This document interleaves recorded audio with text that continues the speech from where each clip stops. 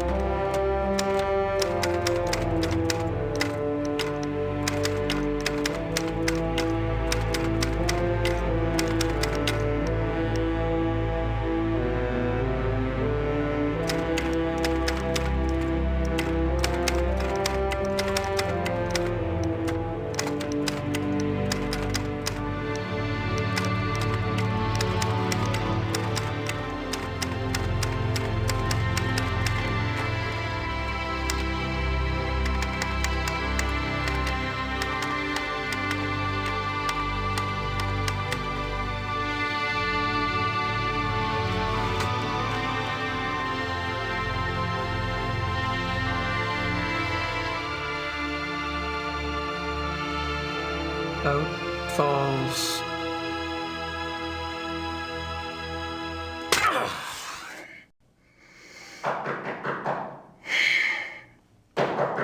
Come in.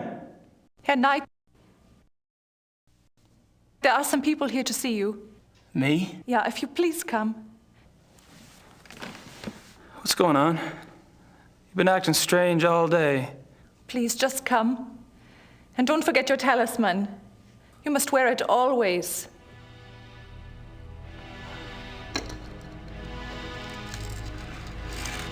Damn thing's heavy.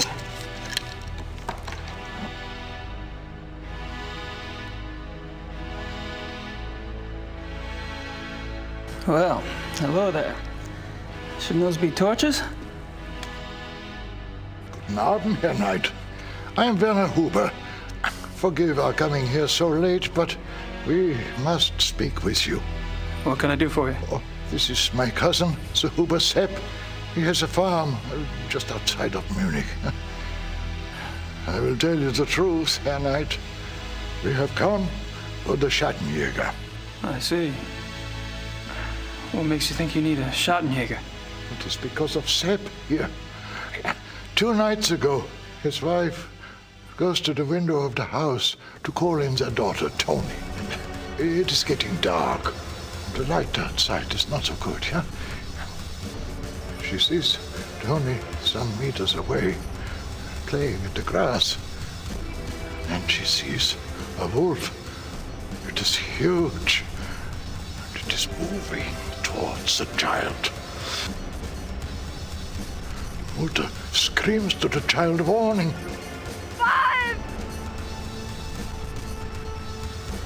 And that is when the beast strikes. Tony! Oh, no, Langsam. They say she died quickly. Sepp here hears his wife screaming, comes running from the barn. He sees the wolf, goes inside the house to get a gun, but when he comes out, no wolf.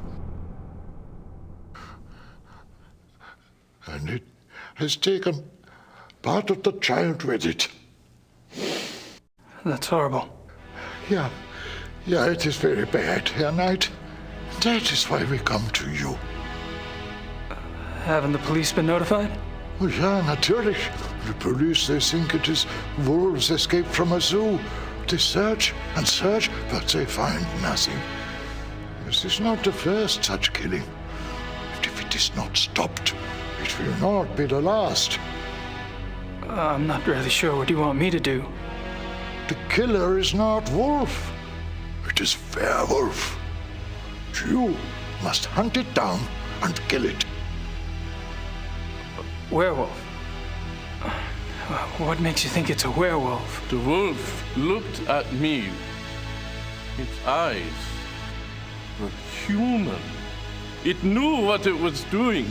It knew. I'm really very sorry about your daughter, Herr Huber. I have told them that you are the new Schattenjäger.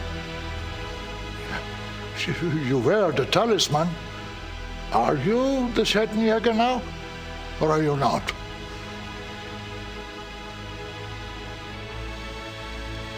I am? We do not know you, Herr Knight, but we have known the Schattenjägers for many centuries. It is to them we turn in trouble like this. Sepp here is family. Will you come? Just look around, see what you can see. Huh? Sepp and his wife go north to be with her mother. You can stay on his farm.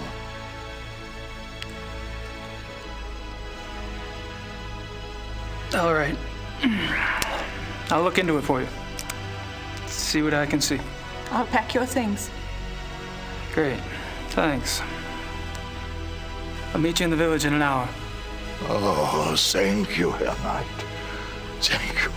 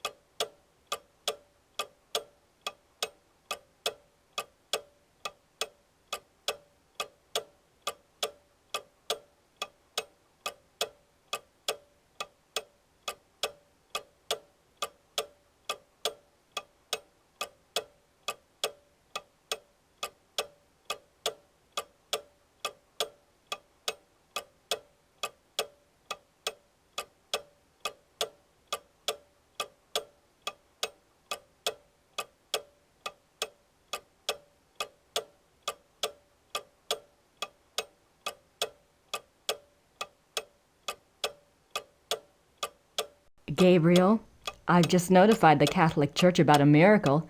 Things have actually been picking up around the shop. We've been going through stock like a real store. I keep expecting the candid camera guys to pop out at any moment and say, just kidding.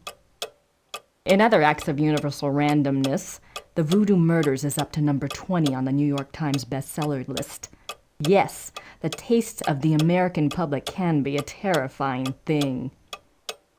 In any case, your U.S. bank account is blossoming, not unlike the desert after a fluke storm.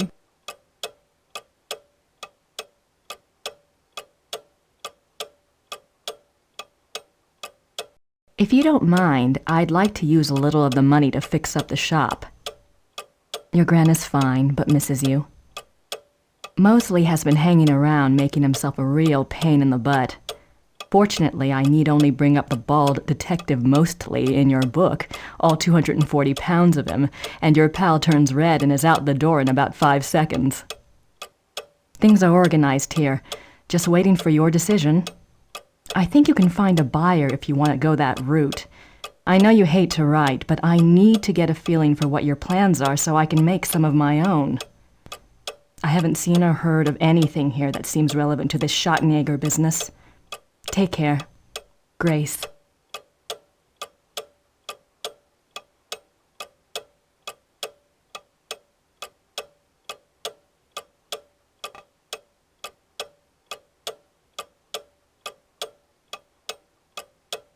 China. Our homie.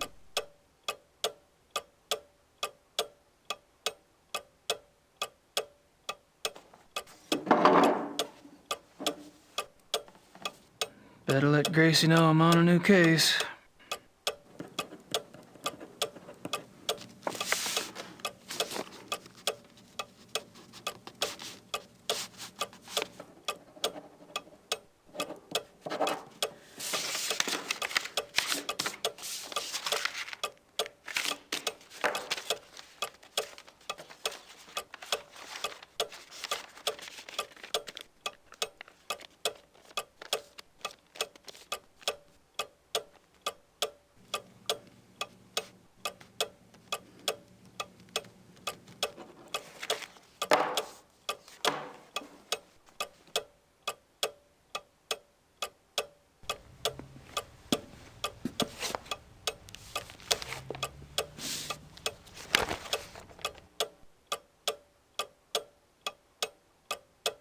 I can't read much of it, but they give the name of the zoo. It's in Thalkirken. The name of the detective on the case is Liebe, from the police station near Prinzre Gentenplatz.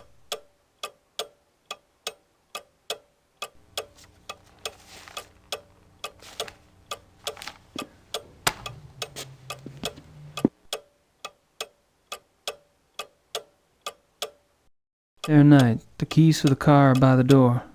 It is better not to drive inside Munich. Drive Road 96 to Lochem.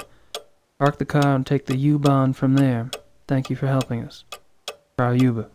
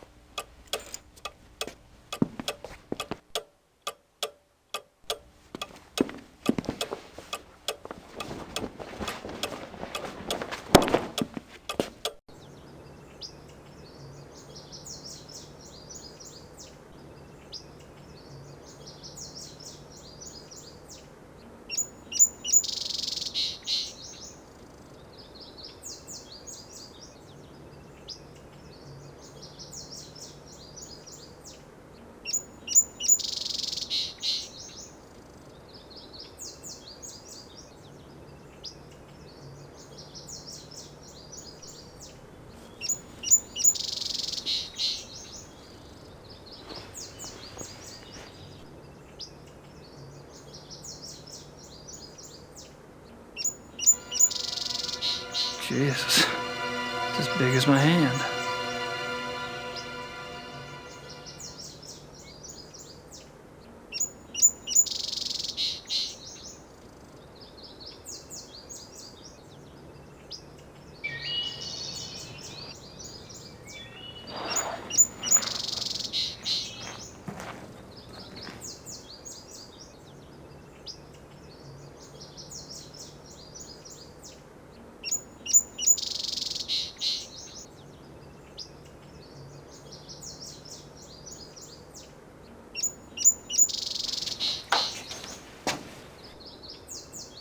I could be wrong, but I think this bag contains cement.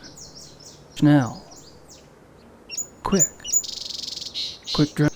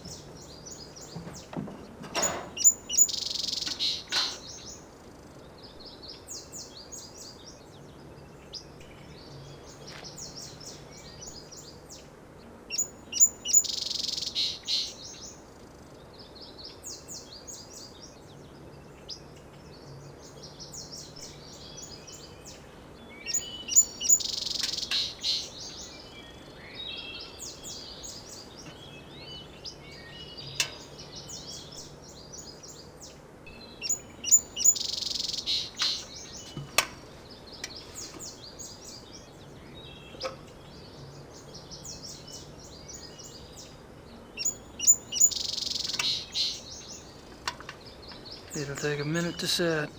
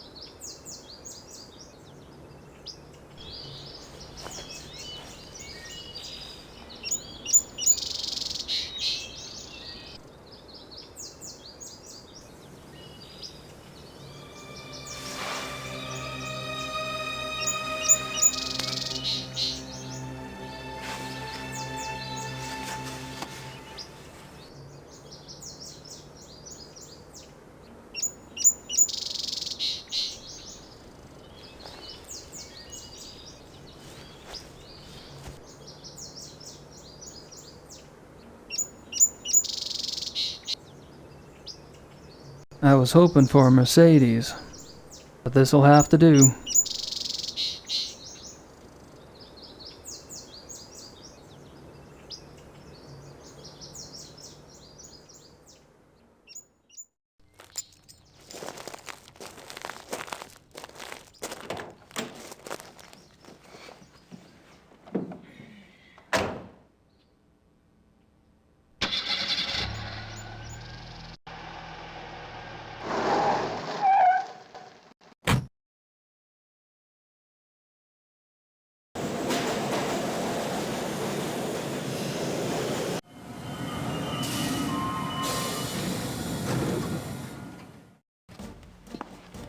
Ja, kann ich Ihnen behilflich sein? Guten Tag. You speak English? Nein, ich spreche kein Englisch. Was möchten Sie bitte? Great. Lieber. Criminal Commissar Lieber. Is he here? Kommissar Leber, wer möchte mit ihm sprechen? Wen? Sie sind? Sie. Me. Oh. Ja. Oh. Right.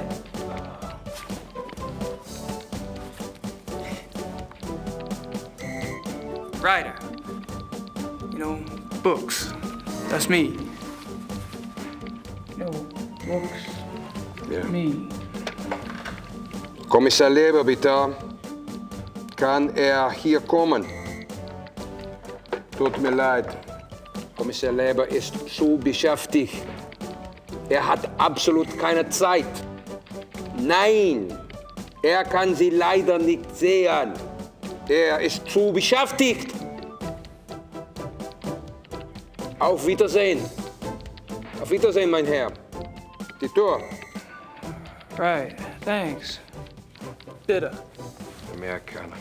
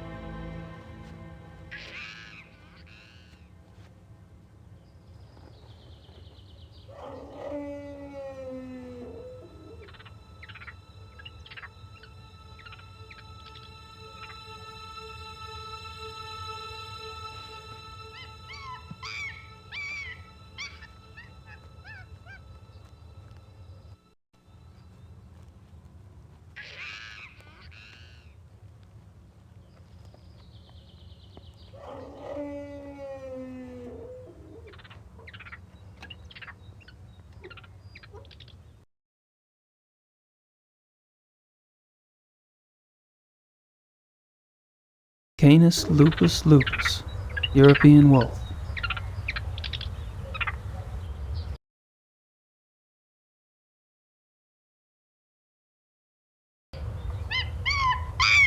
I'm not sure what it says, but it's not the exit. Exit is Ozgang. It's one of the few words I do know.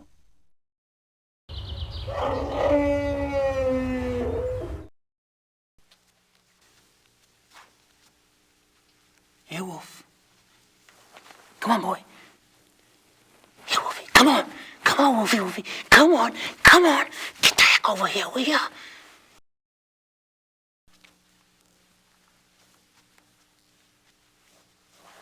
Here, Wolf. Come on, Wolf. Come on. Come on.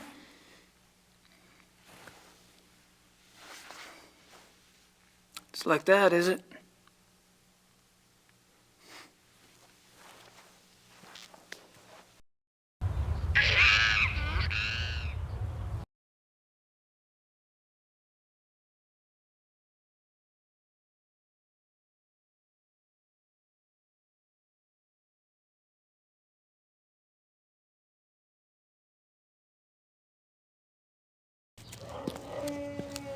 Excuse me, do you speak English? Yes? Great. Mind if I ask you some questions? Yeah, okay.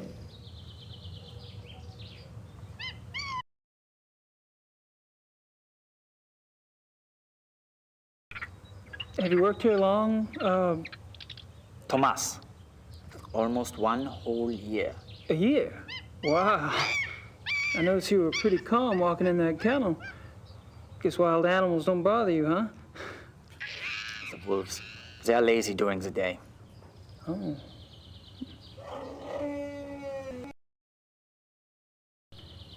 So you carry a walkie-talkie? The zoo is big. Who normally gives you your instructions over that thing? Kitchen, sometimes the health unit. For something really important, Dr. Klingman himself will call me. Dr. Klingman?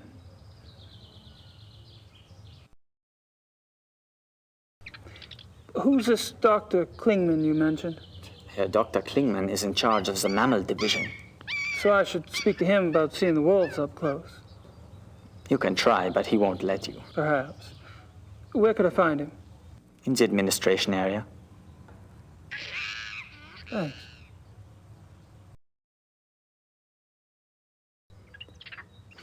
These wolves are fascinating, aren't they? I tried calling one over, but they weren't too obliging.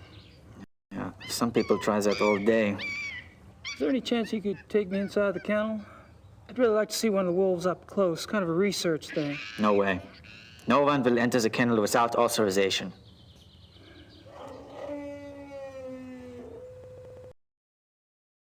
I suppose you were around when those wolves escaped. No, I don't work at night. But you must have been here the next day, right? That people were pretty upset, what, with the police and everything? Oh, yeah. Yeah, that day was super crazy. Can you tell me about it? Tell you what?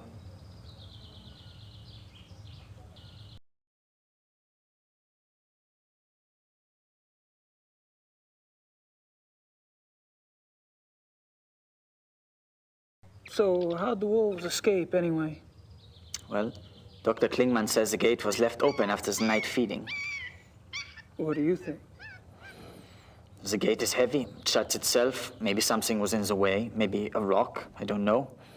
I'm only glad it was not me there. The boy who works that night has been, you know. Oh, fired. Fired.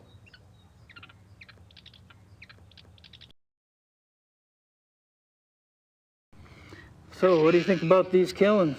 Pretty scary, huh? Do you ever think those two wolves could do something like this? I don't believe it is possible. Hilda and Parzival were fine with me, just like all the other wolves. Hilda, she liked to play. She was so young still. She did.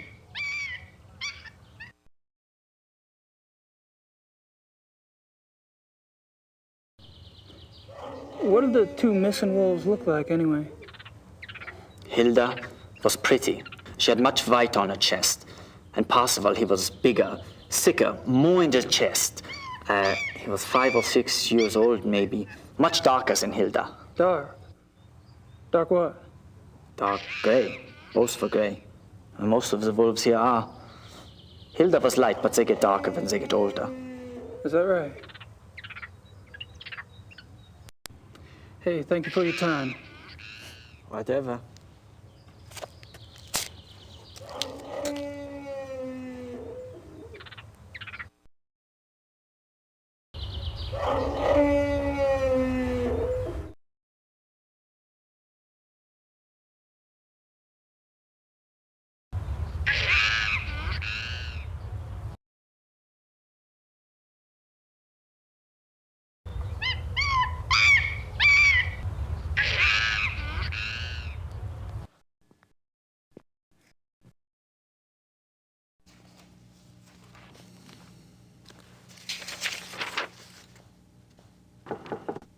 Kommen Sie.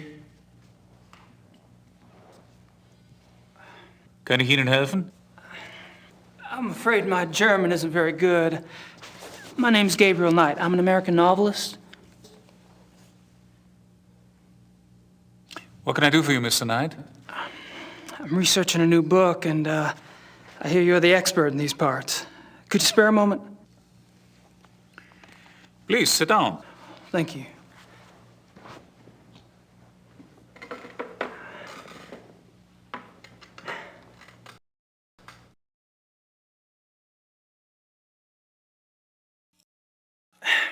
Could I ask you some questions?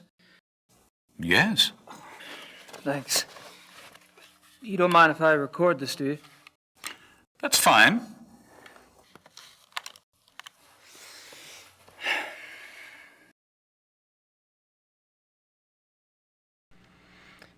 So, you're in charge of the zoo's mammal divisions. Yes. What kind of training do you need for that, Doc?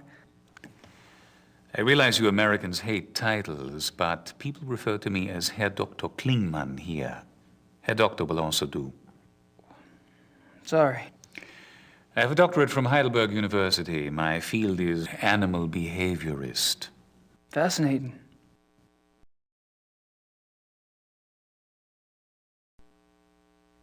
I see you're particularly interested in wolves. Yes, I'm quite well known for my wolf research. You must have been horrified when two of your wolves escaped then. Yes, it has been very unsettling.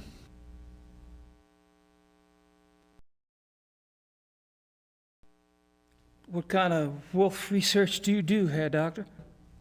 I study wolf society here and in the wild. Any insights? Only that there is a purity to nature which human society lacks. Meaning? Life, reproduction, death. In nature there's a purpose to it, even if that purpose isn't pretty. We humans have forgotten our purpose. We have. Yes. Does a male lion say to the female, "I'm sorry, but I'm afraid to make a commitment"? Does a female wolf run off and leave her offspring to the male because she wants to mate with another wolf?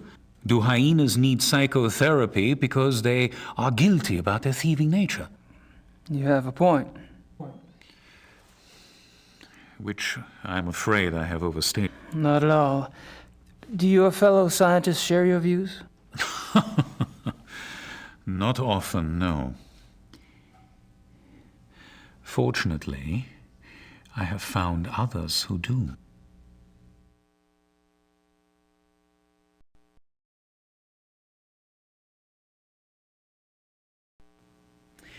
I was speaking with one of your boys out front, Greg, was it? No, there's no Greg on staff here. Do you mean Thomas? Thomas, right. Anyway, he's the one that said to talk to you. Because I was wondering if there was any way I could get a closer look at one of the wolves for research.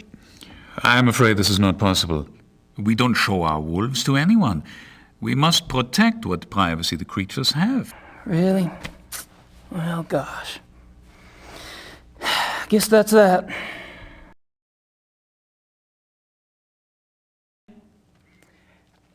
Do you mind if we talk briefly about the missing wolves? Is this relevant to your book?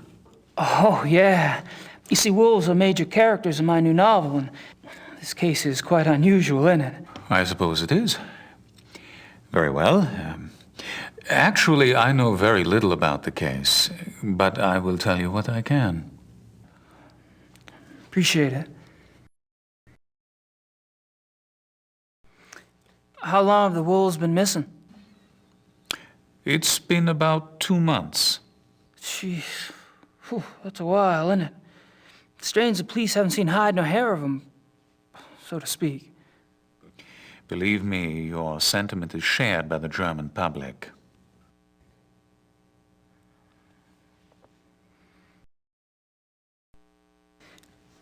Do you think the zoo wolves are responsible for the mutilation killings? That is yet to be proven. Because I've been wondering, what else could it be? Wild wolves, maybe?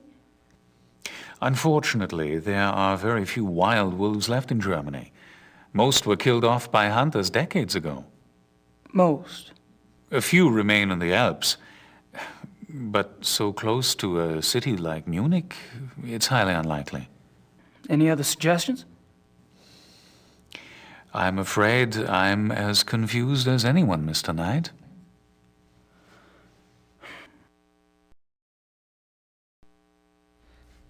What I don't see is why wolves, if the killers are wolves, why wolves would attack humans. Wolves are predators. Most carnivores are potential man-eaters given hunger enough and opportunity. But weren't the zoo wolves raised among humans? Yes.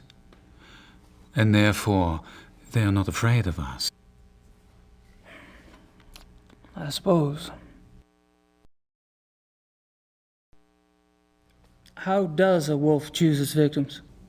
Have you ever heard of the language of death? No.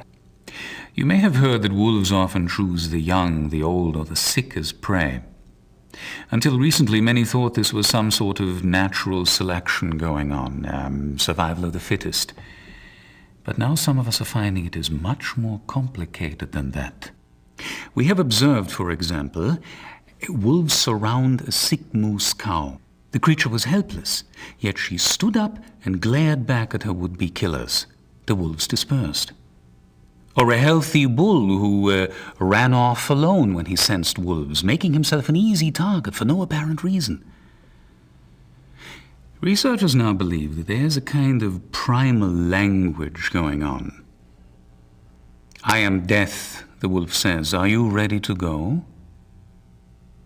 And the victim, by its actions, says, Yes, I am ready, or no, you will not take me now. What if their prey doesn't know the language of death?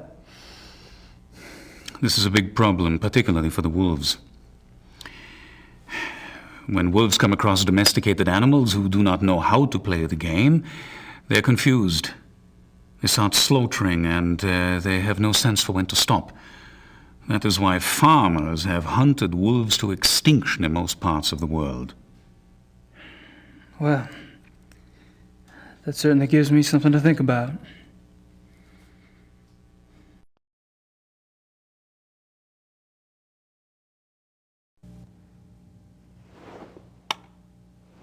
Thank you for your time, Doctor. Not at all.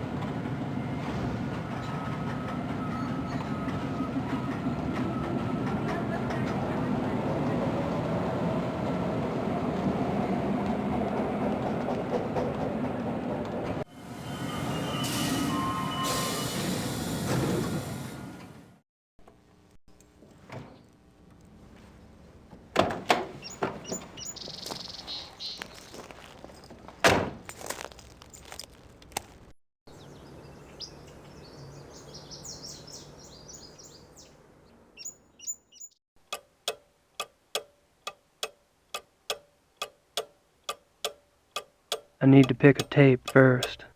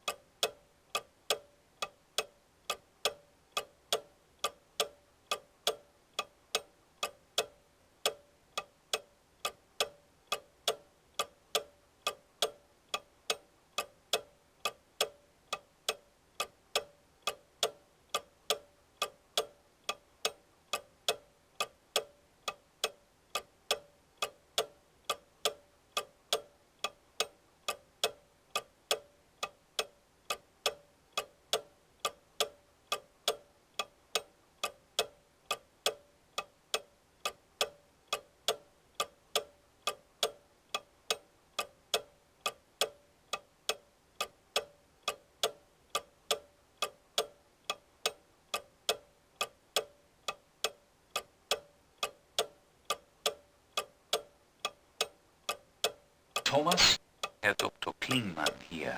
Show our wolves to Mr. Knight?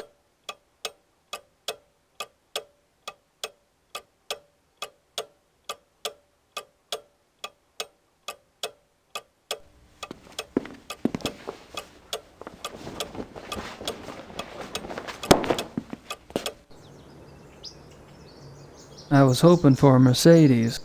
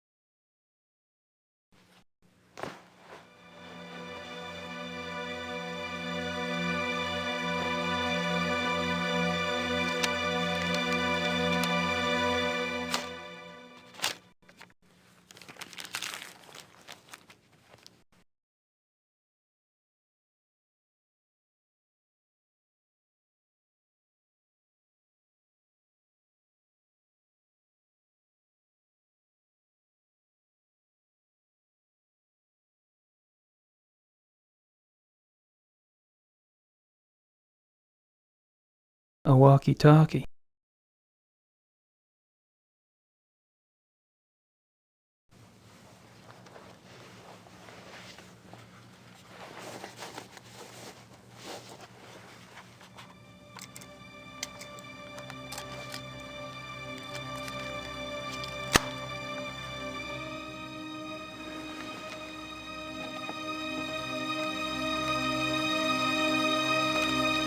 Thomas? Thomas? Ja, Thomas hier. Herr Dr. Klingmann hier. Show our wolves to Mr. Knight? Ja, okay, Herr Doktor.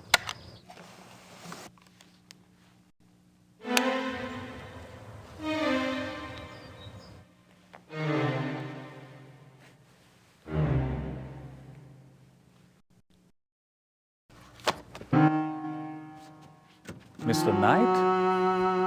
I'm afraid I was just about to leave. Oh, that's all right. Perhaps another day. Perhaps. Good luck with your work, Mr. Knight.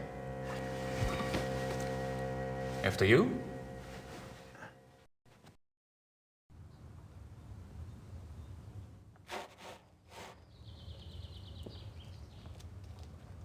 Oh, hello, Mr. Knight. I have orders to show you one of the wolves. Really? That would be swell. Please stay calm and go slow. They don't like strangers.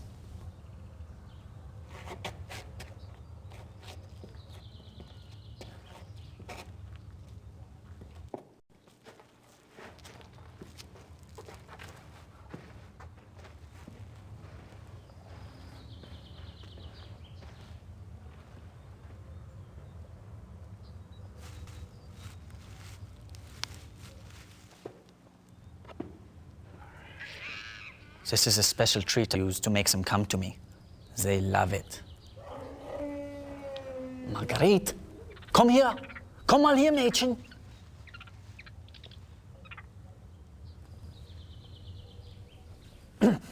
Marguerite, schau mal, was ich hier habe.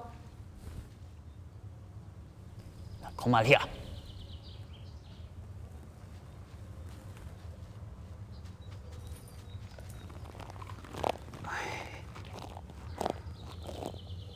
Hey, girl. Good girl. Ach, how strange, she likes you. I have a way with women.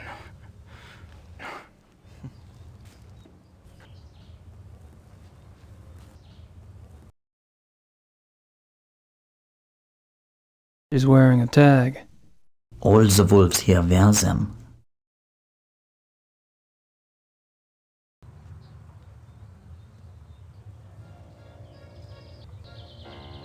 Don't do that. Stop that at once.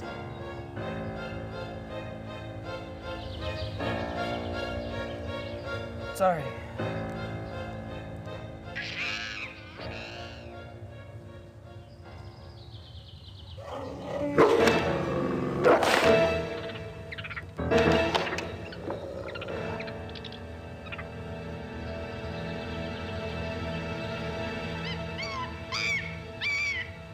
You should not have done that, Mr. Knight. She seems so tame, just like a dog. Wolf is not dog, Mr. Knight. Sorry, really. Yeah. Well, at least nothing happened. Are you done here now? Yeah, thanks. I'll put in a good word for you with Klingman. Oh, wunderbar.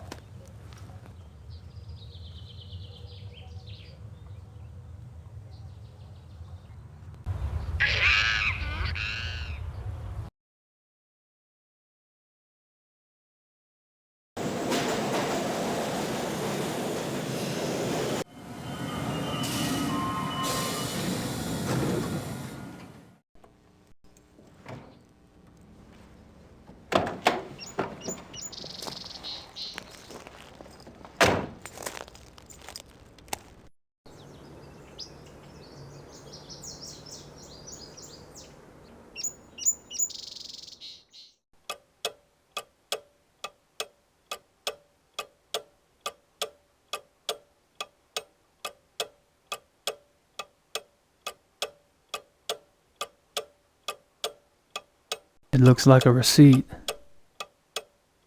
There's some carbon on the back, but I can't make out what it says.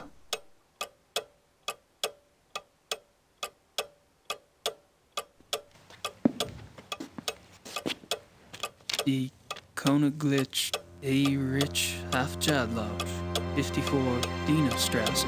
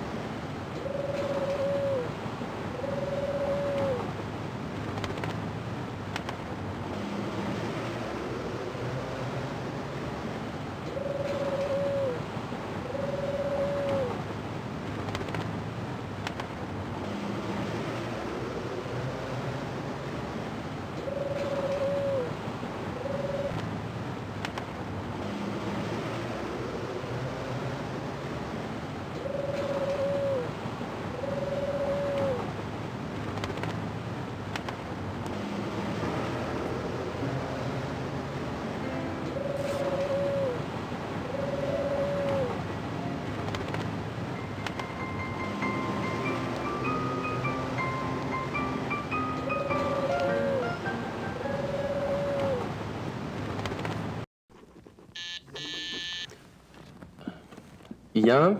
Herr Knight ist hier, um Sie zu sehen. Herr Knight? Ach ja. Ja, senden Sie doch herein.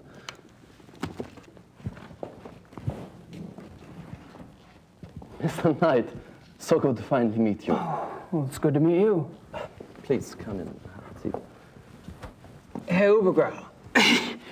Hell, you're just a pup. I'm sorry? Oh, my age. Well, I hope you're not disappointed. Oh, me? No, I just never had a family lawyer before. I guess I was expecting Matlock or something. So, you finally decided to visit Munich, yes? Yep, I'm here doing some research. Well, anything at all I can do to help. My secretary and I are at your disposal. Thank you.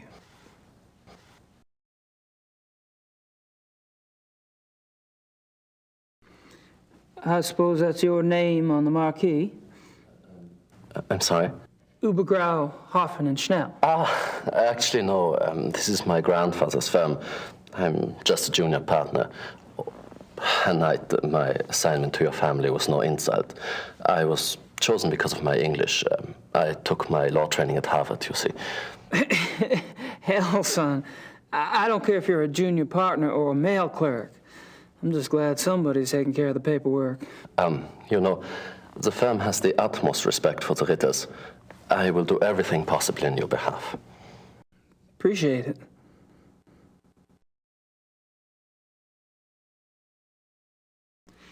Is there anything special I should know about Munich? No, you shouldn't have any problems. You've picked up a little German, haven't you? You've been here, what, almost a year? No. I mean, I have been here that long, but my faculty for languages leaves some to be desired. Well, most Germans speak a little English. If you need anything translated, you can always bring it to me.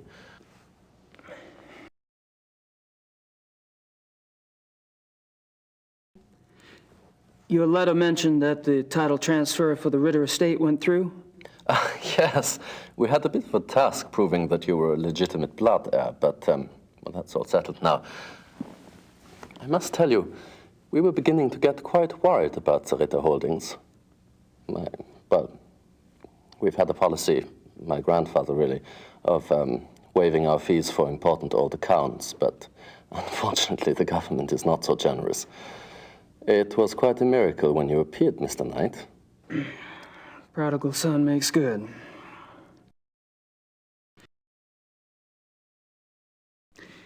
Do you know anything about the mutilation killings?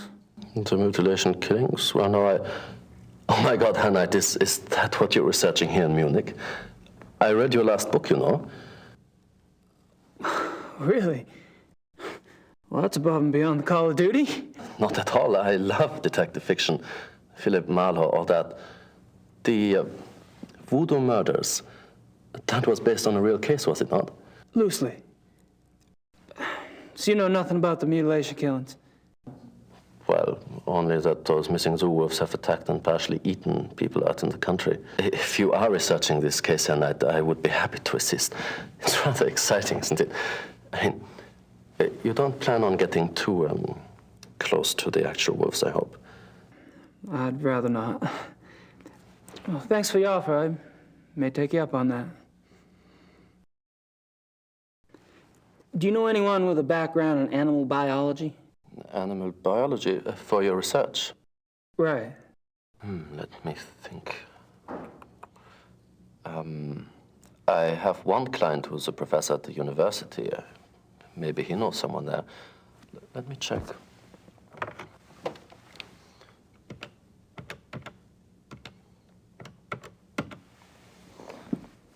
Ja, Herr Dr. Speigal, bitte.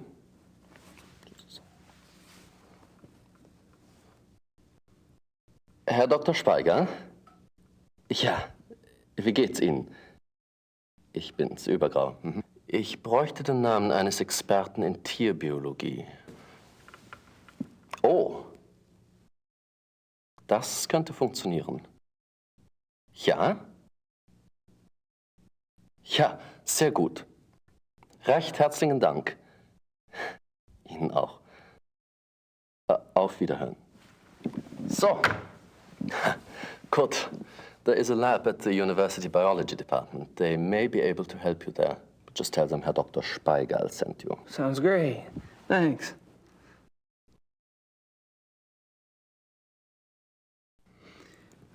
What is a jagshine? Does that make sense? Yeah, Jagdschein. It is a permit for killing animals, you know, a sport. You mean hunting? It's a hunting license? Yes, hunting license. What would a zoo official want with a hunting license?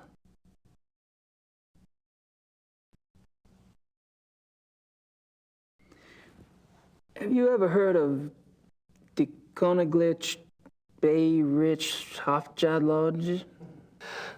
Königlich Bayerische Hofjagdloge. No, sounds like a men's sport club. What does the name translate to exactly? Oh, the Royal Bavarian Hunting Lodge, more or less. A hunting lodge, huh? Well, well.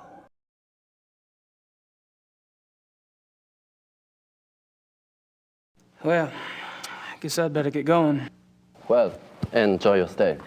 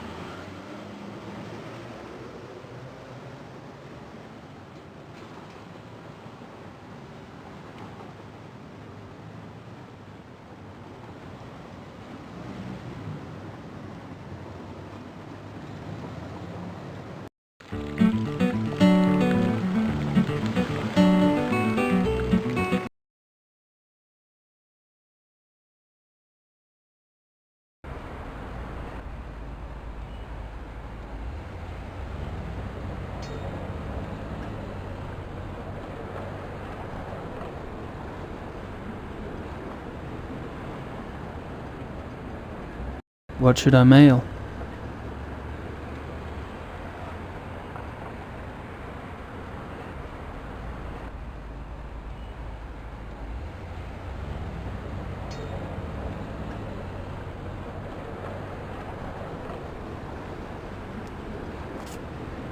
Better mail that letter to Gracie.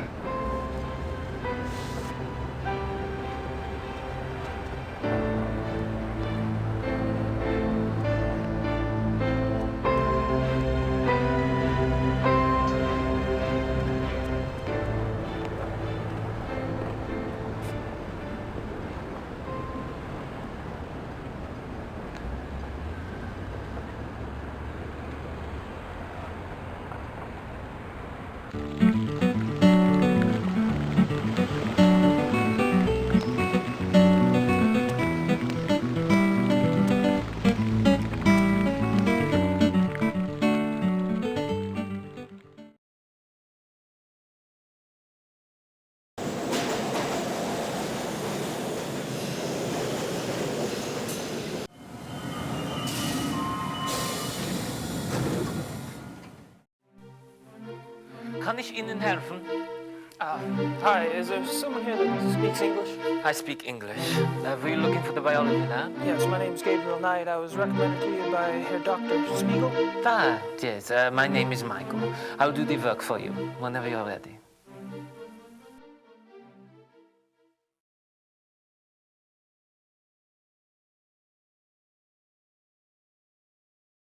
Could you look at a paw print for me? Sure, okay.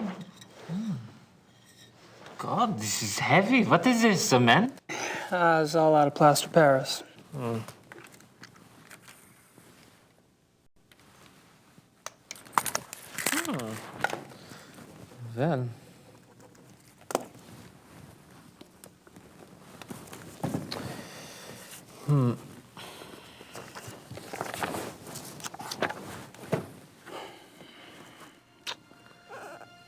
Yeah. Wolf? Really, can you tell what species? It is impossible to tell from a print, except... Except?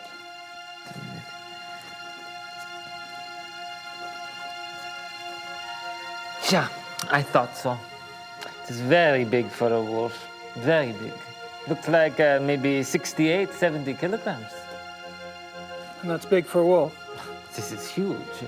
Most wolves don't weigh so much as they look. The hair is thicker, which makes them look bigger. But that's why I checked the book. Most species don't get so big. How big does Canis lupus lupus get? On average, 38 to 40 kilograms. North American wolf, 35 kilograms. Only the Alaskan timber wolf maybe gets so big. But even for that species, 70 kilograms would be huge. Very interesting. Thanks.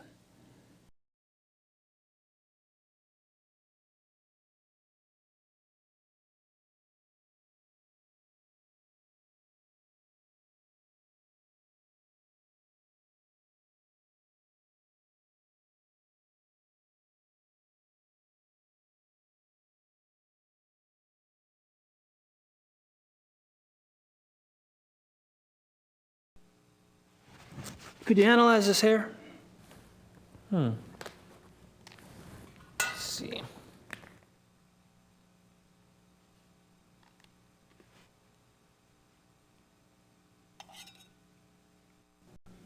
What kind of hair is it? Well, I was kind of hoping you'd tell me. Probably I can. It's canine, I think. Gray. The tips are lighter, which indicates something with a thick undercoat. Can you identify the species? Let me see. Yeah.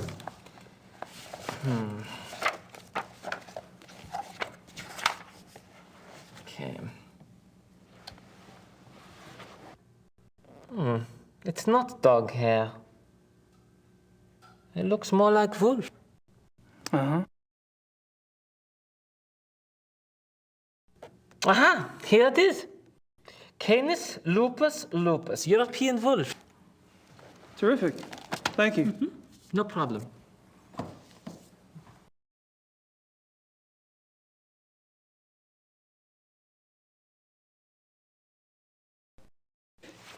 Could you look at this hair sample now?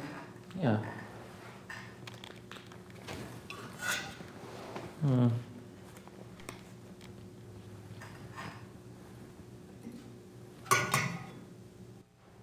Ah, this is not the same as the other hair. It isn't. No, very different. Maybe wolf, though. Same as the other, but not the same species. Not the same species, are you sure? Let me see.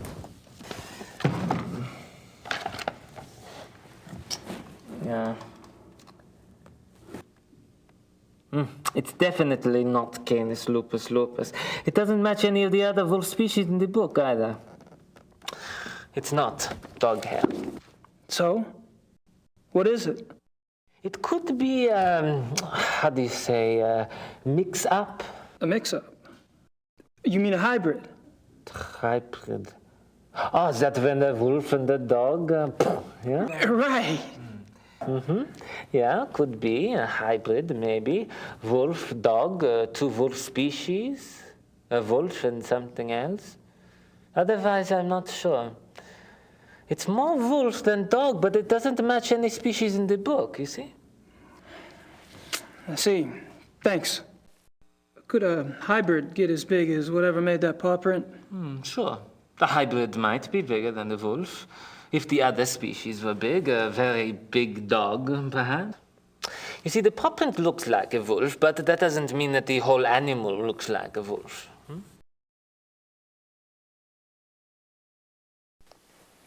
I have to go. Oh, wait a minute. I should give you a report to take with you. Yeah. It summarizes my impressions of the two hair samples and the paw print. Yeah? Great. I appreciate it. Good luck, Mr. Knight.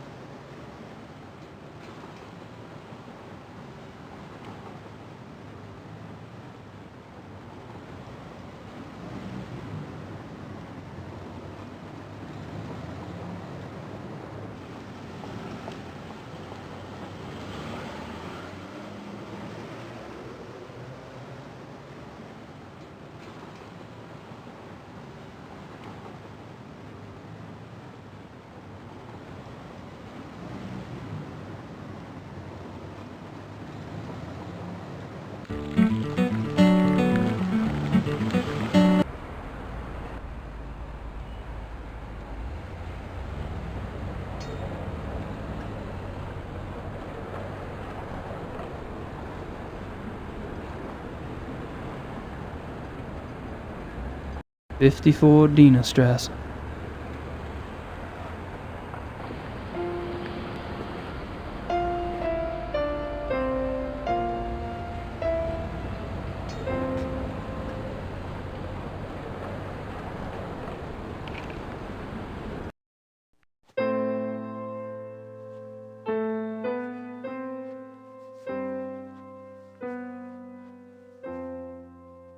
Entschuldige Sie bitte, aber das ist ein privater Club. Guten Tag. We get. Oh God, you have mistakenly entered a private establishment. This is the Koenigsegg Bay Richthofen Lodge, isn't it? Yes, it is. Do you have business here?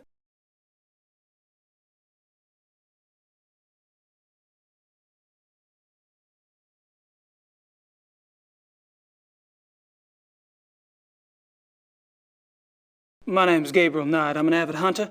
I was given your name by a friend. Really? Tell me more. Well, me and the boys back home, we're always out shooting them pesky animals. I thought I'd look you up while I was in town, get a few pointers. Well, that warms my heart, but I'm afraid you were misled. This is a very exclusive club. We only accept members of very prominent German families.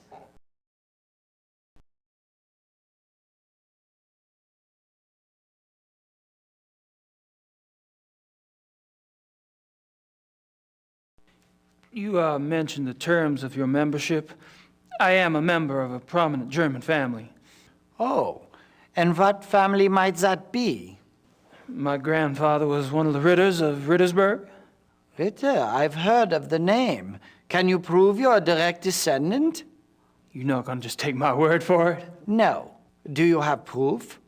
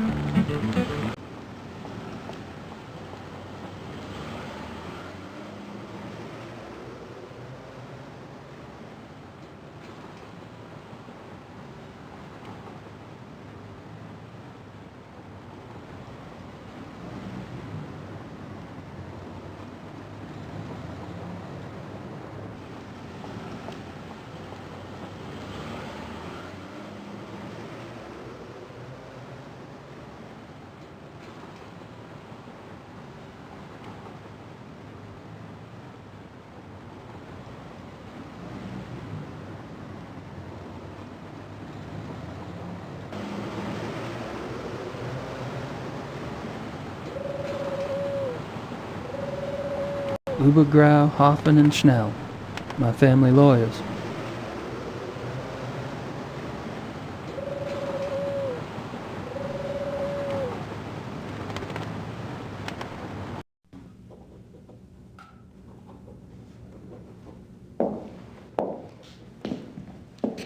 Ah, Herr Knight.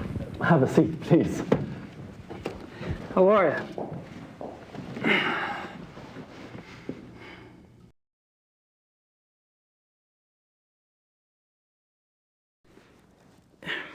Would you say the Ritter family tree is respectable? Absolutely. The Ritters can trace Germanic roots back 1,000 years. Do y'all have any paperwork on file that would prove that? Yes, we had to supply a family tree for the title transfer. Would you like a copy? Please. Frau Hogel, könnten Sie mir bitte eine Kopie von dem Familienstammbaum der Ritters für Herrn Knight machen? Schönen Dank.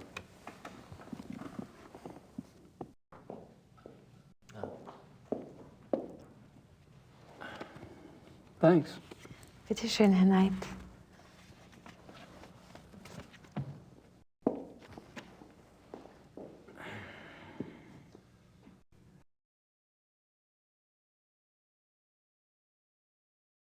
Well, I guess I'd better get going. Well, enjoy your stay.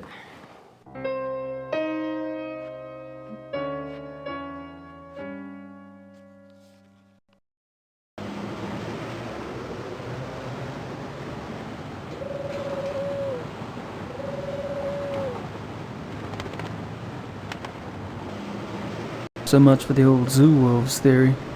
Unfortunately, the report doesn't exactly reek of another solution. So much for the...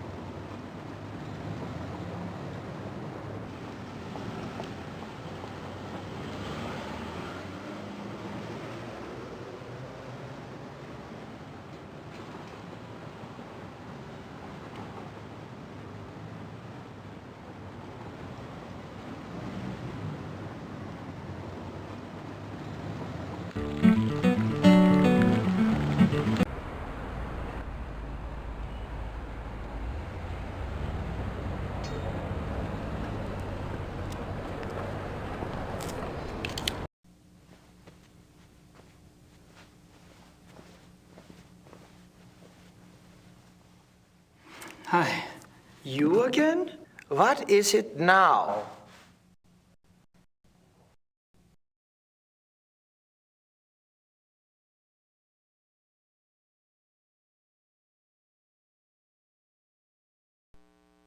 I tell you, I am a Ritter of Rittersburg. And I tell you, I need proof.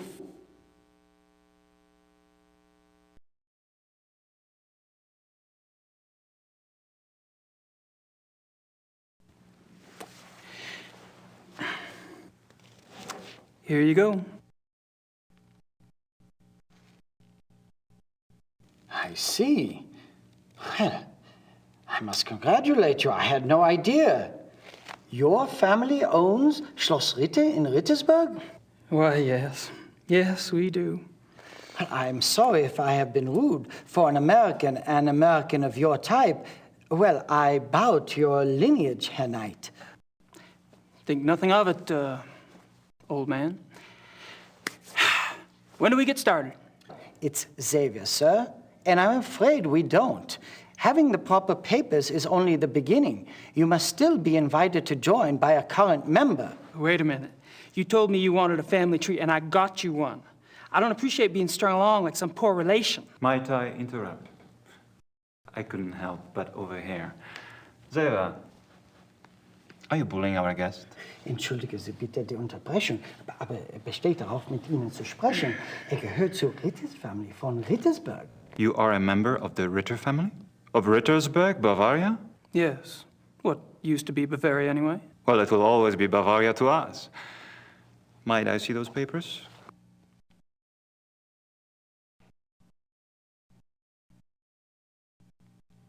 I see. Well, you must tell me all about how you ended up in America, Herr Ritter, and about your hunting there.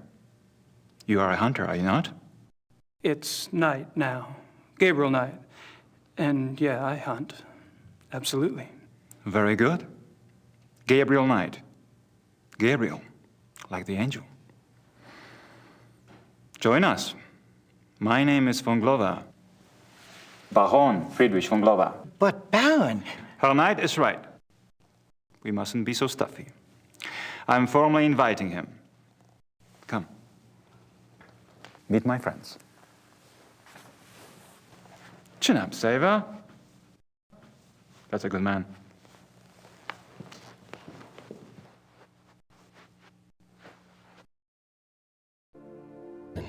Ich möchte das nicht hier mit Ihnen besprechen. Ich bitte um Entschuldigung. Ich habe wirklich keine Ahnung, warum. Gentlemen, I'd like you to meet Herr Knight. Herr Knight is a hunting enthusiast from America. He will be joining us for a while as my guest. It will give us a chance to stimulate our language skills and perhaps our brains as well, no? Let me introduce you.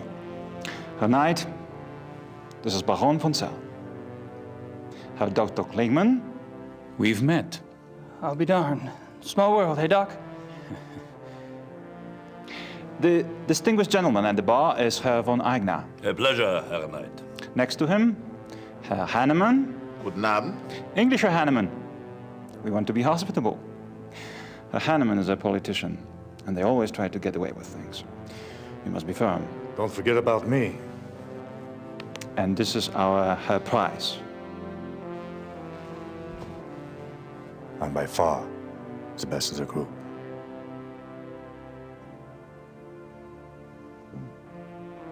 Very interesting. Herr Knight.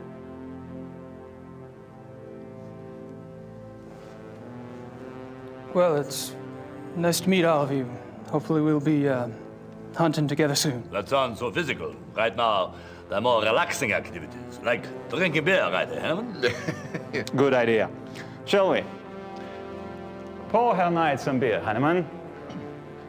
Or perhaps you would care for wine instead. Beer is fine. And he drinks beer too. It's wunderbar.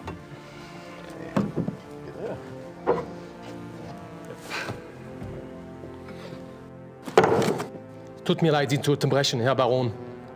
Aber ich muss leider gehen. You may go if you wish, Gar.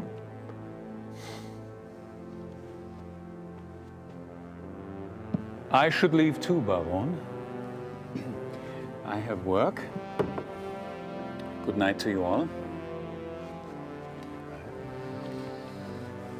My God, I never thought I'd see the day when two good Germans walk out on 2 full mugs of Weizenbier. Well, you have your vices, and I have mine. I'm afraid to say so, gentlemen, but I have an appointment in a few minutes. Baron, my lord and master, good night to you. Good night. I am intrigued.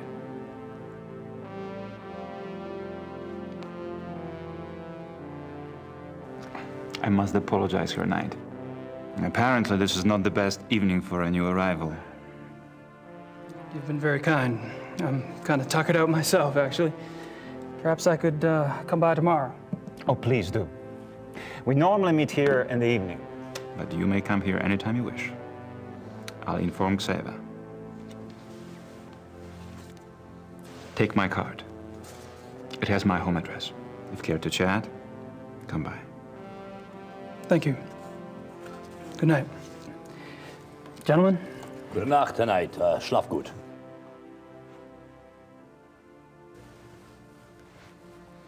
Also. Ja, Baron? Yep, I'm Bea. Ja. Gentlemen, wie geht es?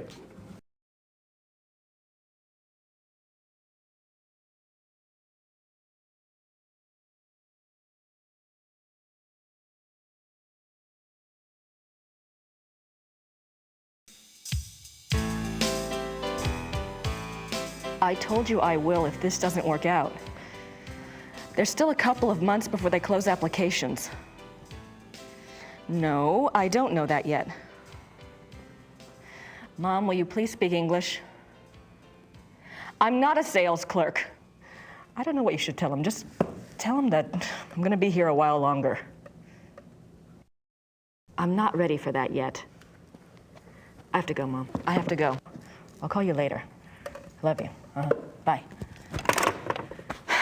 Sorry. Oh, that's all right. I just love Blake Backlash, don't you? He's something all right. Oh, he's so masculine and so handsome and, well, sexy. It just about took my breath away when he seduced that female sidekick of his. What is her name? Fujitsu. That's right, Fuji, he called her. You have read the book. That'll be $24.50. She just melted, didn't she? Fuji, I mean. You just don't make men like that anymore. You would think so, wouldn't you? Is it true that the author owns this bookstore? That's what they tell me.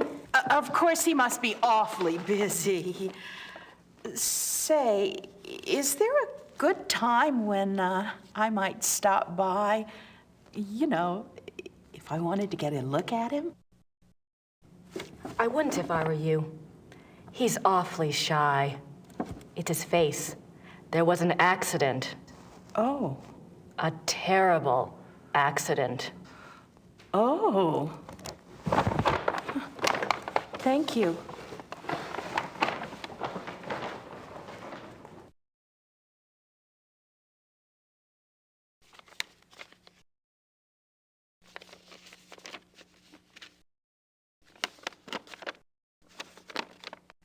Gracie, something's come up. I'm on a new case. Too bad you're not here to help, but Gerda can handle any research I need. I know I have a lot to decide, but that and the new book are going to have to wait. I have a feeling this is important. Gerda. I don't think so.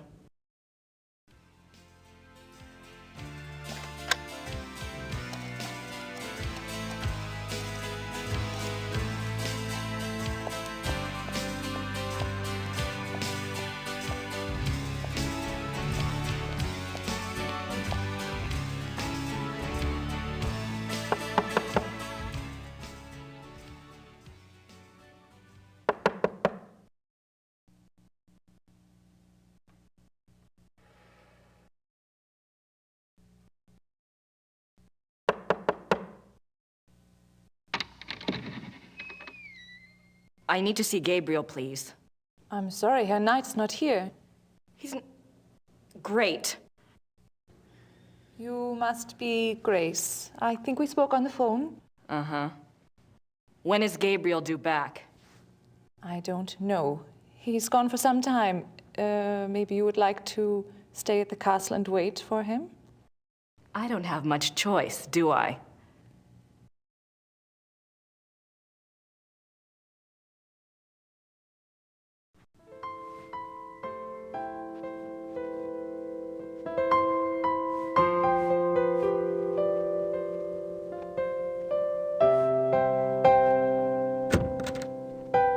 Ups, ich habe nicht gewusst, dass einer hier ist.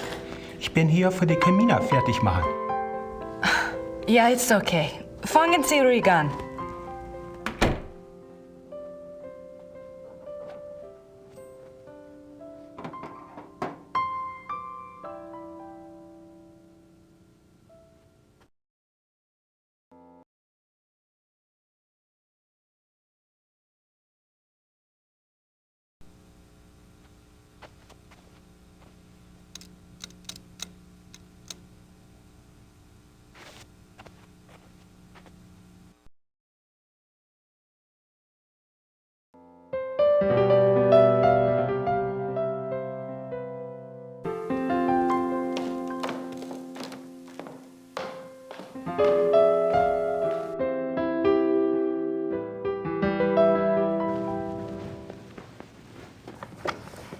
Gerda? Yes? Where is Gabriel? I don't know exactly. Surely he said something when he left. You must have been here when his new case came up. I was here. What was it about? Was it around here? All I know is that he was going somewhere near Munich. I honestly do not know where he is staying.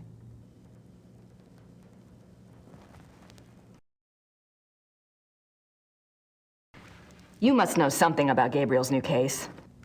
It is not my business to talk or not to talk about it. Gabriel took the case for someone else. Really? Who? Werner Huber. He runs the Gasthof in town.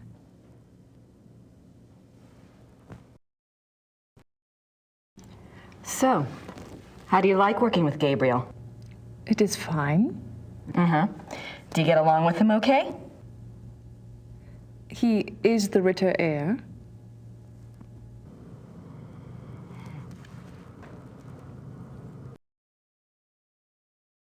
What are you working on? Plans for the castle. Oh, what are you having done? Lights, phones, plumbing, all new. It should have been done many years ago, but there was no money. Also, things need to be fixed. The stones. The castle is very old. Everything needs work. Is Gabriel planning to live here permanently then? Why not? It is his castle now. I thought he might, sell it. Sell it? He would not do that. The castle belongs to the Ritters.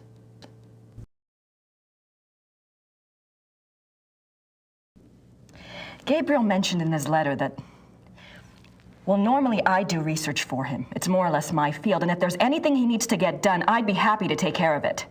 He did ask me to check some things for him, but I couldn't let someone else do the work. I understand, really. But if Gabriel knew that I was already here, that I was around, he'd want me to do it. I'm sorry. If I do hear from him, I'll ask him what he would prefer. Until then, I must do the work he asks me to do.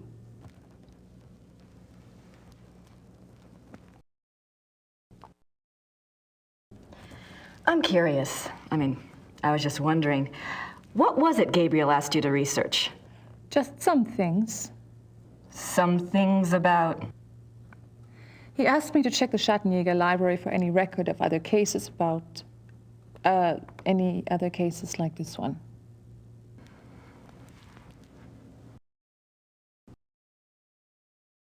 Gabriel asked you to find other cases like this one? Well, that shouldn't be too tough. For you, I mean.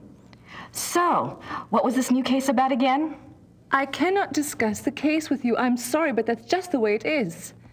Why don't you go look around the area? I'm sure you could find something to do. Gee, thanks. Gerda, there's a locked door in Gabriel's bedroom. Do you know where it goes? It goes to the Schattenjäger library. That's where all the Schattenjäger records are kept? Yes. Why is the door locked? Gabriel doesn't want the workmen in there. Oh. Can I get the key? No. The library is for Schattenjägers only. Well, thanks. All right.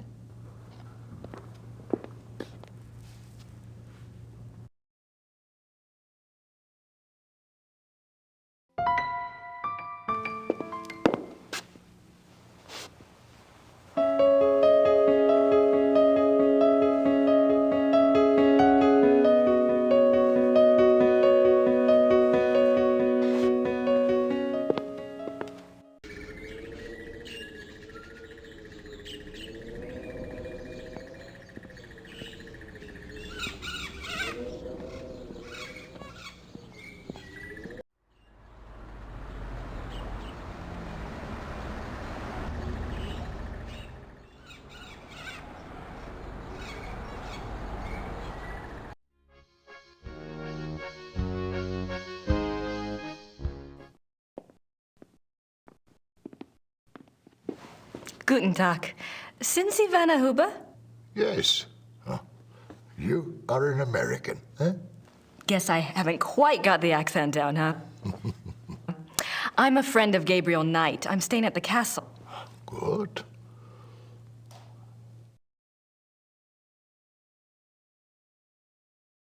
You're the proprietor of this Gasthof?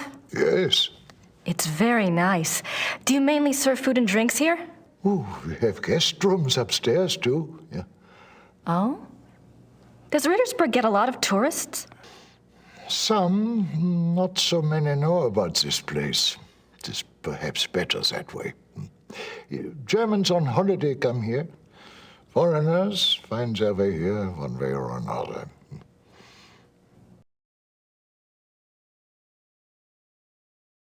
You speak English very well. Yes. How did you learn it? Wolfgang taught some of us. He thought we should know. Really? Why? It is a very good question, is it not?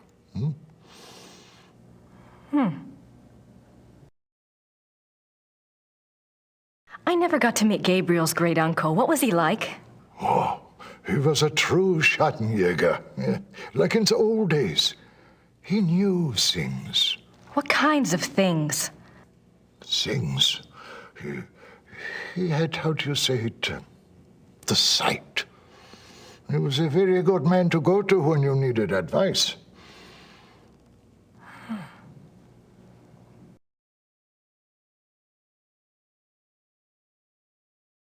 It must have been hard for the town when Wolfgang died. Yeah, it was bad, yes. But not a surprise. Gerda knew. It was harder on her than the rest of us. Really? Were she and Wolfgang close? You said Wolfgang was a true Schattenjäger. I suppose Gabriel... I mean, he's probably not what you expected. Oh, we shall see with that one. Yeah, one cannot know the quality of the iron until it has been in the fire. Eh? We shall see.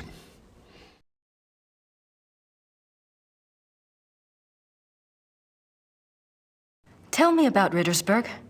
It is a small town, private. We keep our business to ourselves. You mean about the Schattenjägers? Oh, the Schattenjägers, sure. The Schattenjägers are of this place, and this place is of them. We believe in the old ways here. It has not changed much over the centuries. We still remember what the rest of the world has forgotten. And that is? That life is a battle between the light and the dark. Do you know this?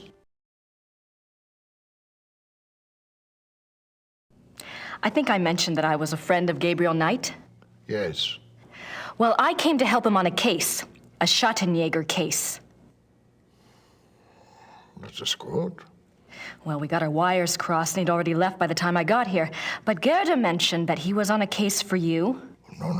No, not for me. For my cousin, Sepp. Lots of cousins around here. Is Sepp in town? No, he and his wife went north for a few weeks. He does not live in Rittersberg anyway. Oh. Well, perhaps you can help me then. How do you mean?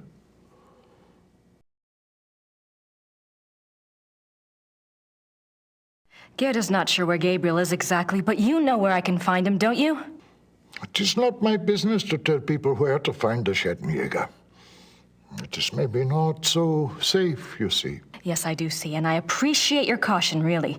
But we worked together on his last case, and believe me, you'd be doing him a favor. If he wants you to help him, he will have to contact you at the castle and tell you where he is himself. Great. Do you know how long Gabriel will be gone? If he is a good Schattenjäger, he will not come back until he has done what must be done. If he is not, who can say? Maybe he will not come back at all.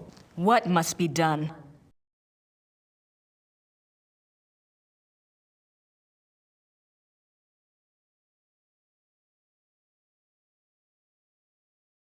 Can you tell me what Gabriel's case is about?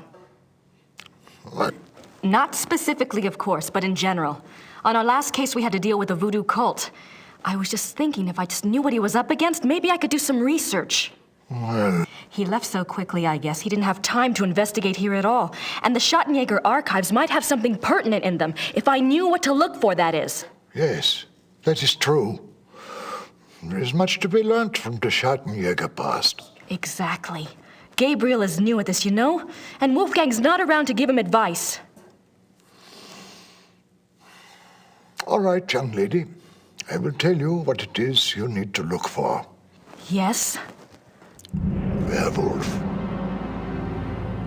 Werewolf? Werewolf.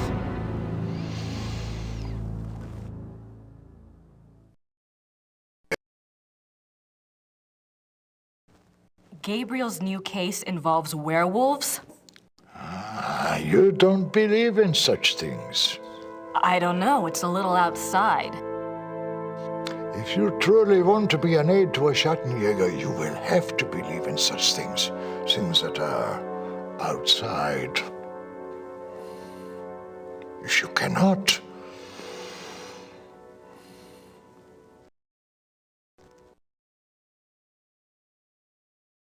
All right, a werewolf. What do you know about them? Werewolves, that is. Some things.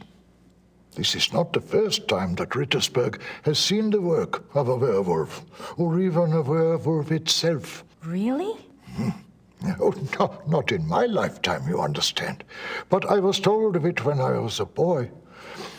One was brought to town. It had killed many people. The Schattenjäger caught him. He was tried here. When was this?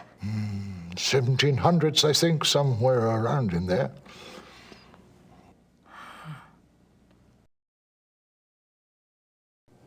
Thanks. Bitte.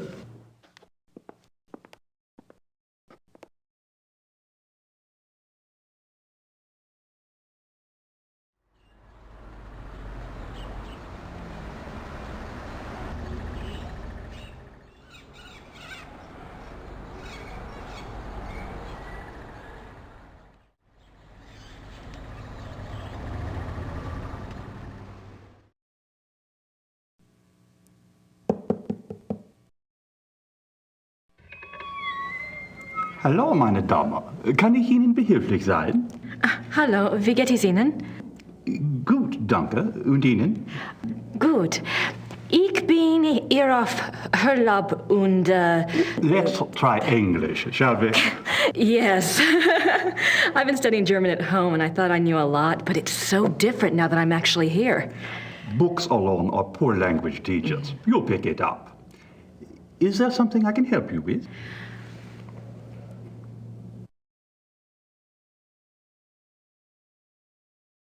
My name is Grace Nakamura. I'm staying at Schloss Ritter, and you are... You may call me Herr Habermas.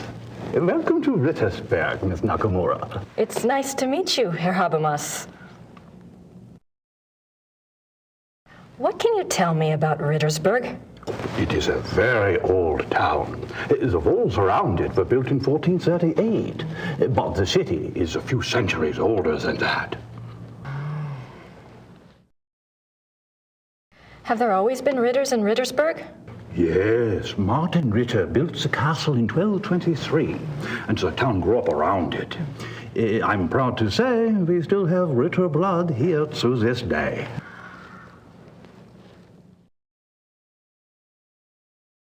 What is this building? This is the Rathaus. The town hall? Oh, thank you.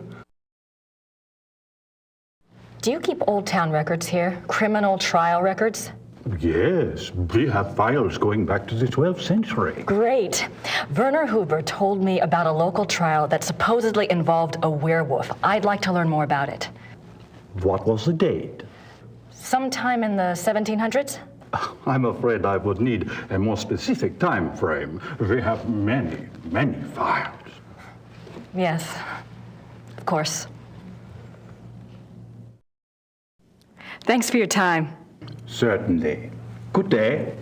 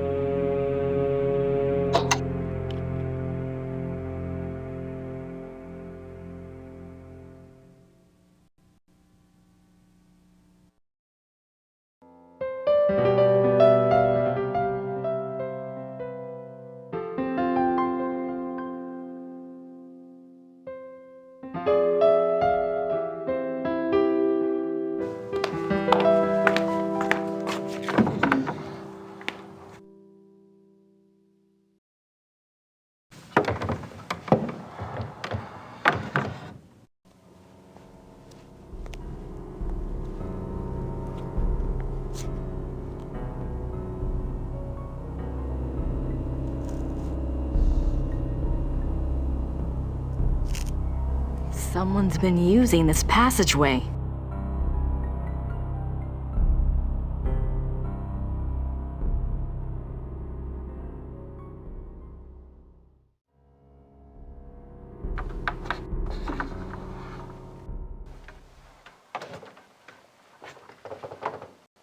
Let me guess. Gerda's bedroom. What a surprise.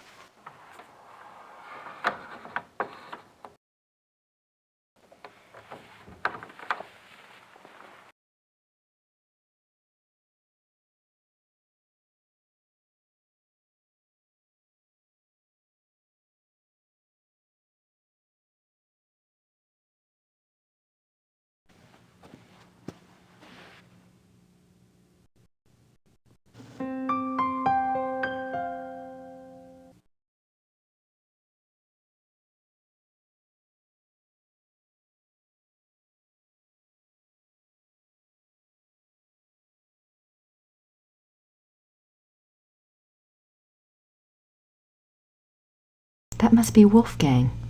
Something to remember him by, I guess.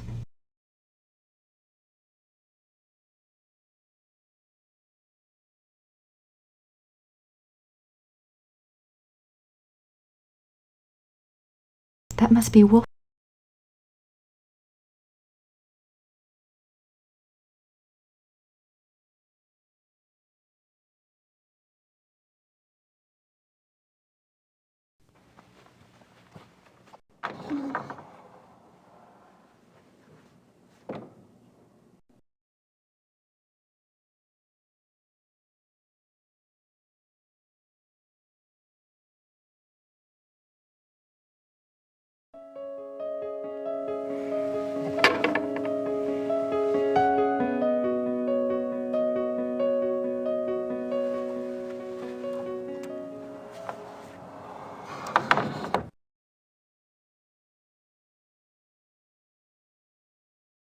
I can't go out that way. I don't want Gerda to know I'm in here.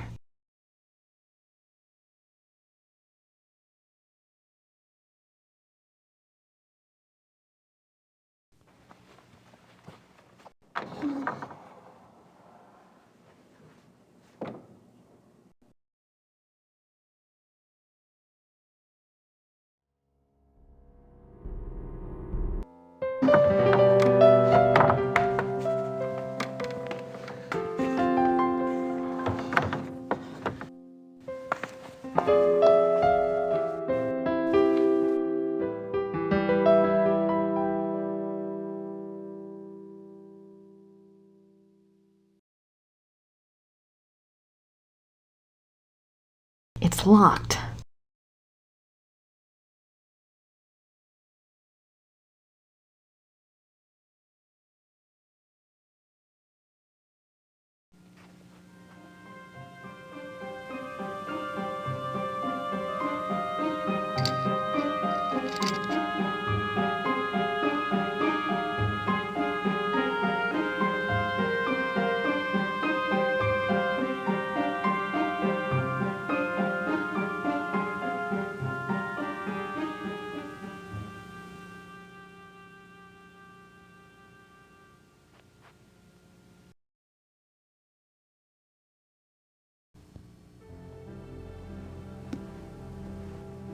Books on the occult. Here we go. Vampires, witchcraft, ghosts, Asian spirits. Lycanthropes.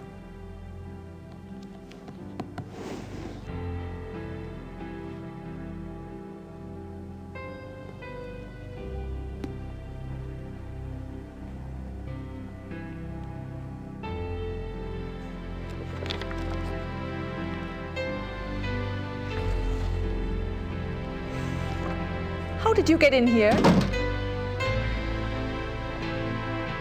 Oh, hi. How did you unlock the door?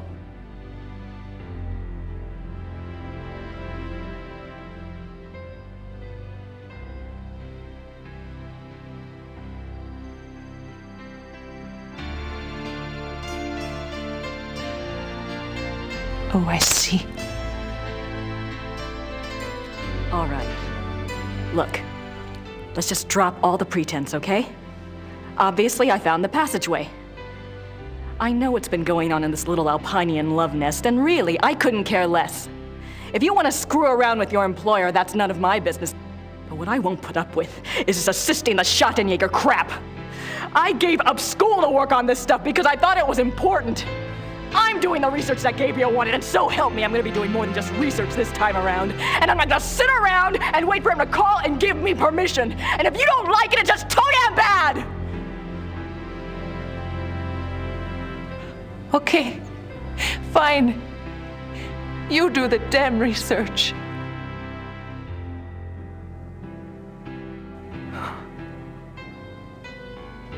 Damn it.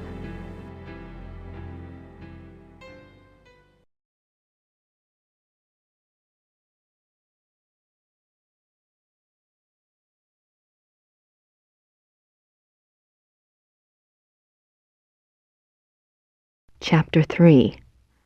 Lycanthropy, the ways of the wolf. There are two categories of werewolf cases: false or lycanthropic disorder cases and genuine werewolf cases. Lycanthropic disorder. Lycanthropic disorder is a mental condition in which the subject, called a lycanthrope, believes that he or she is a werewolf. The subject does not actually change shape, but is nevertheless capable of being as dangerous as an actual werewolf. Most cases of supposed werewolfery are really the work of lycanthropic disorder victims, man to beast. In real werewolves, a physical change to wolf form does occur. The change can be voluntary, at will, or can be forced by certain cycles of the moon and certain sounds, such as howling. Werewolves and immortality. Werewolves are immune from aging and from most physical diseases due to the constant regeneration of their physical tissue. They can therefore be virtually immortal. However, they can be killed by any wound that destroys the heart or the brain, or any form of death that causes brain or heart damage, such as hanging or other oxygen deprivation methods. The mind of a werewolf.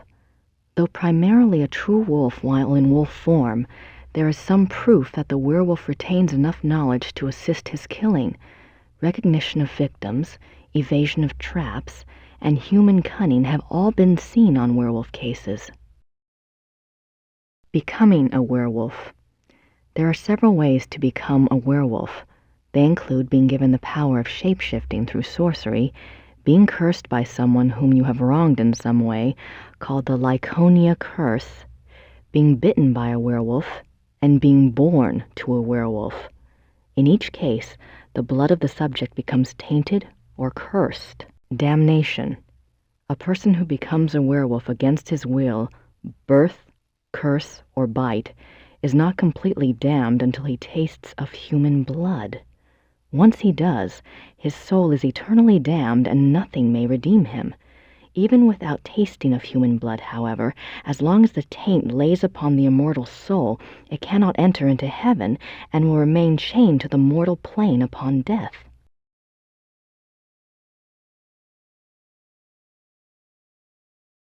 Werewolf packs. Like real wolves, werewolves can live alone for many years, yet the instinct for a pack often leads them away from their secretive lifestyles into revealing their nature to a priest or close associate, or converting another to werewolfery for companionship.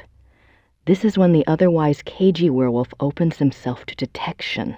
Werewolf packs cause immense destruction. A pack consists of one werewolf who became a werewolf through sorcery, birth, or curse. In other words, his is the original tainted blood. This werewolf is called the alpha werewolf.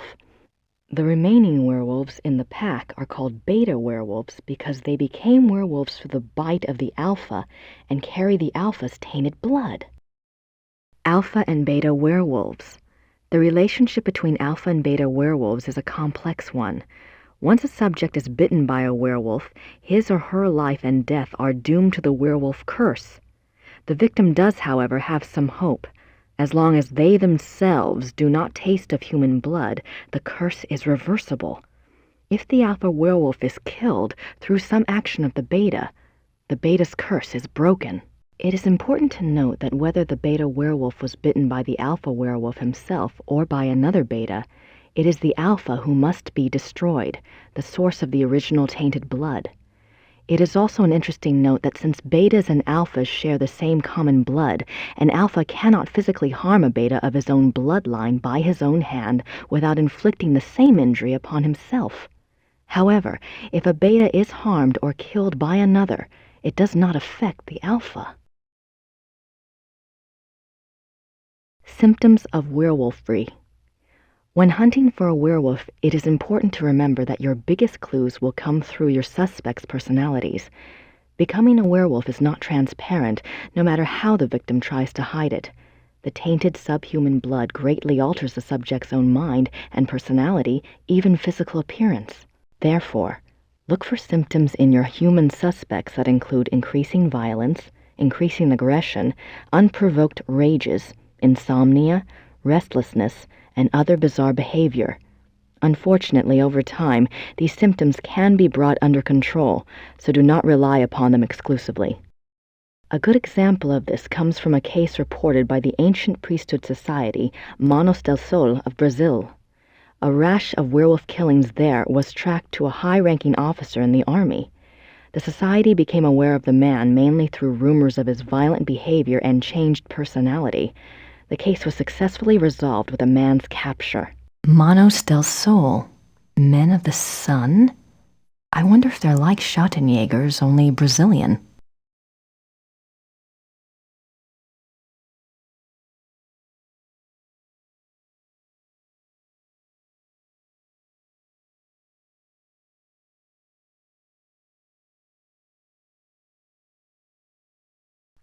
March 1864.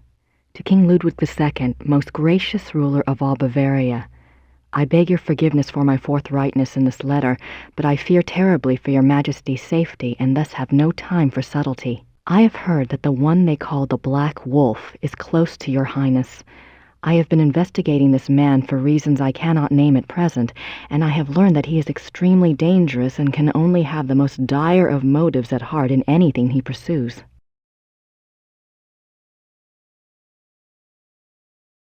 I beg your Highness only this. Please do not see this man alone, nor even with your servants only to guard you. I promise you, all will be made clear very shortly when my investigation is complete.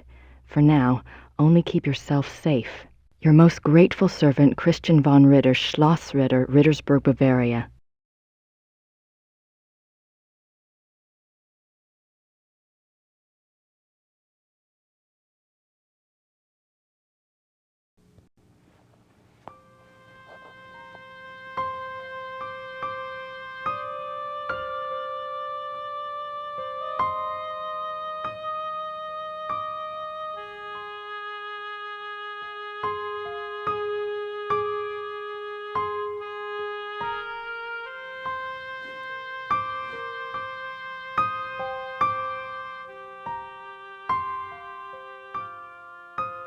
The Journal of Victor Ritter.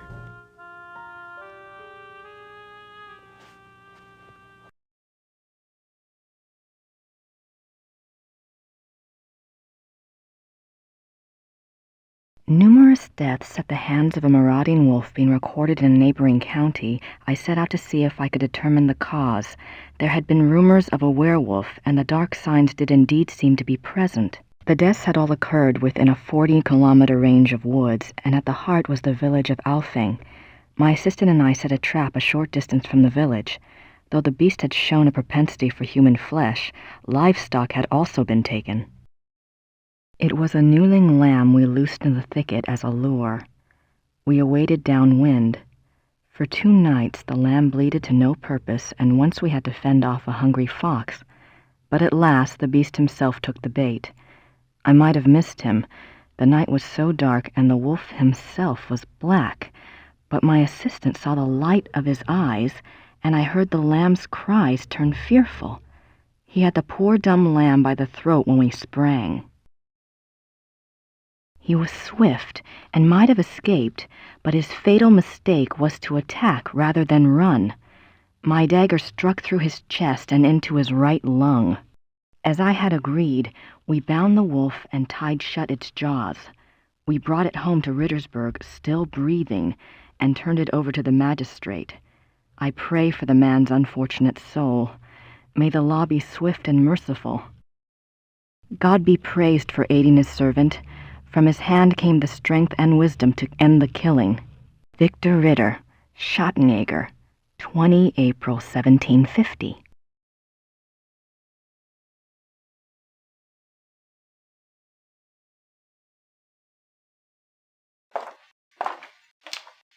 I wonder if Christian Ritter's journal is here.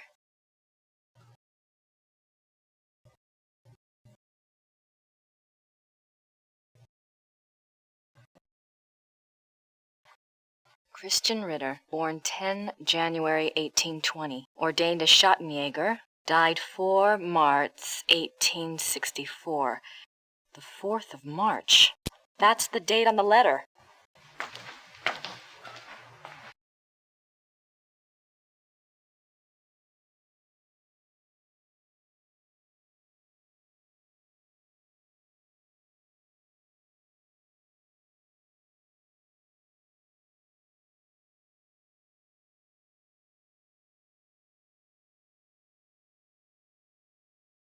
3 January 1864.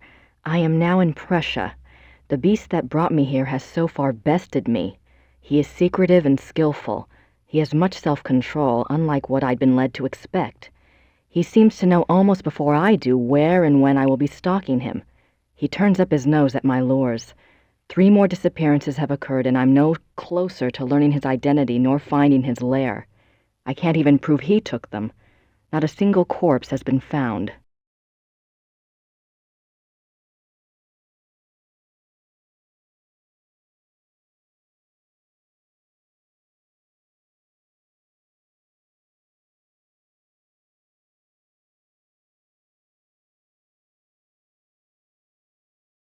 March 3rd, 1864.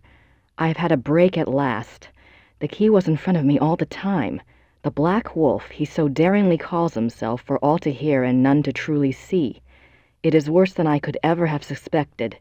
He is not just a beast, but a monster. His jaws are already around some of the best throats in Europe. I return to Rittersburg tonight. I must warn those in danger and get someone to assist me. I am in over my head.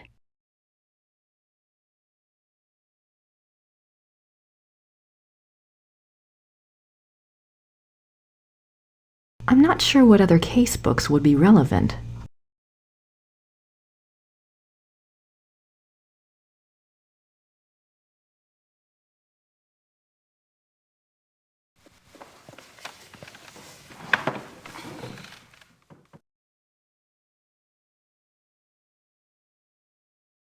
Who should I call?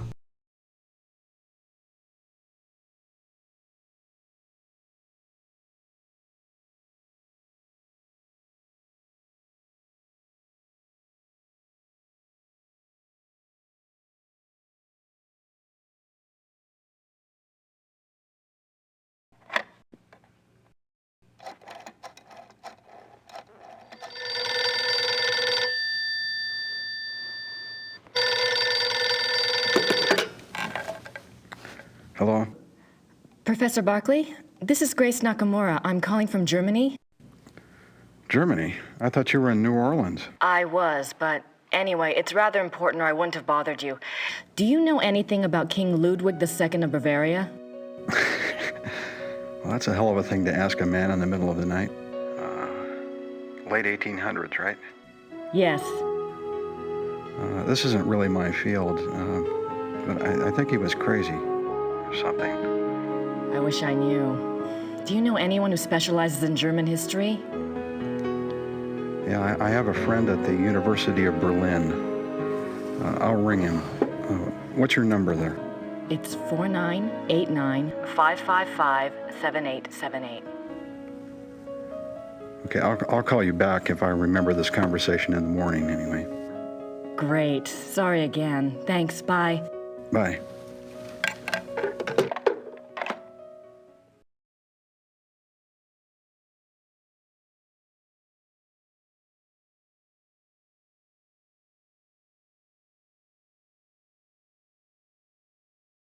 I suppose in the next Blake Backlash book, good old Fujitsu will be replaced by Hildegard.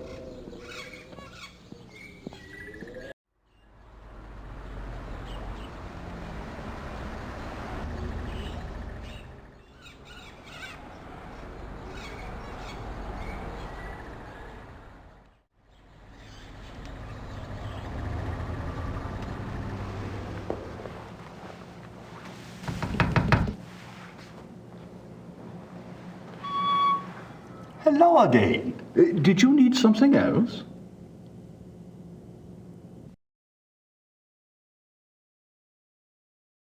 Remember that werewolf trial I'd asked you about? I have a date now, April 1750. Excellent. Let me go look.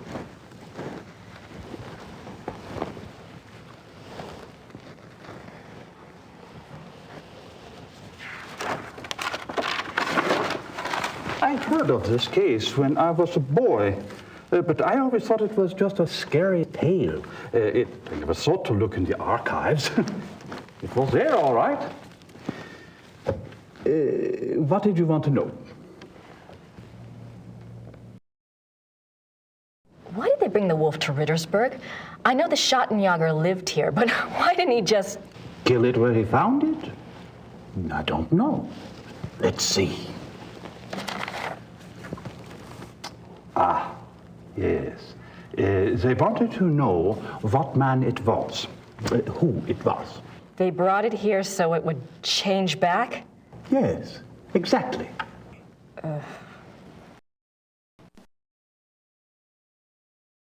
What happened to the alleged werewolf?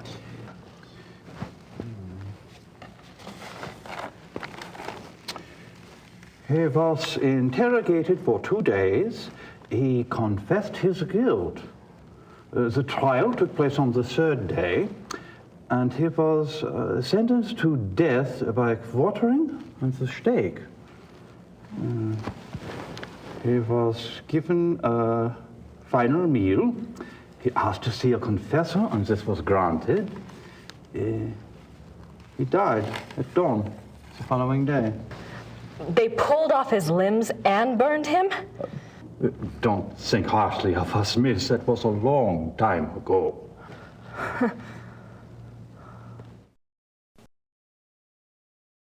Where was the werewolf kept while it was here? The dungeon. There's a dungeon in the rat house basement. We don't use it anymore, of course. Haven't for many years.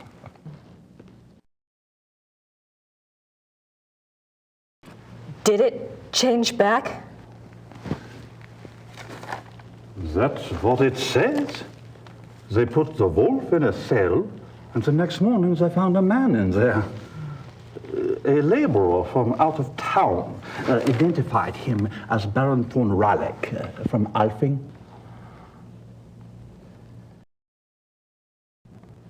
Why did they want to find out who the werewolf was? I would guess... Yes.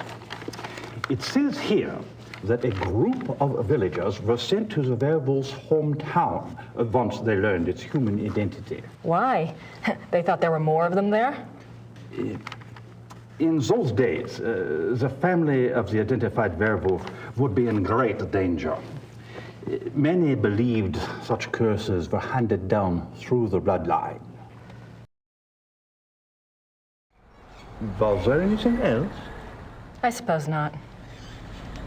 Unless, is there any way I could see the dungeon? It would be my pleasure.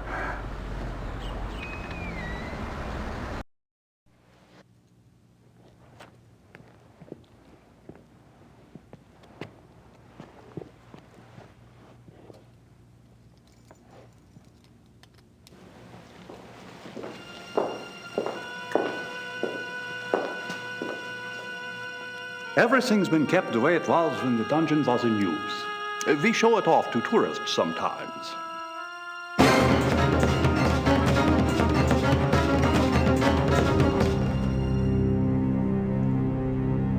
Are you all right, miss? I'm fine. It's just that this place is so claustrophobic. I tell you what, normally this place is locked to keep out the village children. I'll leave it open. You can come and go as you please. Would you? Thank you so much. You are most welcome. Goodbye, and good luck. Bye.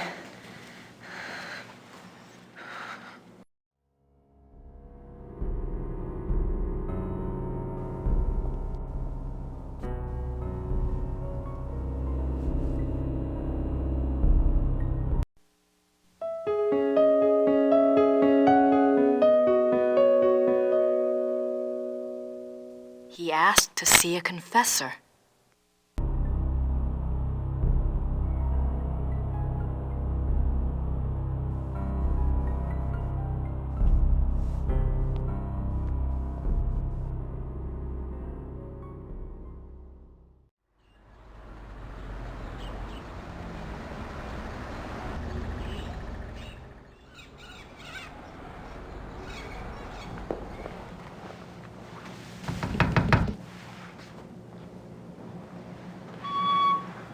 Hello again. Did you need something else?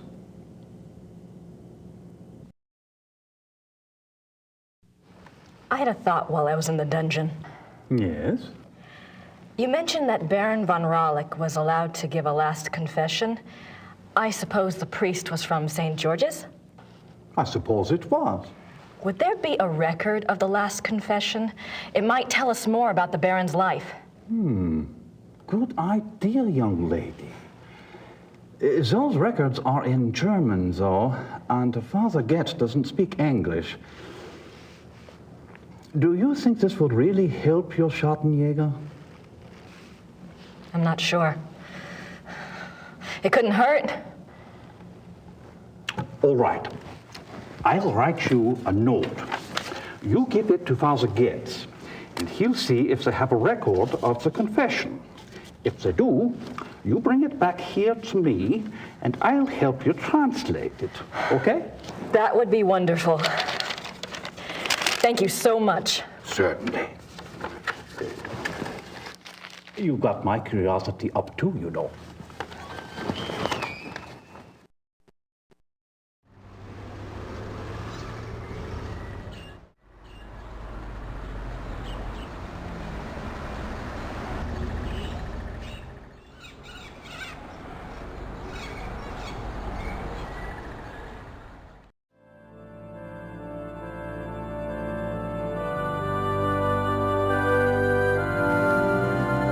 Entschuldigen Sie bitte.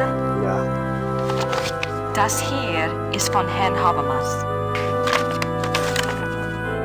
Einen Moment, bitte.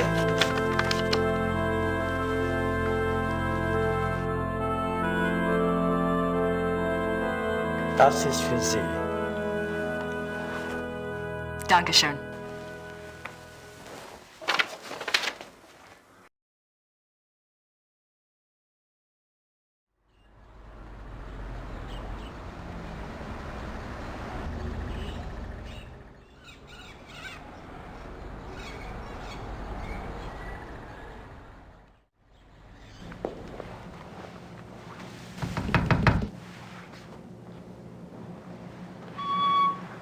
Hello again. Did you need something else?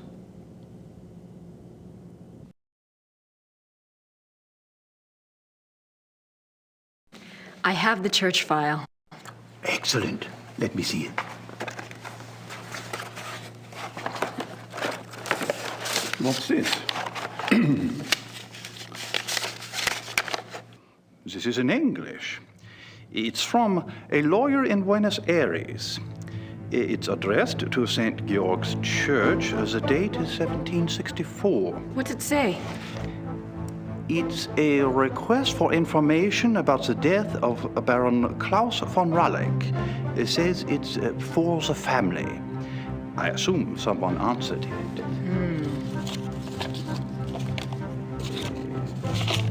Curious? What? The seal on the envelope. A wolf?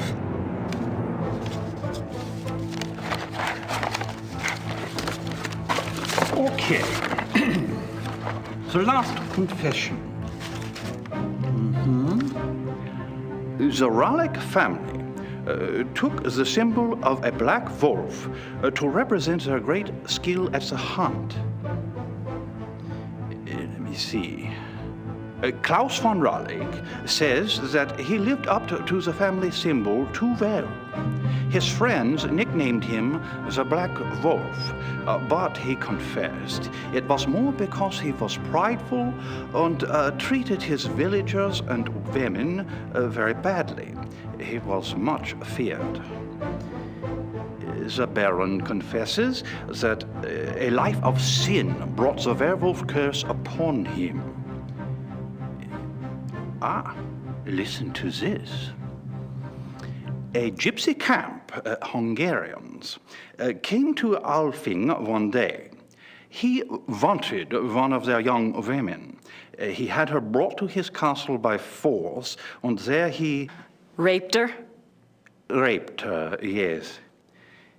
He intended to release her, but before he did, the girl killed herself. The next day, an old gypsy woman from the camp cursed him, saying that he was to become the shape that his name and his crimes showed his heart to be. I see. Soon afterwards, her curse came about. Klaus von Raleck began to change, to run at night as wolf, to kill and eat human flesh. He begs forgiveness from God and from his wife and son. He says he welcomes his punishment, if only it will pay for his sins and save his family from further pain. That is all that is written. Wow. Thank you. I'll return this to Father Getz for you. Thank you. Good luck to you, young lady. And to your Schattenjäger.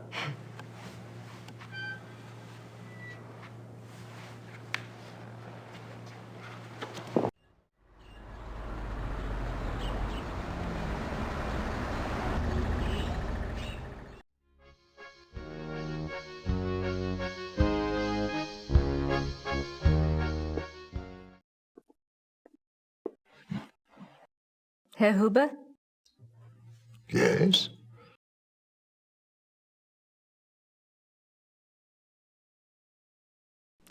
Do you know anything about King Ludwig II?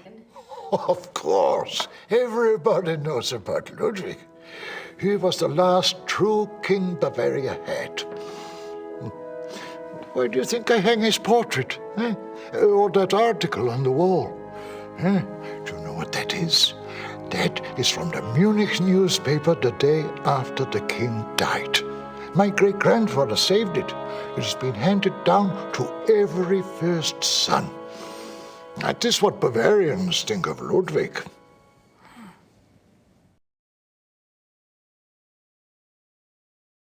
What was Ludwig like? Why is he so revered? Oh, he was a genius. He had a great mind, you know. He built castles, is what he did, and kept on building them until they killed him. Who killed him? Them, those politicians. They said he was crazy. Got a doctor to sign some papers. They arrested him. Then what happened? What do you think? They killed him. Oh, they said it was suicide. But me, I don't believe that. It was murder.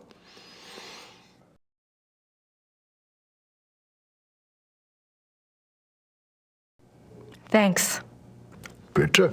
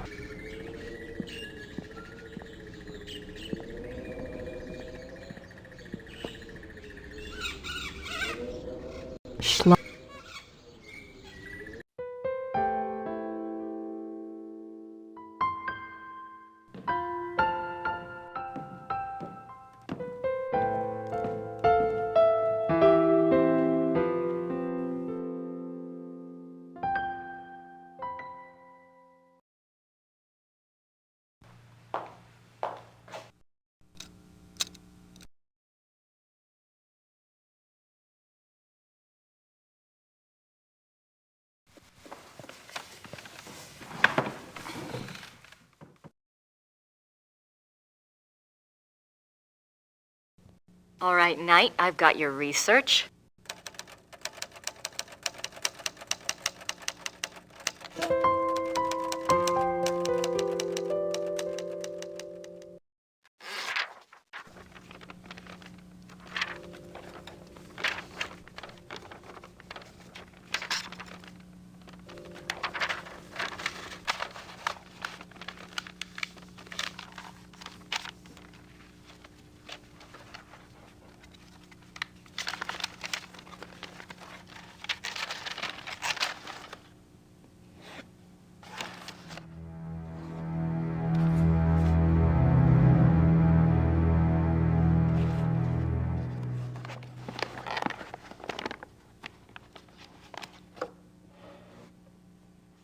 just need somewhere to send it to.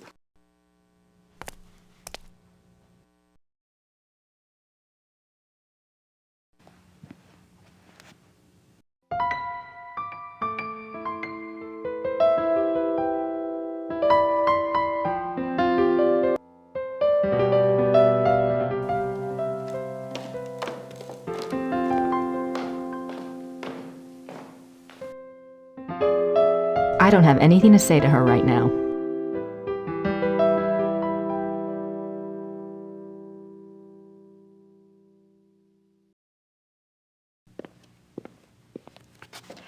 I found the items that Gabriel wanted. Did he tell you where to send your research? Yes, his lawyer's office in Munich. Can I get the address? Harald Übergrau, Marienplatz 21, München.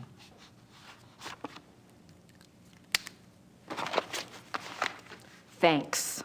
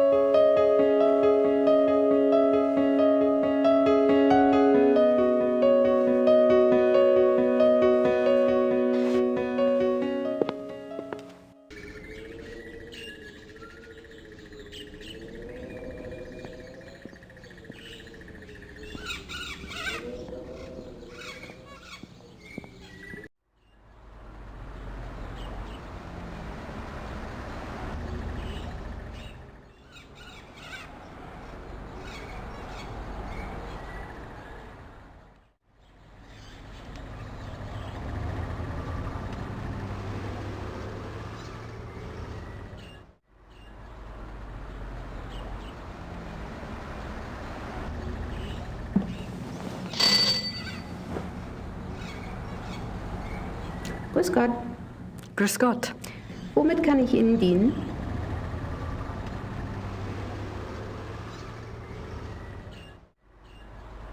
Das Päckchen soll nach München gehen. 7,40 Mark bitte.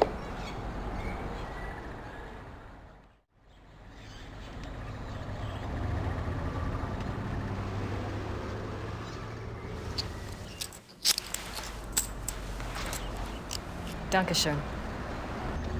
Bitte sehr. That'll give him something to chew on.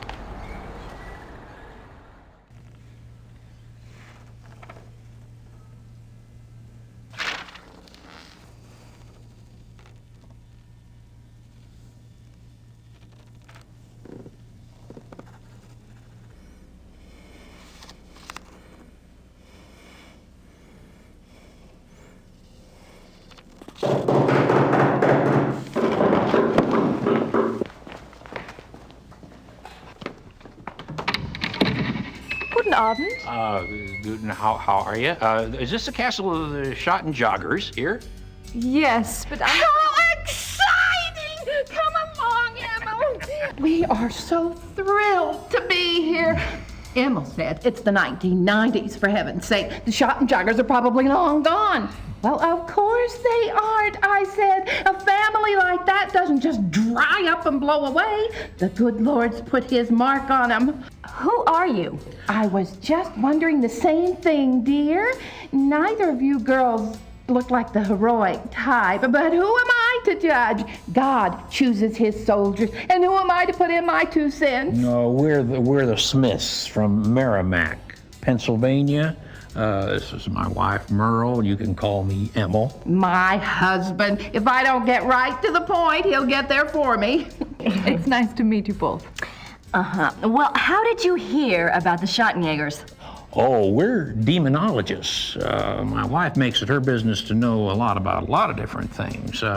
She's a regular, what you call, occultist scholar, aren't you, Mother? That's right. Yeah. I read about you all when I was studying an old witch trial last spring, and I have been dying to get over here ever since. Well, so nice of you to stop by, but I'm afraid the Schottenjäger isn't here right now.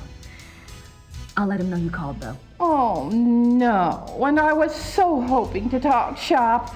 We fighters of darkness are so rare these days. Don't I know it? Can't scare one up to save your soul. It's not your fault, Missy.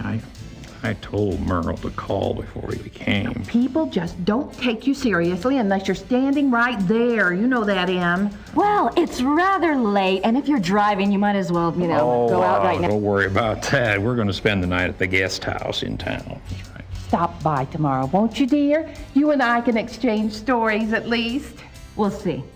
Well, come on, Merle. These ladies are tired. I think we ought to go. But, Em. Come on, now, let's go. Em. Good night, ladies. Good night. Good night. What's wrong? It's not your fault. This just happens, ma'am. I'm sorry. I'll get her some water. Give me your hand. Oh. I see danger. Someone close to you is in danger. Gabriel? I see something like a wolf. Black wolf. Now, don't you worry, miss. My Merle is going to be all right. This just happens sometimes, that's all. It just happens. Come on, Merle. Let's go. Come on. What happened? I don't know.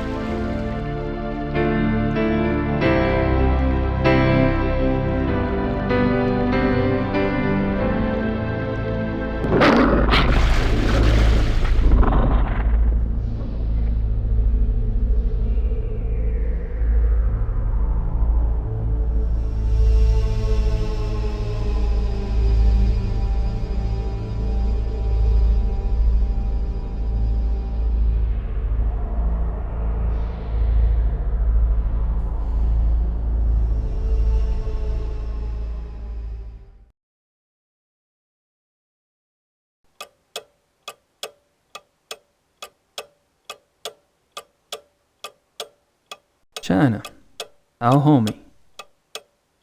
China, our homie.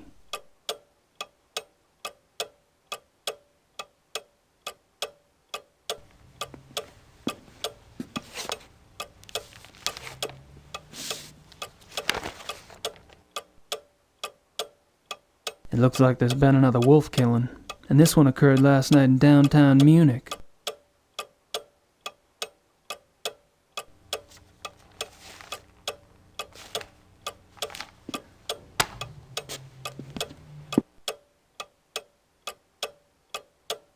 I don't have anything to write about at the moment.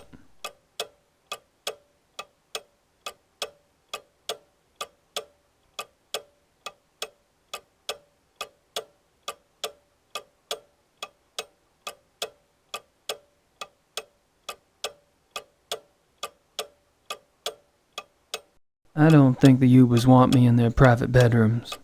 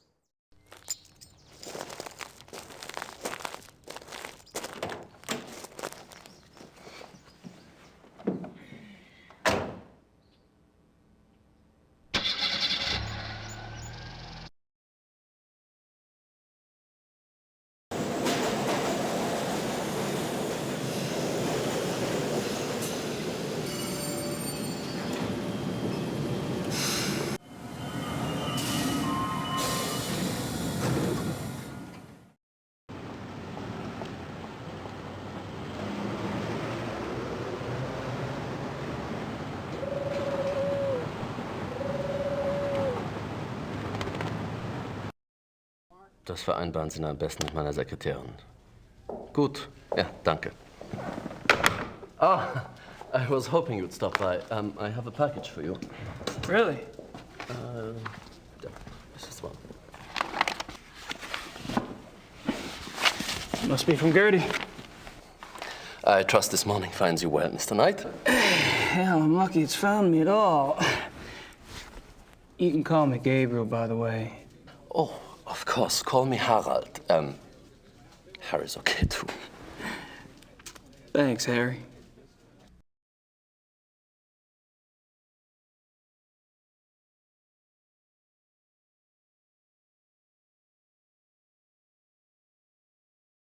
March 18th, 1994.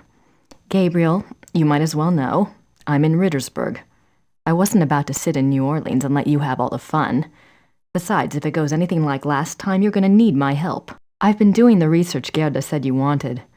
Enclosed is a book you might find useful. It looks a little outdated, but then I've never dealt with werewolves before, so it's hard to be sure. There's also some werewolf history right here in town. I found some clues pointing to a werewolf called the Black Wolf. He's cropped up in a couple of places, including here in Rittersburg in 1750, and in association with Ludwig II, a Bavarian king that died in 1886. It's all ancient history, I know, but something tells me that it is relevant. I'm not sure where to go from here, except to look into Ludwig II. Ask around about the Black Wolf in Munich and see what you find out. Also, let me know if you want me to research Ludwig or join you there. I'm sending this to your lawyer, but I'll need to contact you directly. Send your address and phone number ASAP. Herr Huber is being stubborn and won't tell me. Be careful and write. Grace. Damn it, what the hell is Grace doing here? At least she's off in the ozone somewhere. The Black Wolf, Ludwig II. She's really losing it.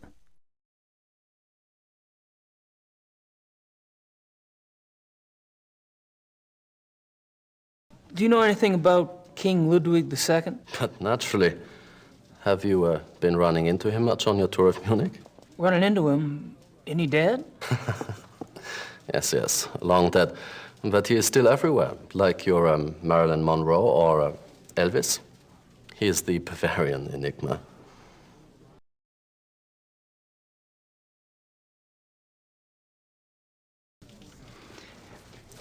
So what's the big deal about this Ludwig guy? They call him the fairy tale king. He's very romantic and mysterious, you know. He built castles, and now they are huge tourist attractions. Castles? Where are they? Oh, let's see. Herrenchiemsee is about 3 hours southeast. Neuschwanstein is southwest to the border with Switzerland, about 2.5 hours. I can have my secretary draw you a map, if you like, but most German maps have them already marked. No, thanks. I wasn't thinking of going myself. But it does seem like a harmless enough activity for someone else I know. So this guy's just a dead king, right? And these castles are just out in the countryside, hours from Munich. Yes. Perfect.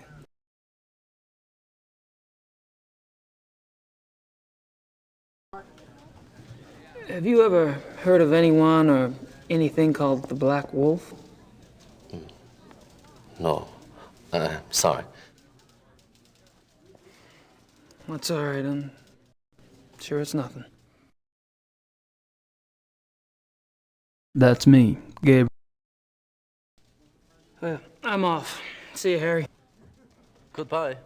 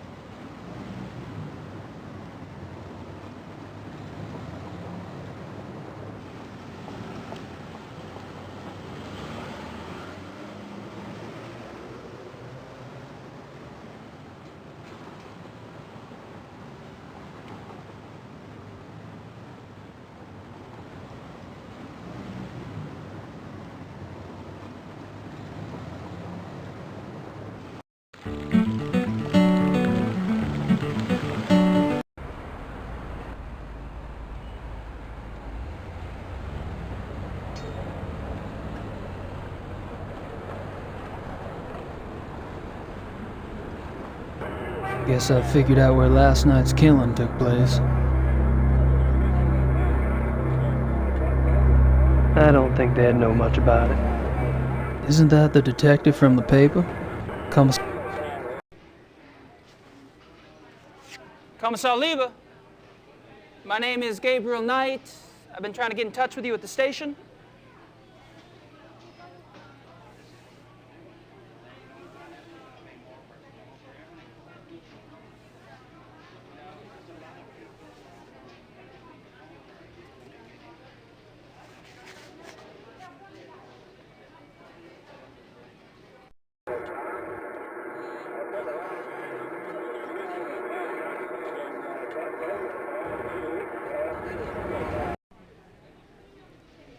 Commissar Lieber, my name is Gabriel Knight. I need to discuss some evidence with you. What do you want? I'm busy here. I have some evidence here that contradicts your zoo wolves theory. I was wondering if maybe we could discuss it. Look, I don't know who you are or what you think you're doing, but I don't have time for this. Yes, sir.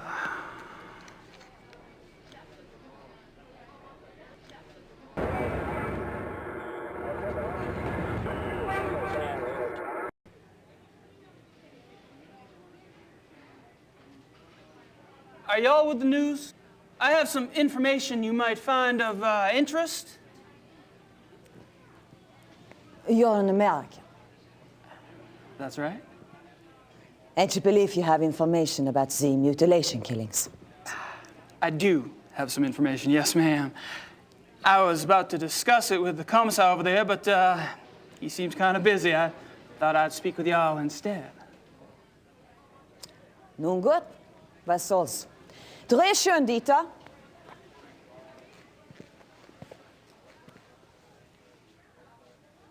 Wir befinden uns am Tatort des bis jetzt letzten bizarren Todesfalles, der durch die Killerwölfe herbeigeführt wurde. Mit mir befindet sich ein Amerikaner, der offensichtlich wichtige Hinweise bezüglich dieses Mordfalles hat. You believe you have information about the wolf killing, sir? Yes, yes, I do. I was about to ask Commissar Lieber over there some questions, such as why animal hair found at the crime scene is reddish-brown when the escaped zoo wolves were gray. Fragt, wieso die Tierhaare am Tatort rötlich-braun sind, wie doch die entlaufenen Zoowölfe offensichtlich grau waren. And how come paw prints found at the scene indicate an animal much larger than the zoo wolf species Canis lupus lupus? Und fragt, wieso die Pfotenabdrücke am Tatort viel größer sind als die der Zoowölfe. How did you get this information? Well, all right, you have my attention. Now, who are you? I'm Gabriel Knight, the American novelist. I've been by your station to see you, but funny thing, they would not let me in. All right, I'll see you at the station later, but only if you agree to get out of here and not talk to the boys. You got it.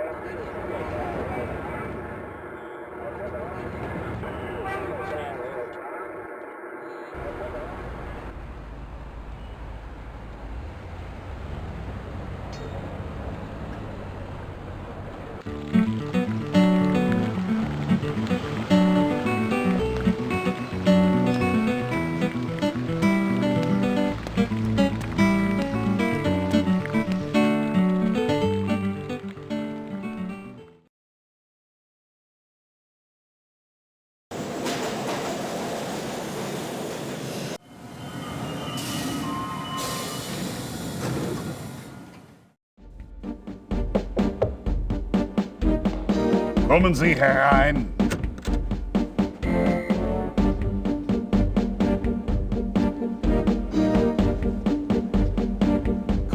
Lieber. So generous of you to see me. Sit down, Mr. Knight.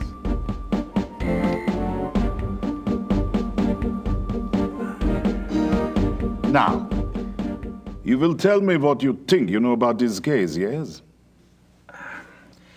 How do you say quid pro quo in German? There is no translation. Thanks so much for your time. Sit down. What are you proposing exactly? You want information? I want information. It's kind of convenient that way. I can't give you police information. Why not?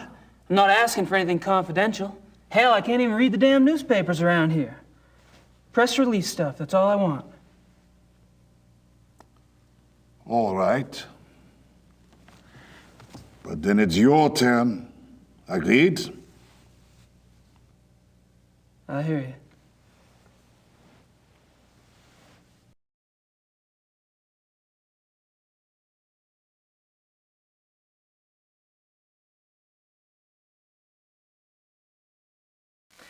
How long have you been a commissar? 10 years. All of them here in Munich? Yes. And a criminal commissar is like, what, a police detective in America? Americans don't have so many ranks, I think. A German criminal commissar is, say, more like an English chief inspector. Ah, P.D. James. What? Nothing.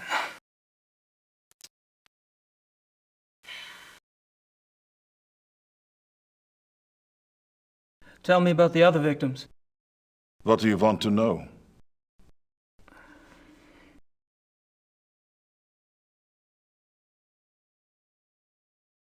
How many victims have there been? 5, including the one downtown. Could there be bodies out there that you haven't found yet? No. The killings have been done in broad daylight. Body parts left like a trail of boat criminal. Breadcrumbs? Jack the Ripper Wolf.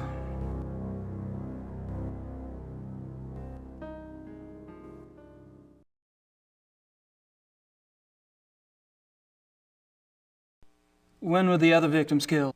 The first was 32 days ago. 2 days after the zoo wolves escaped.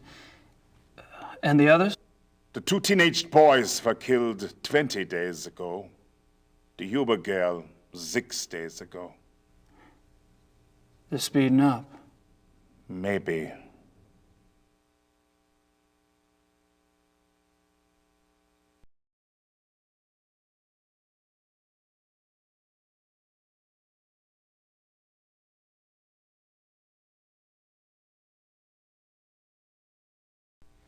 What about the locations of the killings? Any pattern there? You can see for yourself if you like. I have a marked map on the wall. Until last night, the killer always struck 30 to 40 minutes outside the city. The first was killed north of München near Esching. The 2 males were killed in Feldkirchen, that's east. Toni Huber was killed on her parents' farm just west of Lachem.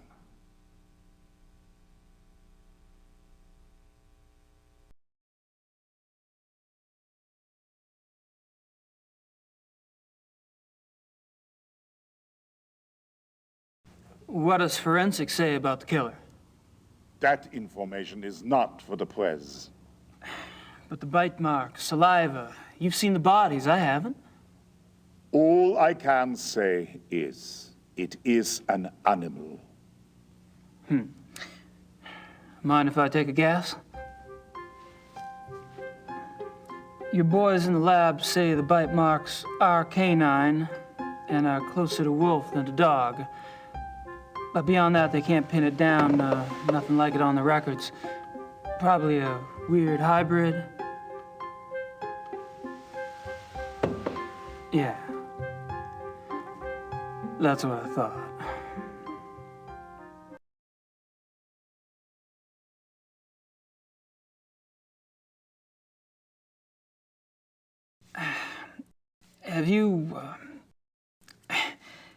Have you given any thought at all about the possibility of... What? A werewolf?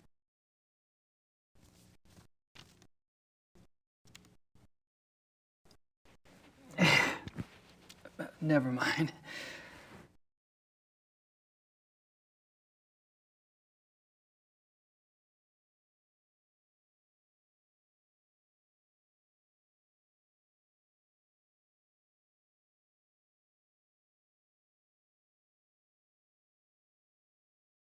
The killer isn't one of the zoo wolves, is it?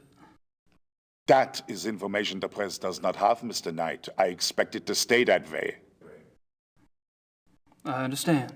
As you pointed out so loudly at the crime scene, evidence on the killer does not match what we know of the zoo wolves. Yeah. So what are your thoughts about that? Either there is a mistake with the zoo records. I think the zoo would know if they had a reddish-brown hybrid in the wolf kennel. I didn't say it was likely. Another possibility is, of course, that another animal is responsible. Wild? Possibly. Maybe. A pet. A pet? As in, maybe the reason you haven't been able to track the thing is that it's going into someone's home. It's possible.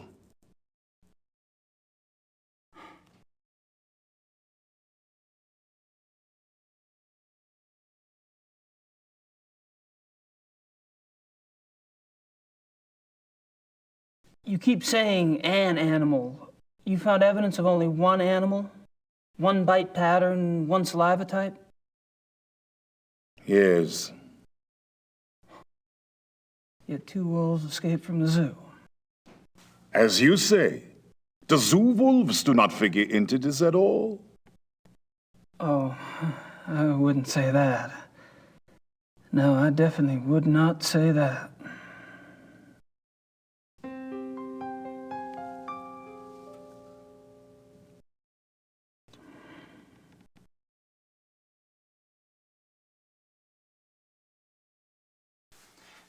Tell me about the latest victim.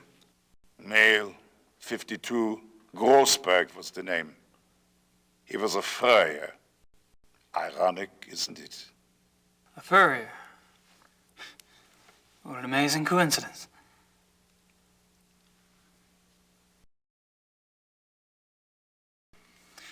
Have any theories about why the killer struck downtown this time? No. Do you? I read somewhere that wolves are clean animals. They don't kill close to their lair unless they're forced to. What lair? What are you talking about? Not sure, actually. Random thought.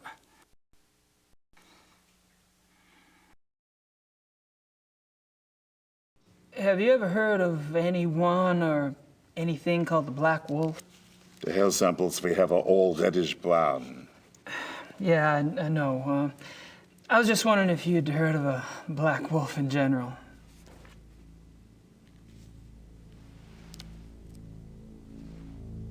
Hold on.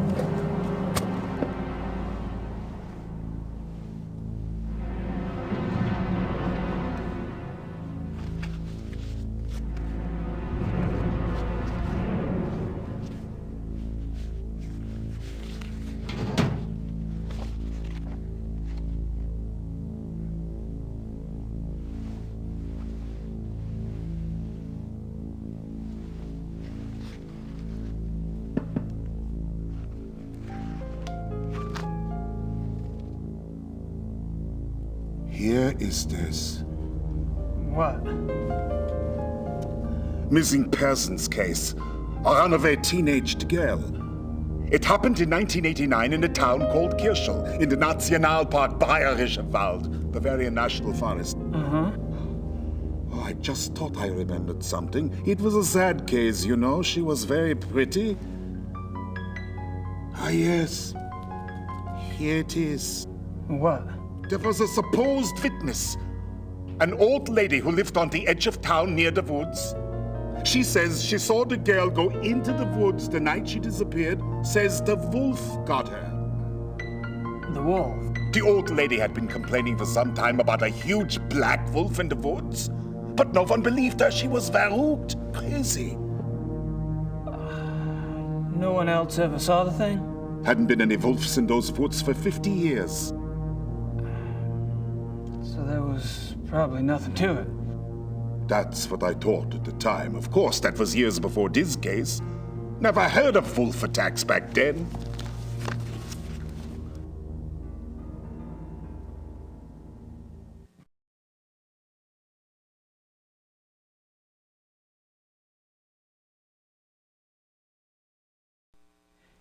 Do you get a lot of missing persons cases in Germany?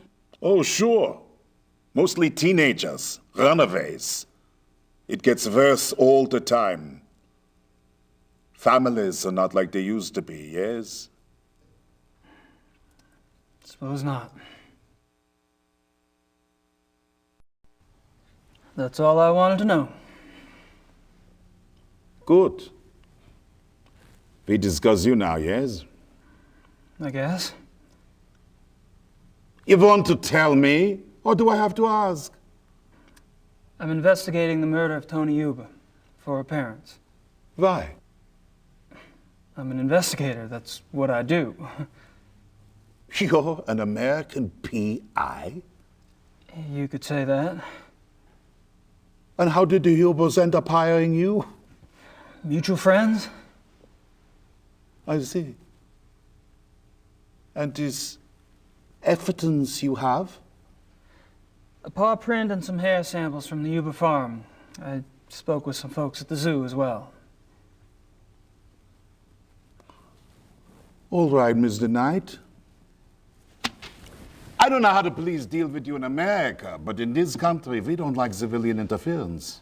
I understand. If you hear something, you come to me. If you see something, you come to me. And under no circumstances are you to speak with the press. You do. And I'll have your passport. Well, you wouldn't like it. It was a bad hair day. I am quite serious. I swear, not a word. All right. I can't stop you from investigating. But stay out of our way. Quiet as a shadow. That's me.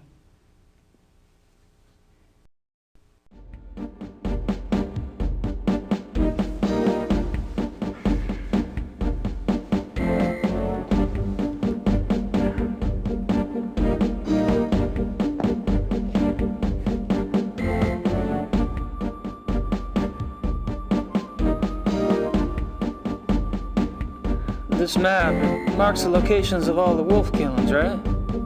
Yes. What? The one last night, the one in the middle, it doesn't really fit, does it? It has to fit. It happened. I suppose.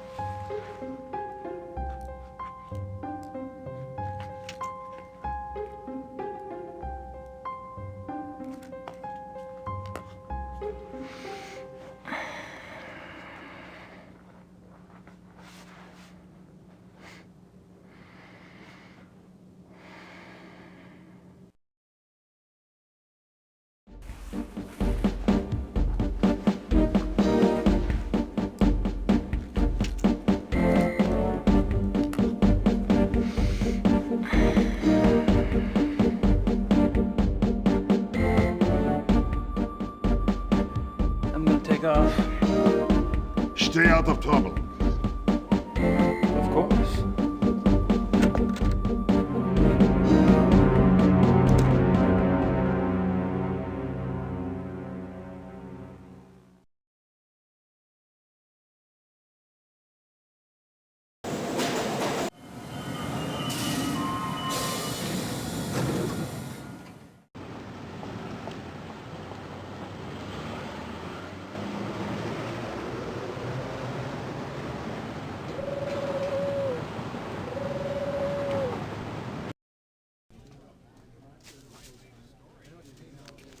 Gabriel, come in. Hey, Harry.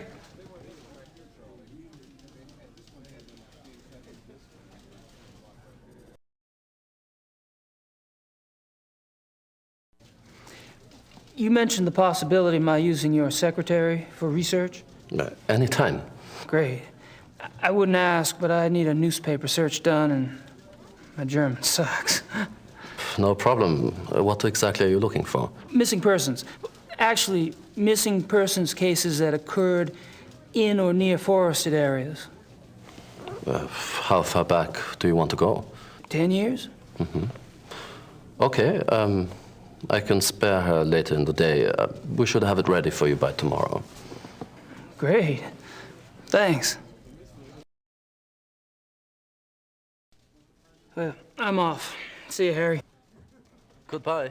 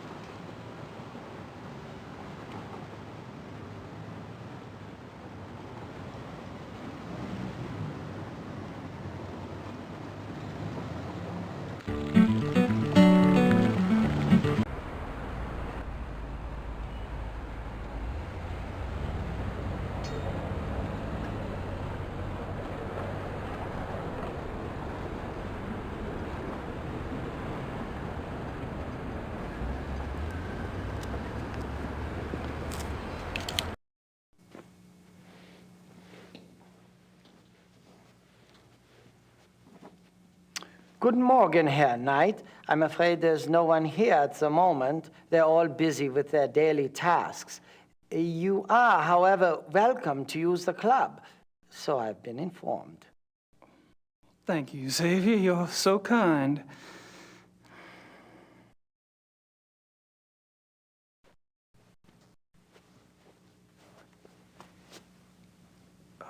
Mind if we chat for a moment? Anything to be of service, sir.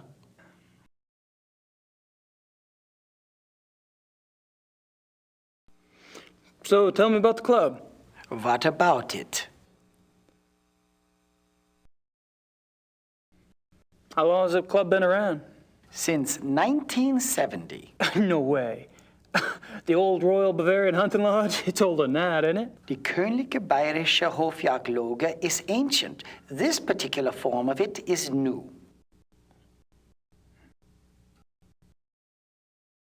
What happened in 1970?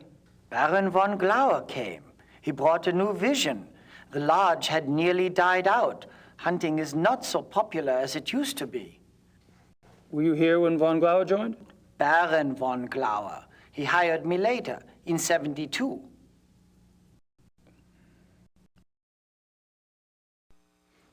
How many members are there? There are 5 now, not including you. I'm not sure of your status. 5? You mean the men that were here last night make up the entire club? Quantity is not an overriding concern with us, Herr Knight. The Baron personally interviewed and approved each new member. Despite your own experience, this club is extremely exclusive. Not everyone would fit in. No, I don't suppose they would. How often do the club members go hunting? As a group, once a month or so. Once a month? Hell, I thought y'all were hunters. Back home, you don't get out there and spill a little blood at least once a week. The other men start looking at you funny.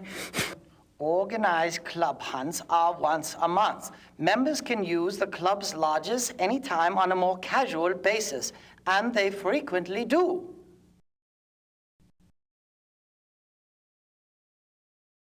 So, tell me about the club members. I don't gossip about our members, Herr Knight. Gossip? With you? Please.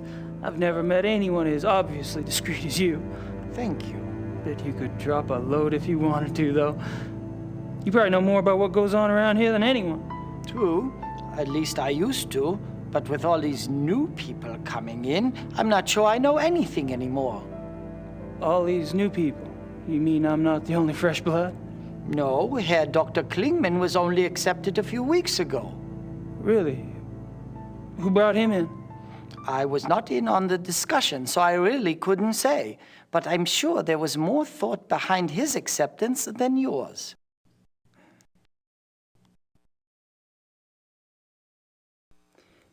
Have you ever heard of the Black Wolf?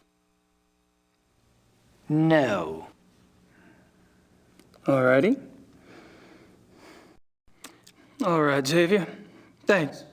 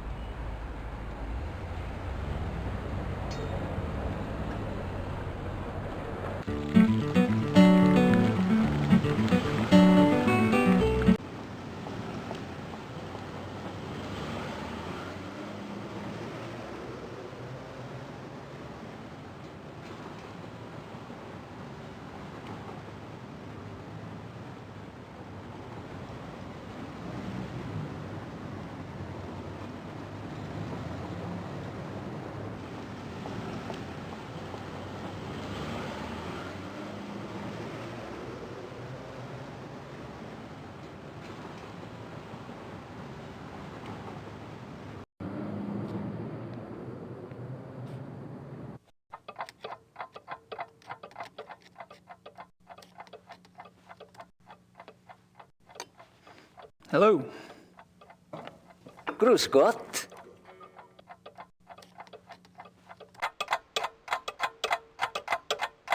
He doesn't strike me as a sparkling conversationalist. Cute.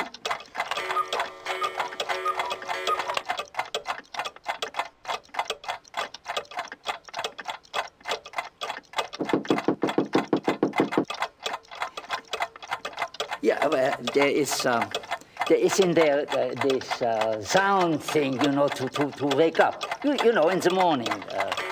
An alarm clock. Ja, alarm clock. Ja, richtig. Ja. How much is it? Wie viel? 60 marks.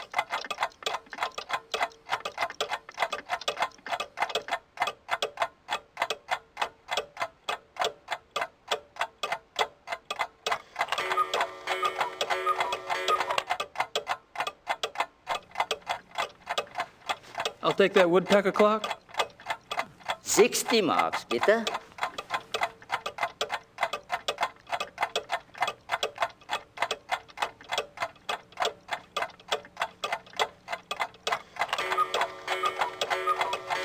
That's all right. I'll take it as it is.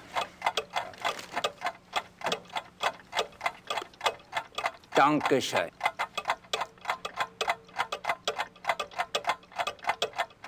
Bitte.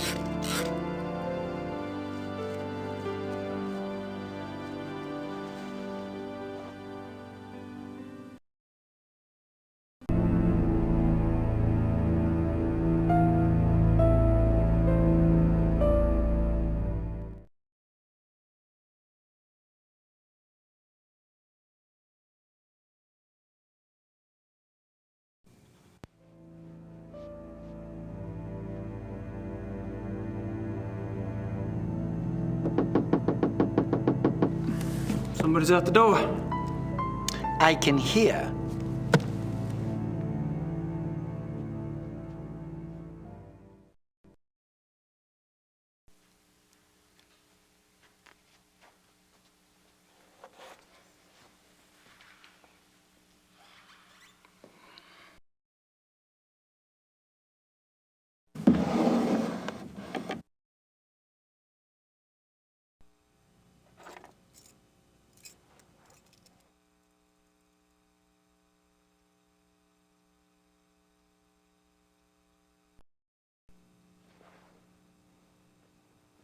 Everything all right? Everything is fine, Herr Knight.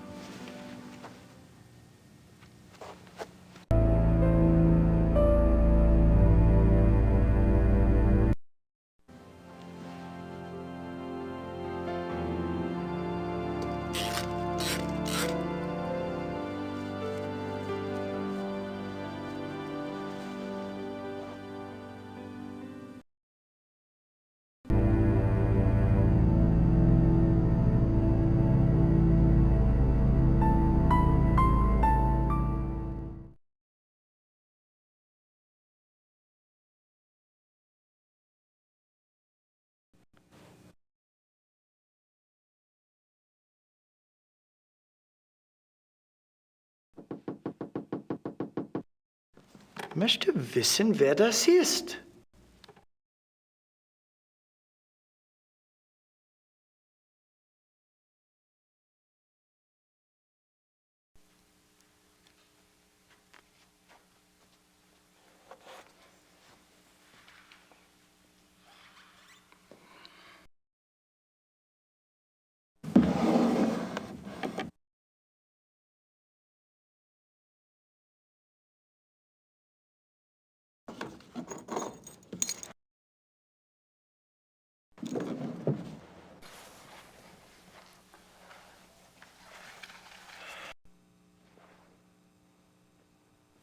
Everything all right? Everything is fine, Herr Knight.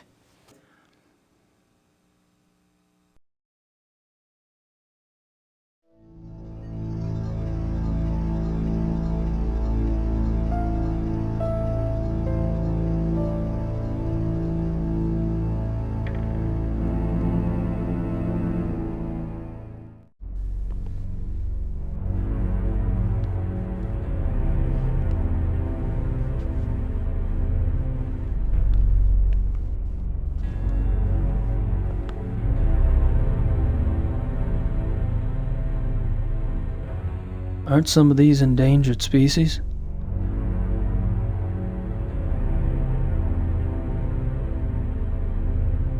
Just a guess, but I don't think this stuff has much to do with hunting.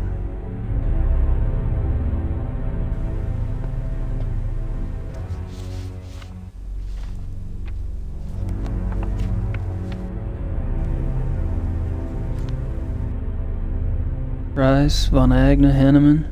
I met them all last night. I wonder what these figures mean.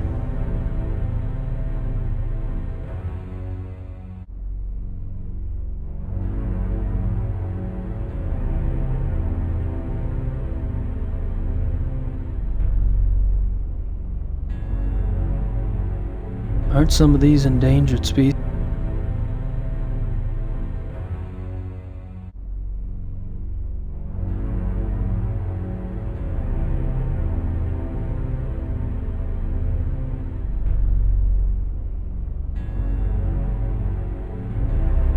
Photos of the club hunts.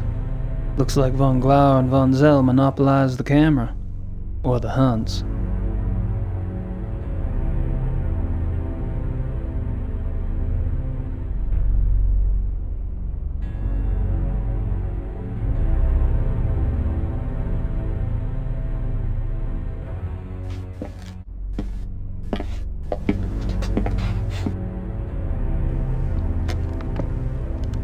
Mr. Knight?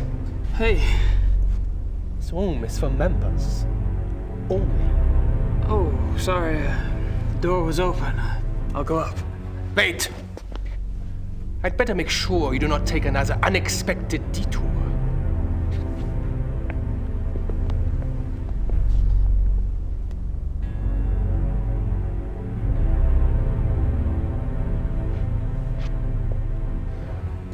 After you.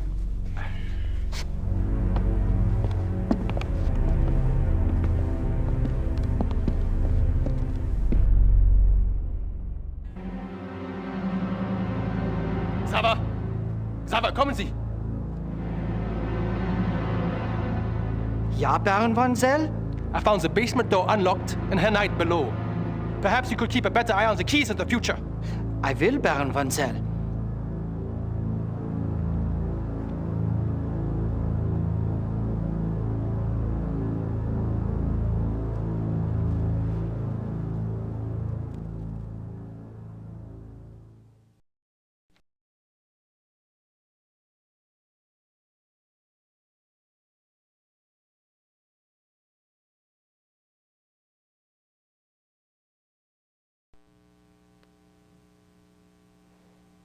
May I speak with you, Baron von Zell? Yes? What is it?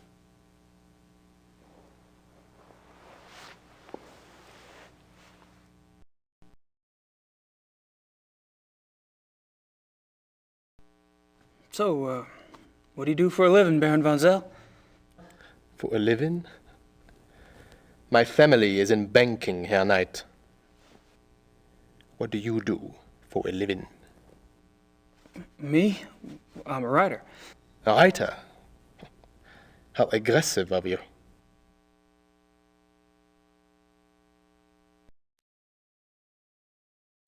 I take it you're particularly fond of hunting.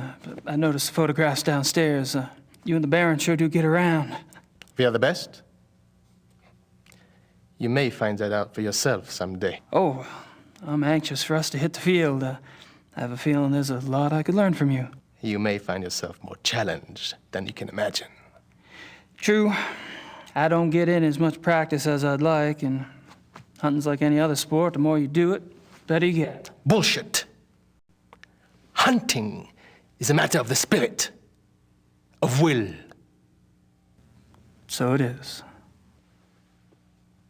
However, Evan could see that von Glover and I have had more practice than the others in the club.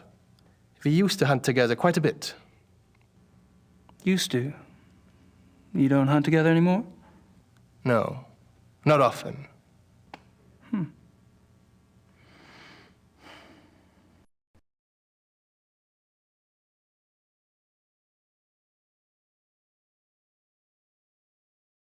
Are you and von Glauer too busy to hunt much these days, or have you all fallen out?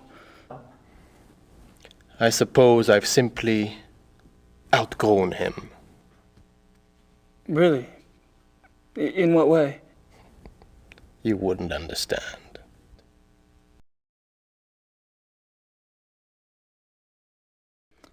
How about telling me about the other club members? I have a better idea. Why don't you tell me about yourself? Like what?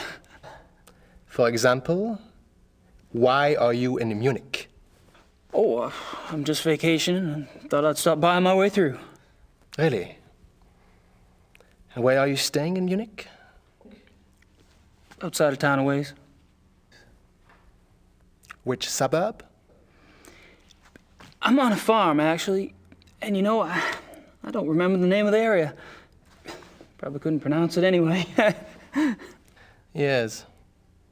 Quite curious for someone with a supposedly high Germanic background. Yep. I guess going out and making your mark on the rest of the world will do that to a family line.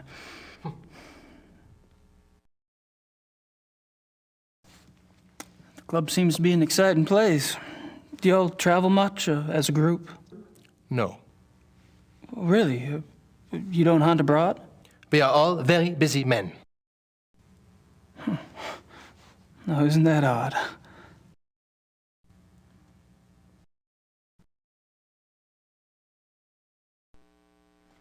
So, how do you like the club? Herr Knight, if you wish to learn about the club, you should keep your mouth shut and observe.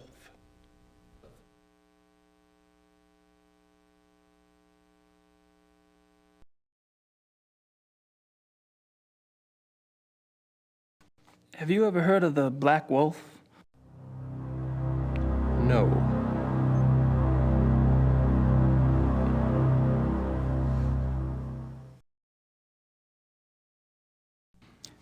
You mentioned that y'all don't go on hunting trips abroad? We do not. But those trophies in the basement, y'all really have white tigers in Germany or lions? The majority of what the club hunts are far more common species, Herr Knight. The trophies in the basement are exceptions, and they were obtained quite legally. Whoa, you misunderstand me, Baron von... I think not. In any case, the basement is not public territory, and its contents are, therefore, none of your concern. Of course, I do apologize. As a guest of this club, the why you are a guest of this club is a mystery to me. But as a guest, perhaps you should limit your prowling and sniffing to areas which you are offered openly by those who belong here. You're so right.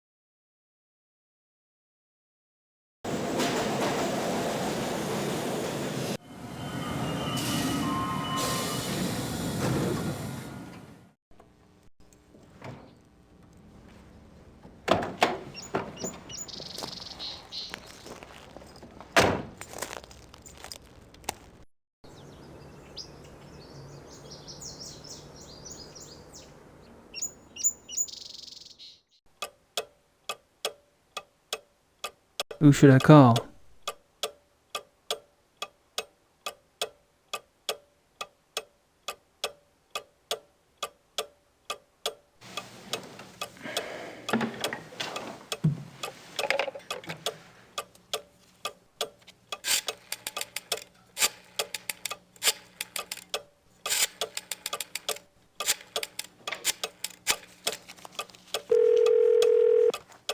Hello? Hello. My name is Knight. I'm an American associate of Herr Grossberg's. Yes? I was just calling the people in Herr Grossberg's address book to notify them. Have you heard that Herr Grossberg has... Yes, I know about his death. Yes, I'm sorry. Would you mind giving me your name again so I can check you off the list? Knight. Ella Hoffman... I'm not finding you. Could you check under Vaughn? It's Vaughn Knight. Oh, so, yes, Von. Von Eigner, von Frank, von Stein. You're not under Von either. Excuse me, did you say Von Agner? Yes. Do you know Von Agner? I don't know him. I don't know most of Grossberg's business contacts. Grossberg knew him. If this is about money, you're out of luck. All the accounts are locked until someone comes in and takes over. Besides, there's nothing in them anyway. Really? Well, could you just look up an account balance for me? I can't. The address book is all I have. The police have taken Herr Grossberg's letters. Oh, well, thank you. Goodbye.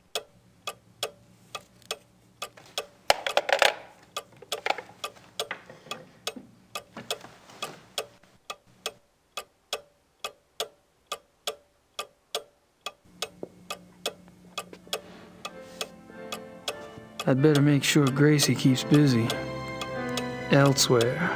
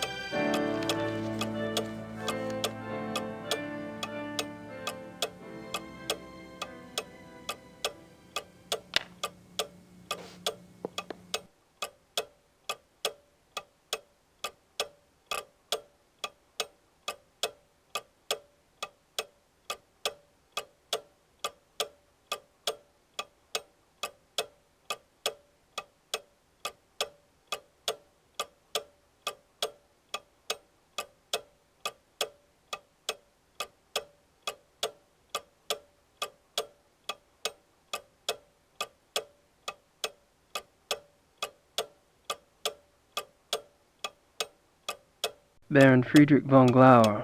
He lives in the Perlacker district.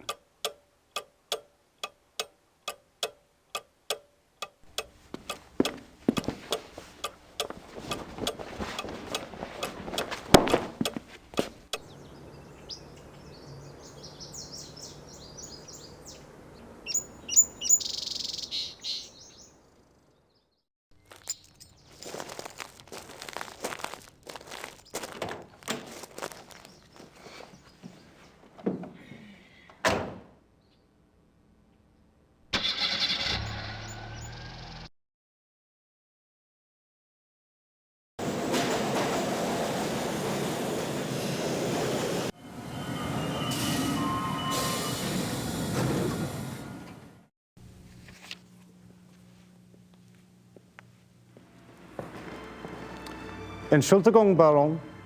Gabriel Knight ist hier, Sie zu sehen. Lassen Sie bitte ihn herein.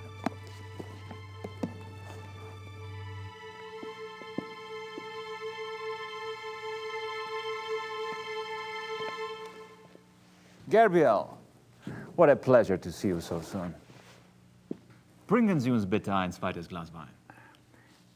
Hope I'm not taking advantage of your kind invitation. Well, my invitations are meant to be kept. Come, warm yourself. I hope you like wine. I got hooked on the grape when I lived in France. It's fine, Baron. Call me Friedrich. All right. Good. I like to have things settled. You were going to tell me how you found the club and about your hunting in America. Oh, there must be more interesting subjects. No doubt. You are a man who runs deep, I suspect. On my off days. I find nothing more stimulating than a new companion. A fresh mind with treasures to reap. New thoughts like rare birds uncovered and examined, one by one. It is only when people know each other well that they run out of things to say. May we never be so cursed.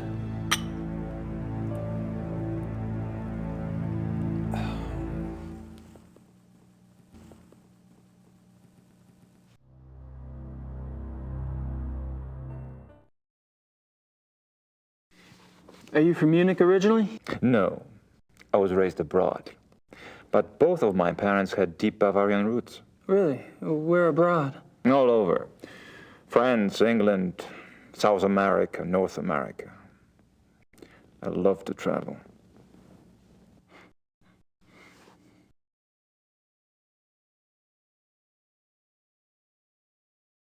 So tell me about your family. The Von Glovers? We are not nearly as old a line as the Ritters, I'm afraid. Do you have a wife, children? Good God, no. You sound like someone else I know. I've been picking up on certain similarities between us. Do you have relatives? How fares the Ritter family tree? I'm the last. I too. I suppose all trees eventually stop bearing fruit.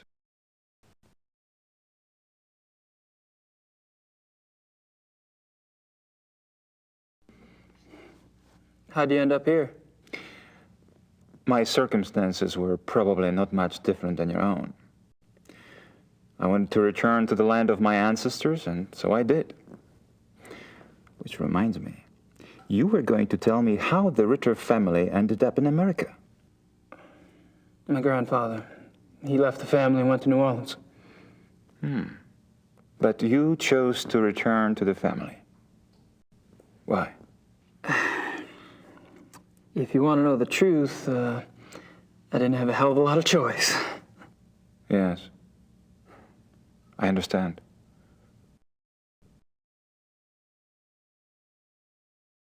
Tell me about the club. I'd prefer it if you formed your own opinions. To be perfectly frank, I could use a fresh perspective. That's one reason why I invited you to join us.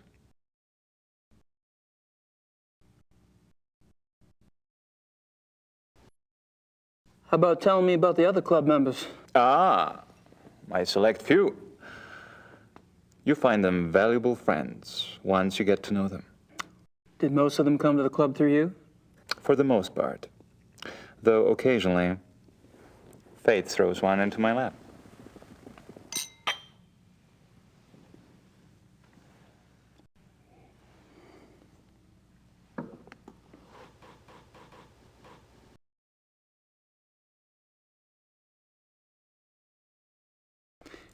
All of the men at the club are from wealthy German families, I gather.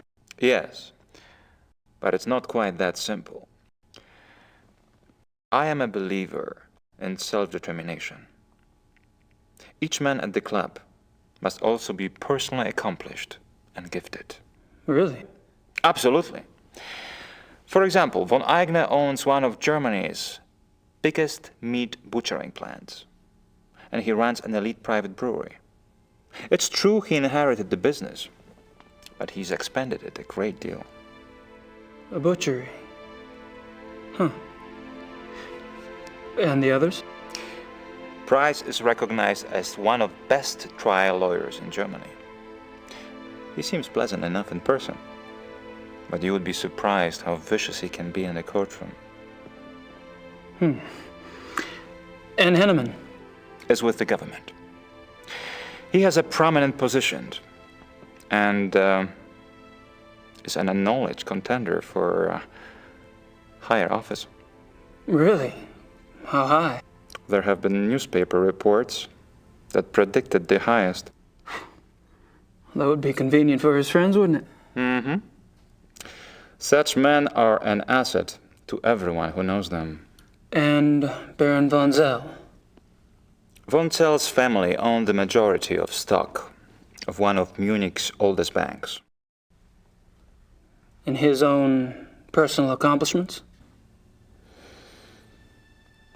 Gar is a quite promising young man.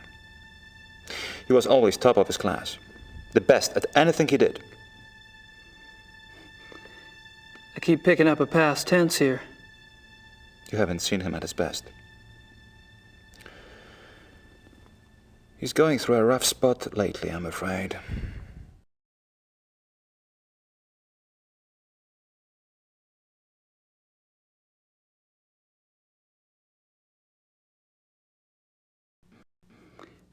There's something about the club I don't quite understand. Yes? I get the feeling you're not your average, ordinary hunting club. No? Well, that room in the basement, for instance? I gather you've been exploring. Well, the door was open. It doesn't matter. You are right. Yes. The Königlich Bayerische Hofjagdloge is more than just a hunting club. We share certain philosophical beliefs as well.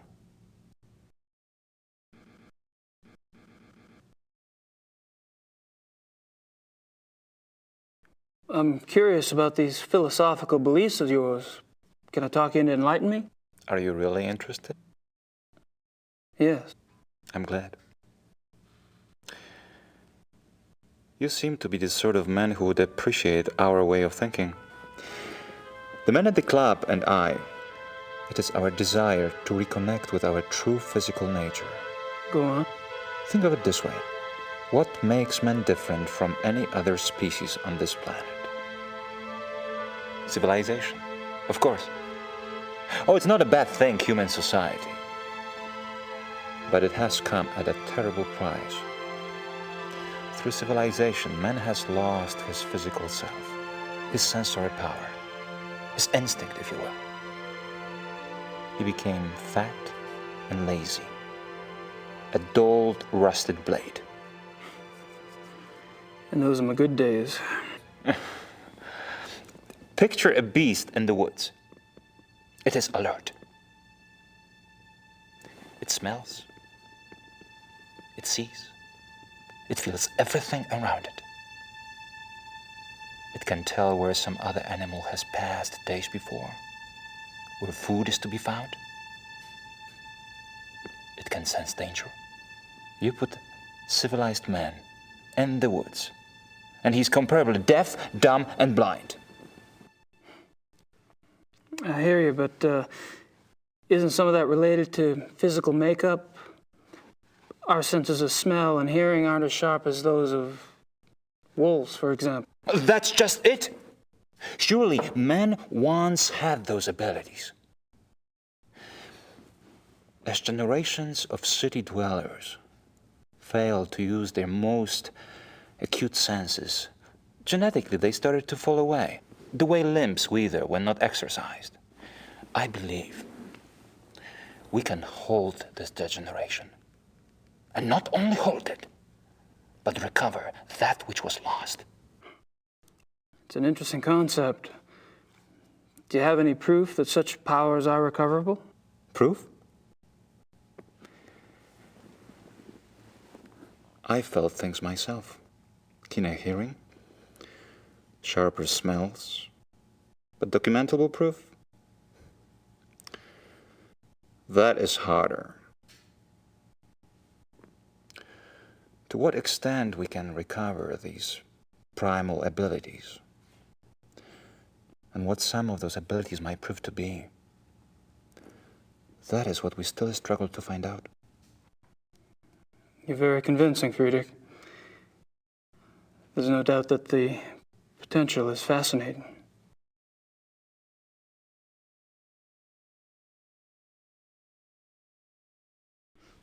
How does one go about trying to get back in touch with one's physical self?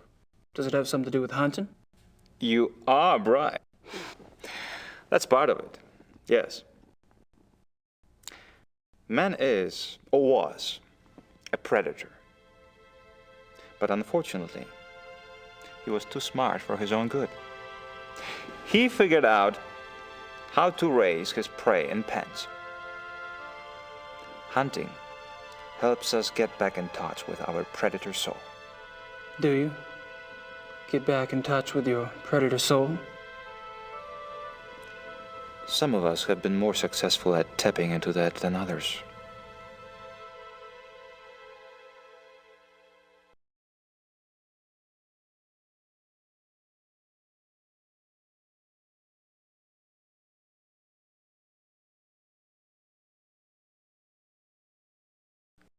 So how has this philosophy affected the men in the club?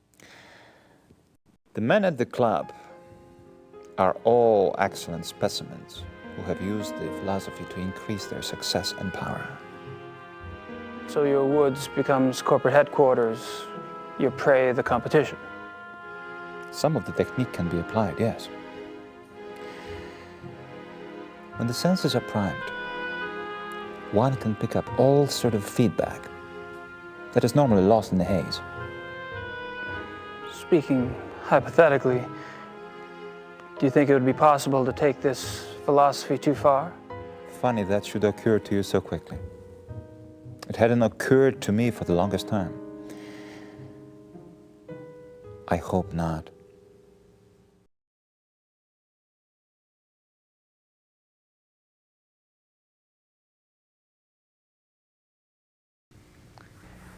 Have you ever heard of the Black Wolf?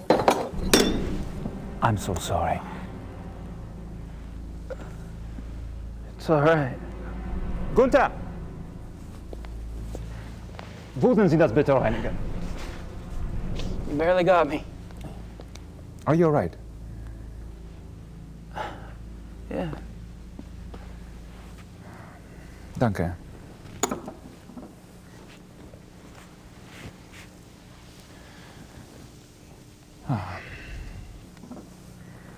I feel so clumsy. Danke, Gunther. What was it you asked again? I asked if you'd ever heard of the Black Wolf. Of course, you did. I suppose you just startled me. These killings in the papers, they've really got me derailed. Any particular reason? People getting slaughtered. Children.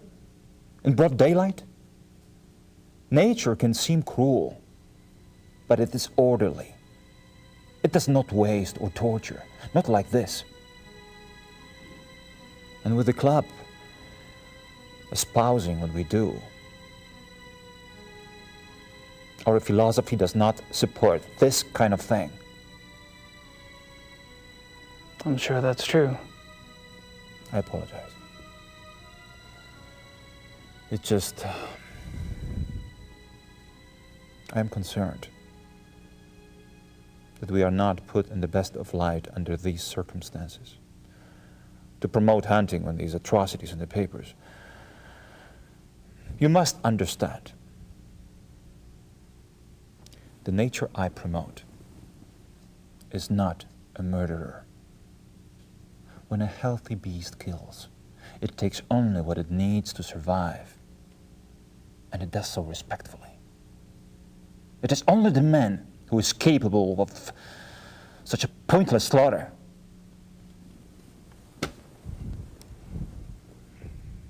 I'll be glad when this has passed. I'm sure the other men feel the same way.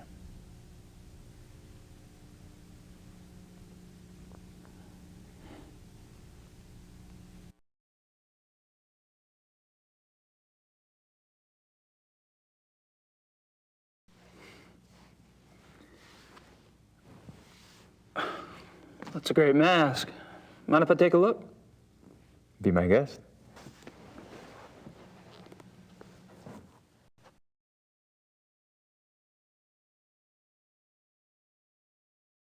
Interesting. Is it African? No, Indian. I picked it up in Brazil.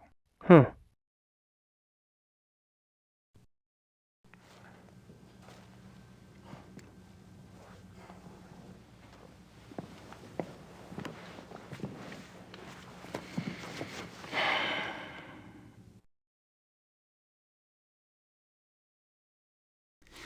Well, I hate to say it, but I should go. It's been a rare pleasure. Yeah. I've been kind of isolated over here myself.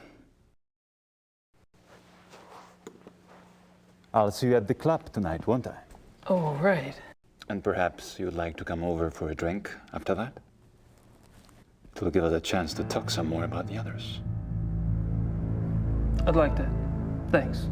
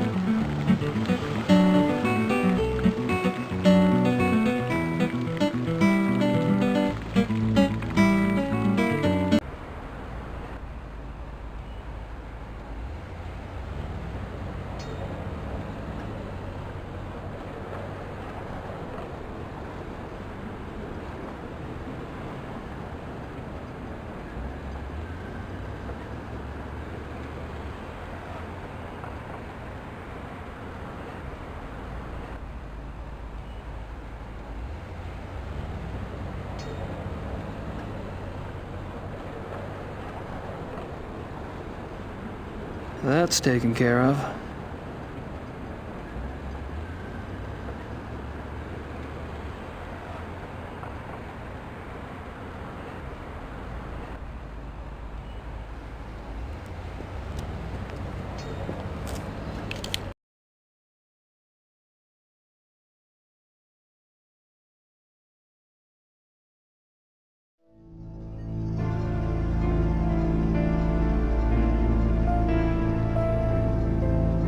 Night.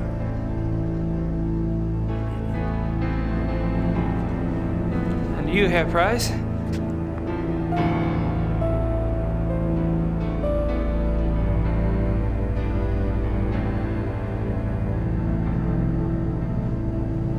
look a little wet. Oh, I was visiting a friend nearby, and I thought that I should take a shower before the others arrived. I was a bit automatic.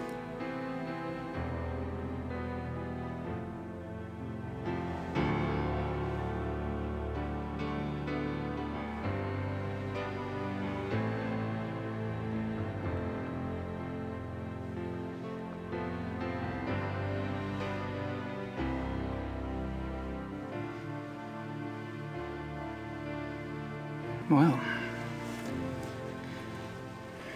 how thoughtful.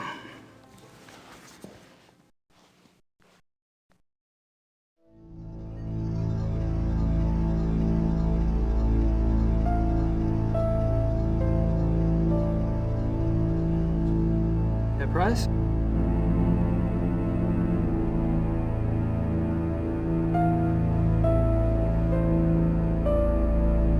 Yes.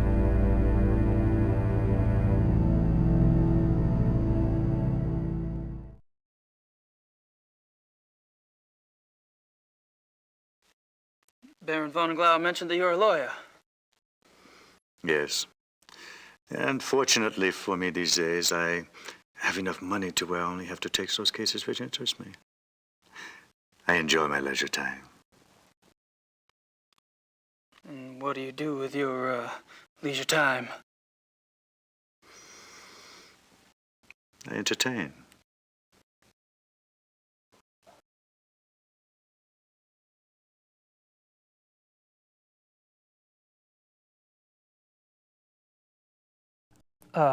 Probably a dumb question, but what sort of entertaining do you do?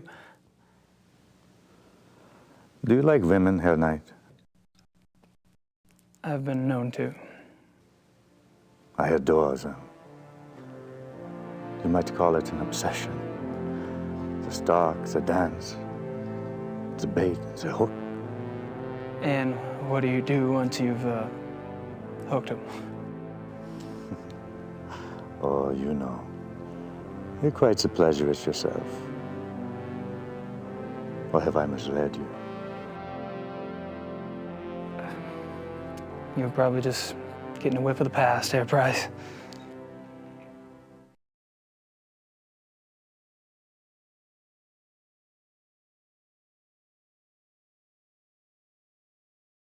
What do you think of the club philosophy?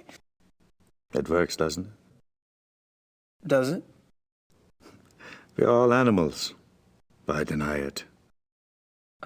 So you don't believe in suppressing anything? Why would I want to suppress my urges? If your body wants something, it must be natural. Well, what if you get the natural urge to rip someone's throat out? Well, fortunately, my instincts run to pleasure. Of the equally sticky but less fatal kind. Well, what about those whose instincts are fatal? Shouldn't they suppress? I believe that nature handles that scenario when it occurs, Herr Knight. And how does it do that exactly? In the wild, when a member of society does not conform, he is hunted down and executed. End of mutant instinct. And its genetic bloodline.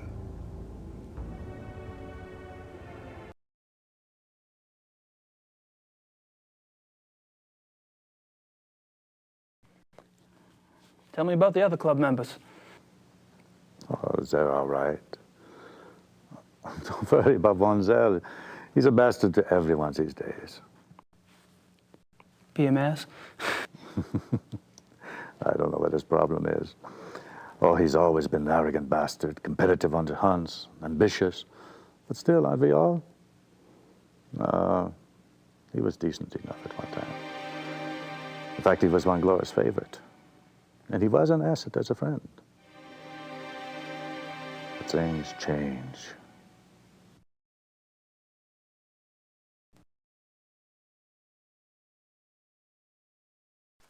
And what about the other club members? Like who? Henneman, for example. I've heard he's in line for a position extremely high up in the government. Henneman, he is a drunk. His days as a political superstar are over. My friends at the courthouse tell me that he has been marked for early retirement. One less politician to worry about, huh?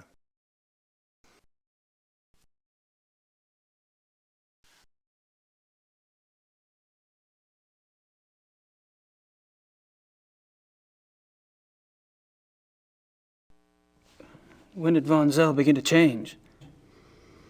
Oh, he's been getting worse for a long time. I remember a hunting trip about a year ago. That was the last time I remember that we were all together and having a good time. He must have started getting difficult after that.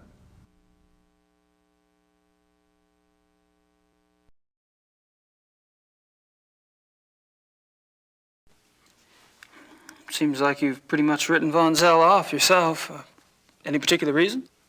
Look, it's one thing when he insults the rest of us. But when he insults the Baron, no. I heard him arguing once. When Glover told Von Zell he had acted stupidly about something or the other, Von Zell was furious. What'd he say? He told the Baron that he was weak. Bastard. I don't know why the Baron let him get away with it. I mean, I would have said something at the time, but, well, it was a private conversation. Uh-huh. When was this? I don't know. 5, 6 weeks ago?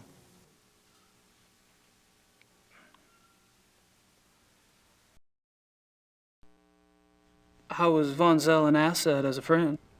He is a banker. Are you saying he loaned you money? He's always willing to help out his good friends. Why would anyone in this club need money? I thought y'all were models of success. Yes, well, fortunately, I took less advantage of Von Zell's hospitality than some.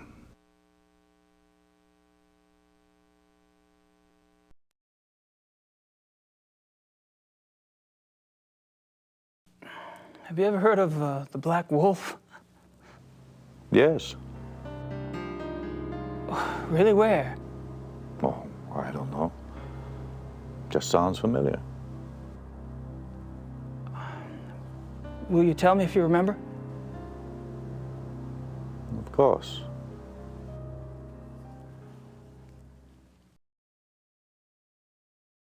The reinforcements have arrived. Now you'll have someone new to probe, Herr Knight. My brilliant man, good cheer to you both. Where's the beer? Guten Abend, mein Herr. Good evening. Guten Abend.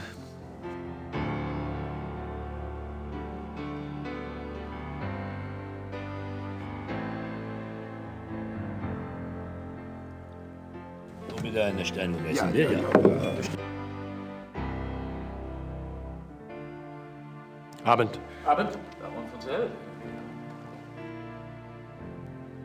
Meine kleine Familie. How are you all this evening? Hello. Gabriel, I'm glad you could join us.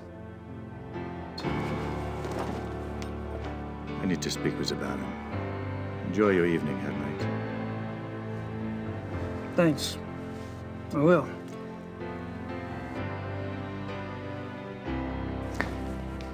Baron. May I speak to you for a minute? What is it, Bryce?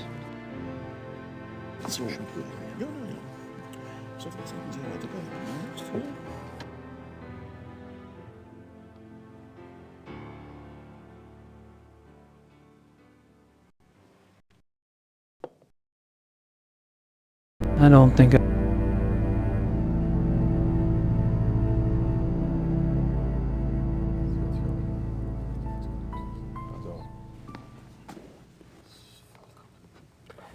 Yes, Herr Knight?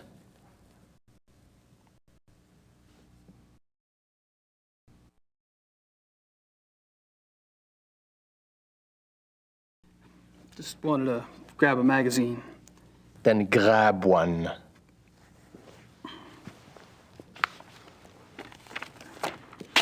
Thanks.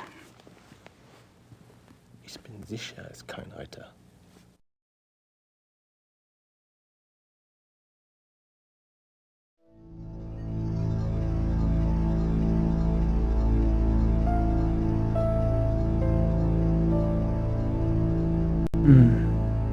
That's a thought.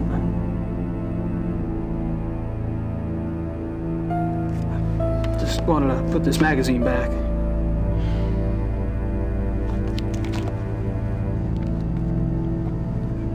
It wasn't very good. I wouldn't recommend it.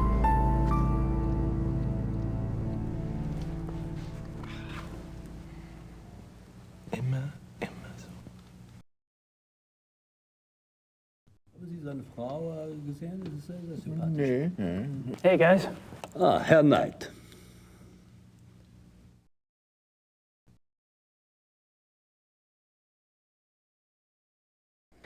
I've spoken to several of the club members today, but I haven't had a chance to speak with you yet, Herr von Agner.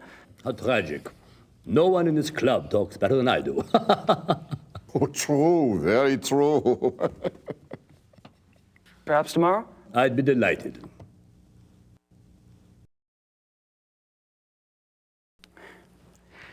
I haven't had a chance to get to know you yet, Herr Hanneman.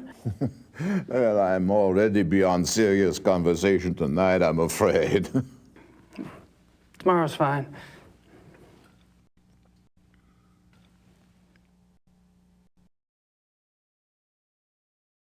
Have you guys heard about the mutilation killing last night?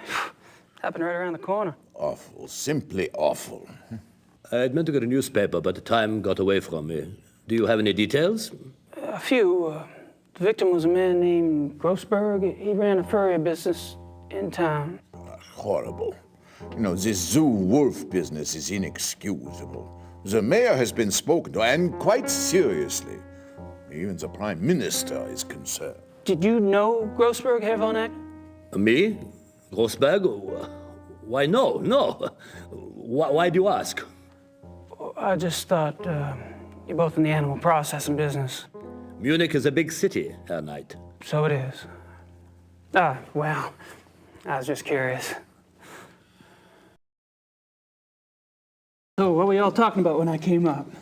Tomorrow's little excursion. Will you be joining us? Our monthly hunting trip. A hunt trip? Really? Where? Our lodge is at Eppenberg. It's in the Bavarian National Forest. We leave tomorrow afternoon. Well, gosh, you know, that sounds great, but I need to have my gun cleaned and... Oh, there are plenty of guns at the lodge. Yeah, von Eigner, perhaps the Baron did not mean for Herr Knight to join us quite so soon. Oh, hell, why not? Baron? Von Eigner? Our hunting trip tomorrow. Will our new American friend be going with us? Herr Knight? Well, I don't see why he could... Of course not. He's not a club member. He's probably not even registered with the license office. Nonsense, Gar.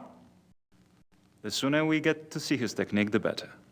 We'll just slip him in, and he can register properly when we get back. But that's not legal. Since when do you care about legalities? It's only a hunting license? I agree. I would enjoy Gabriel's presence very much. Well, enough said. The Baron should certainly get whatever he wants, shouldn't he? Perhaps it will be an interesting exercise at that.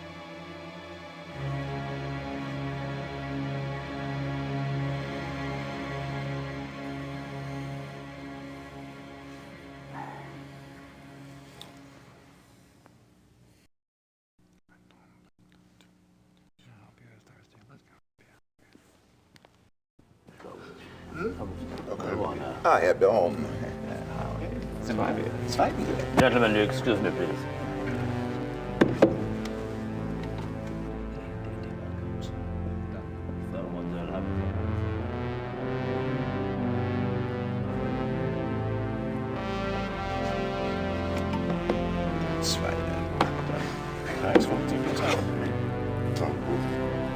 I apologize for not getting to you sooner. Have you been enjoying yourself? Oh, it's been loads of fun. Good. I'm glad you're going with us tomorrow. We don't get started until the afternoon, so won't have to worry about staying up late tonight. I have to warn you, my hunting's kind of rusty. I'm sure you'll do just fine. Was? I demand to know what you're doing at this club.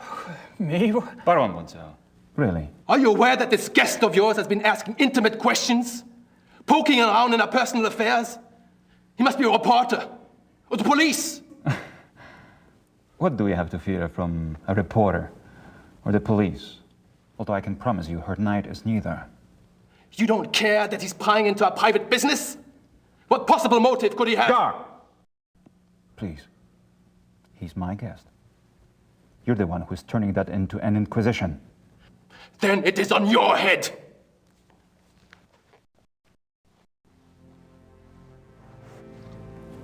I apologize for that. You keep defending me. I'm not exactly helping the harmony around here. Believe me, the harmony was shattered a long time before you came. Poncel gets territorial. I'm tired of it, frankly. Well, I should go anyway. I wanted to clean up before tonight. All right. Good night, everyone. Oh, good night. Night. I should be home soon. See you then.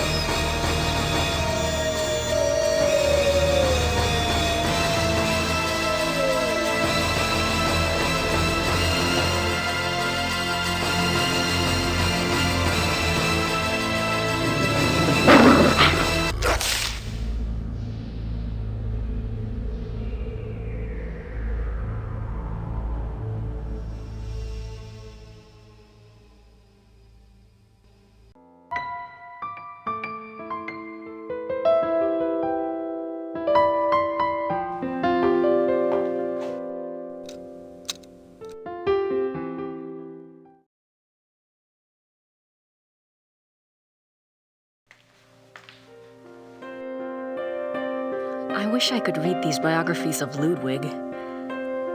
Wait a minute. Ludwig II, fairy tale king of Bavaria. I didn't see this before. Yep, English. Huh.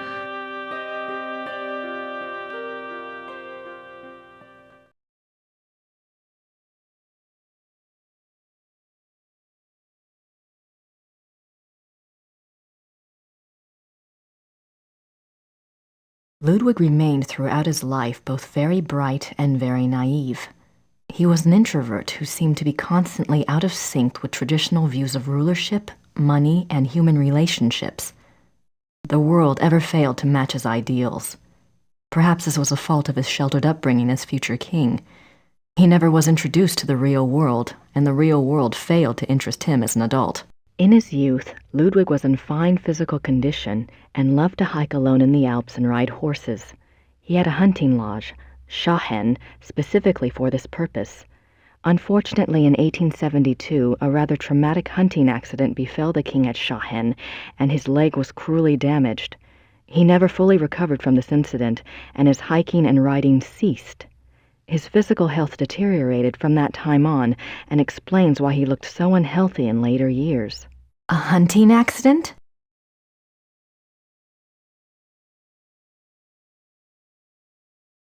Other than his long-standing friendship with the Empress Elizabeth of Austria and with his mother, the relationships Ludwig attempted with others were nearly always a disappointment for him and a bewilderment for his partners.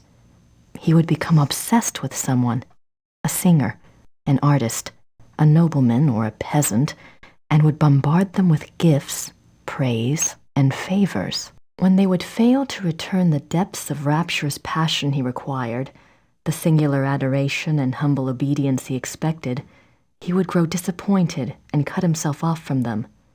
The objects of his interest were occasionally women, usually ones he fell in love with after seeing them in idealized roles on the stage, but they were more often young men who fit his fantasies of the heroic sagas like Lohengrin and Parsifal that he so loved.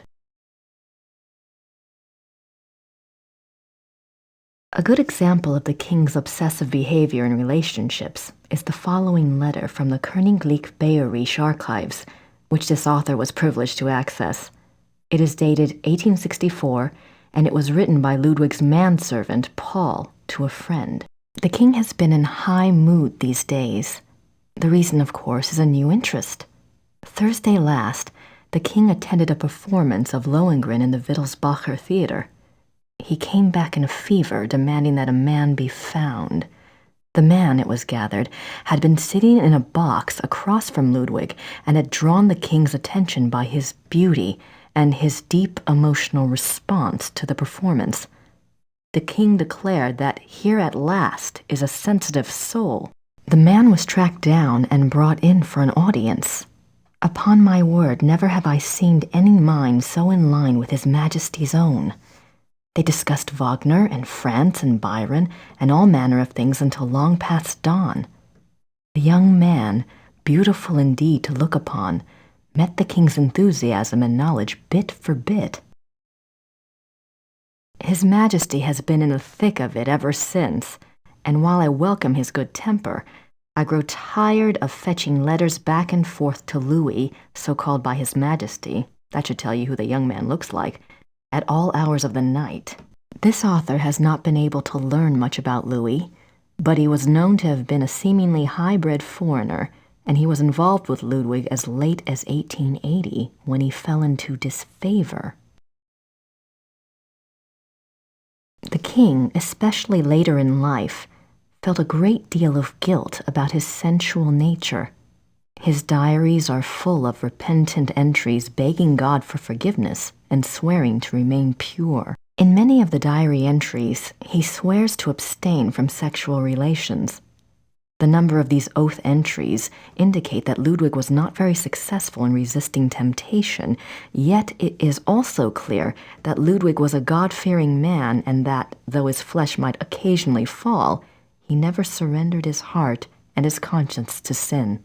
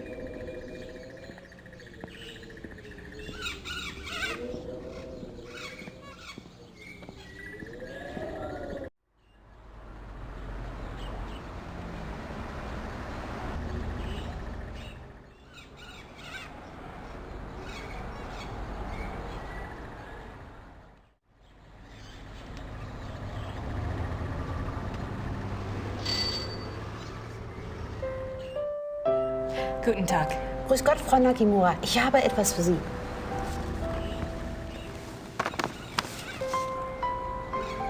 Oh, it's from Gabriel. Ja, das ist vom Schattenjäger. Ja. No, I think you... Gabriel is a working partner and... Never mind. Danke. Bitte, brauchen Sie noch etwas?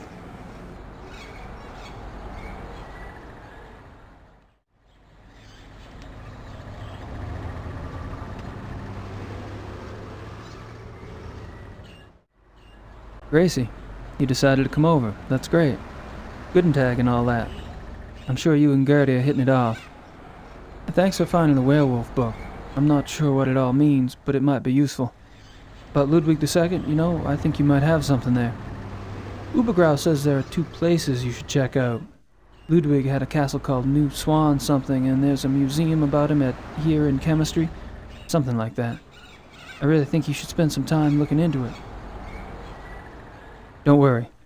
Things are going very smoothly this time around. I've tracked a suspect to a hunt club run by a man named Von Glauer. He seems okay, but I'm sure there's something going on with at least one of the others. Don't worry, though. I met a police detective named Liebe, so I have backup. I'll be finished soon. Sit tight and enjoy your visit till I get there. Gabriel. What does he think? I'm on vacation here? And no address. Thank you very much, Mr. Knight.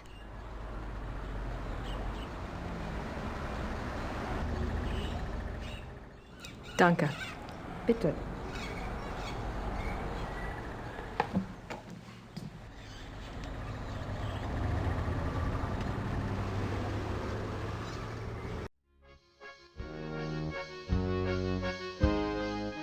Hello there, dear. Hi, I'm Grace Nakamura from the castle.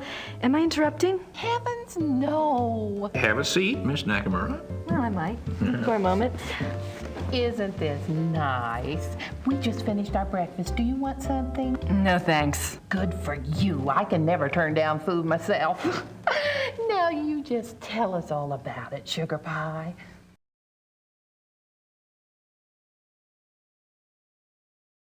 You mentioned the other night that you were a demonologist. What is that exactly? Well, it's not as bad as it sounds, honey. What Emma and I really do is to help protect people.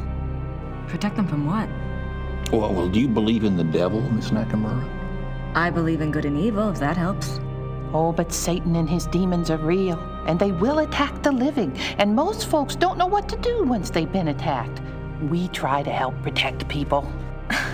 How can you protect people from demons? Best protection is faith in God, of course. But sometimes faith isn't enough. Sometimes we have to delve into the supernatural in order to protect others. Your Schottenjoggers are just the same. We are? I mean, he is? Of course. The warriors of light are rare these days, but they do exist all around the globe. That's interesting. I just read about a group called Manos del Sol in Brazil. So the Ritters aren't the only Schottenjägers. Well, they're probably the only ones to use that title, but others have been chosen for the battle.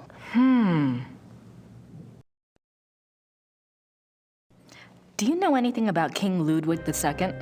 Sure, we saw his castles, didn't we, Mother? We sure did. Why do you ask? Well, I found a letter in the Schottenjäger library warning Ludwig about the Black Wolf. Who wrote the letter? One of Gabriel's ancestors, a Schottenjäger. Seems like whoever was using me as a megaphone helped you find that letter. Perhaps you should follow the path something's pointing at. Look into Ludwig. I intend to. The other night you said something about the Black Wolf. What did you mean? Where did you hear that name? I wasn't the one talking. I don't understand. Well, that's quite all right. The point is, it would be a very good idea to answer those questions, and we must work together to do so. Of course I'll help you, Pumpkin. I'd like to know myself, wouldn't I? It isn't every day one's taken over by a disembodied spirit, and I don't much care for it, thank you. You're not talking about a seance, are you? Oh, heavens, no. Thank God. Emma's right. I'm much better at tarot cards. I can read for you or for someone else if you prefer.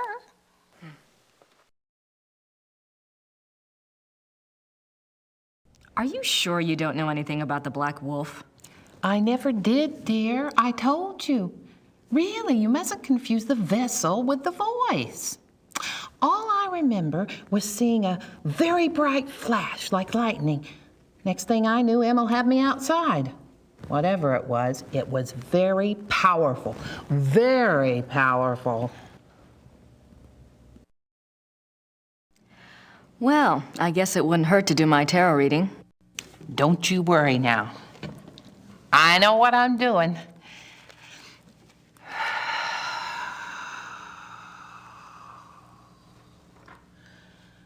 Push your vital energies into the cards.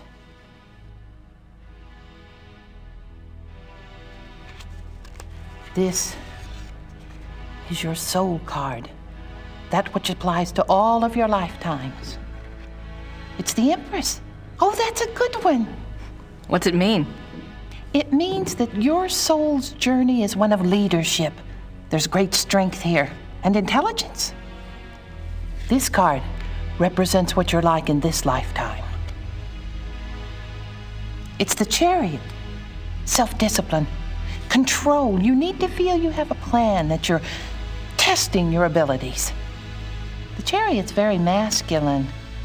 In combination with the Empress, it tells me that you're currently exploring your male side. You will seek out great achievement, but it does have its price.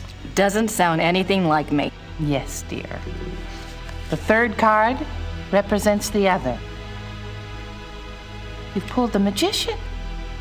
Who is he, dear? Excuse me? Your other, the Magician. Oh, this is a very powerful card. Major Arcana. My other? Everyone has an other. Let's see. I bet it's the Schottenjäger. What's his name? The Schottenjäger? Gabriel Knight. A name of power. He is powerful, this one. The Magician is dexterous and cunning, mischievous and manipulating. That's Gabriel, all right. And very strong with magical and occult powers. Now this is interesting because your card, the Chariot, is all logic and reasoning, while his, the Magician, is spiritual and intuitive. You two are quite a pair. The fourth card shows what you're trying to achieve at this moment, your immediate destiny.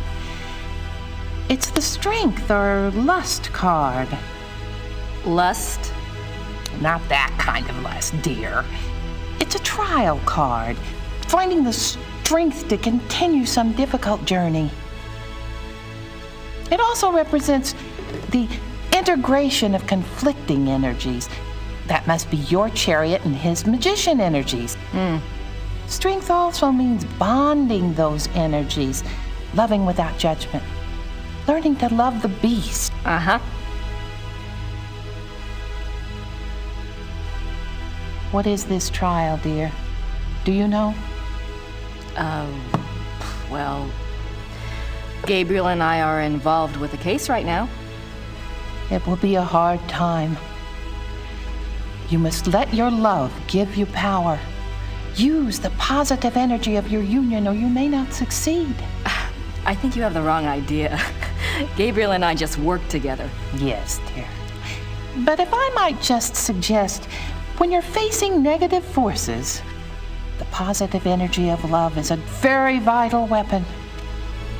You make yourself vulnerable when you resist your own tools. Well, that's been helpful. I hope so, dear.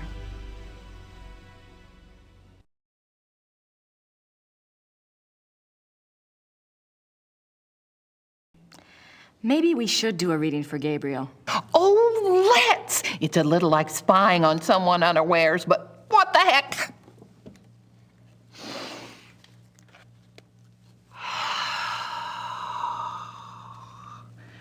Reach out to the cards and to think about his essence. His soul card is the Magician. Yes, dear, it reflects your other exactly. Well, maybe, but I'd rather hold out for David Copperfield. And his lifetime card? Oh, goodness. The Lovers. You mean the sole purpose of his life is in his pants? Doesn't surprise me. It's not what you think, dear. It's a duality card. As a lifetime card, it refers to Gabriel's own duality. Good versus evil, physical pleasure versus spiritual growth, that kind of thing. His challenge is to integrate the conflicting parts of himself. Until he does, he'll never find peace. And you will find peace when you acknowledge all of him. Find a way to love the worst as you already love the best. You're really reaching. Mother. His other is the High Priestess. Let me guess. That's me, right? No, dear, it's not. The High Priestess represents psychic mysteries, deep wisdom. This is a very different energy from your earthy one. This must be our connection. To the voice, dear! Someone is trying to communicate with Gabriel. This force is represented by the High Priestess. That's not much help. What about the Black Wolf? But it is a help, dear. The High Priestess is a spiritual guide card if ever there was one. The message must have been a warning. If this force is connected to Gabriel, and if he's so very psychic, then why doesn't it just go to him? Why say it to me? Maybe Gabriel's blocked. Maybe he's purposefully blocking. There is that duality business. Let's go on and see if it becomes clear. The fourth card, remember, represents the current situation. It's death. Oh. Nothing to worry about then. Now you just leave interpretation up to me, Sugar Pie. It's a transformation card, dying to one thing and being born to another. It is painful, but it isn't necessarily bad. Two of Wands. Oh my. What? A 2 is not good here.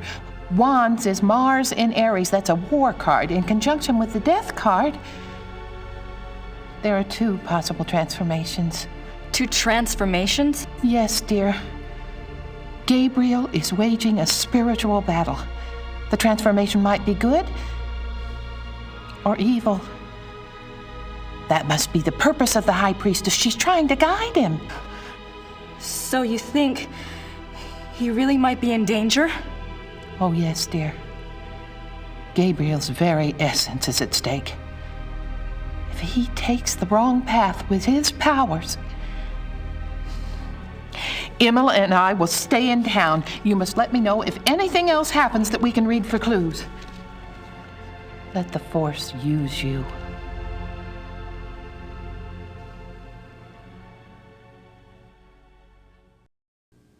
I'd better go. Anytime you need us, stop by. And be careful now. Thanks.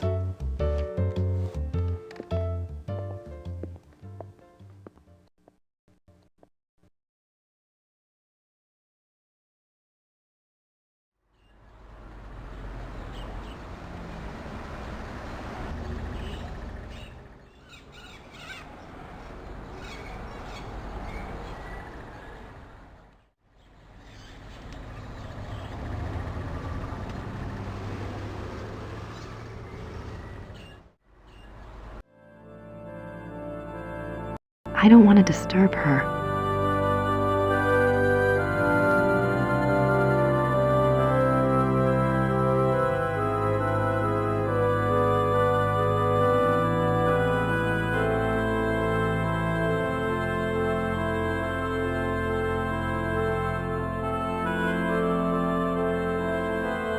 Gerda's here. I wonder what she's up to.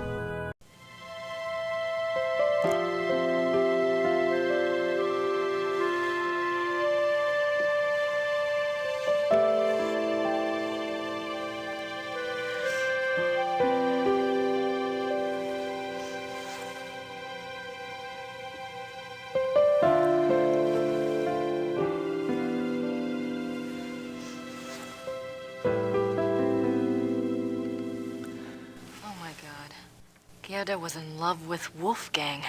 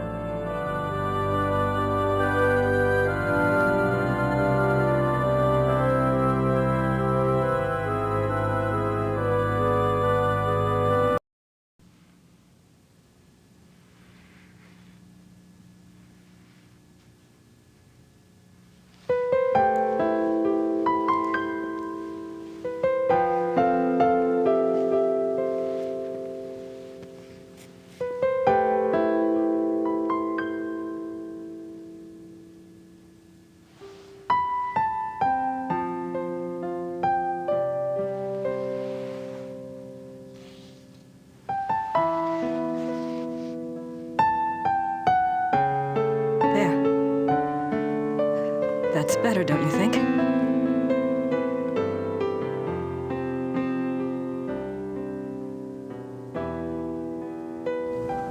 I'm so sorry. I was an idiot. Gabriel and I, we never... I know. It's my fault. It's Gabriel's fault. He never tells me anything. I don't know why he didn't want me on this case. Maybe he just... Don't even try to make excuses for him. Still, he's up to his neck in it, I think. Will you help me out with something? Of course. I have to do some research on Ludwig. I want to go see some of his castles. Take Gabriel's car. There's a map of southern Bavaria in the car. Ludwig's castles are all marked. Thanks. Good luck.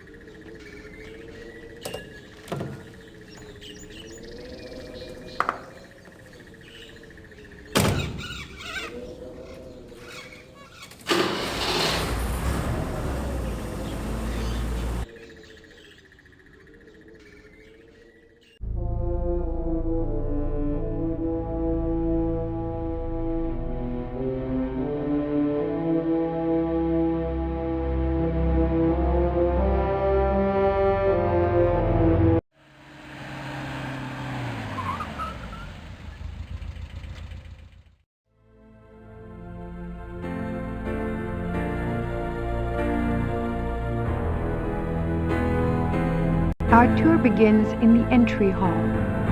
Ludwig II lived from 1845 to 1886. He assumed the Bavarian throne at the age of 18 when his father died. Ludwig's passion was building castles. He built 3 during his lifetime: Linderhof, Herrenchiemsee, and Neuschwanstein. Plans for a 4th castle, Falkenstein, were underway when he died. In addition to his obsession with building, Ludwig also had a passion for classical heroic German mythology, a taste he shared with the German opera composer Richard Wagner. Neuschwanstein is decorated throughout with themes from these stories, most of which directly relate to Wagner's operas.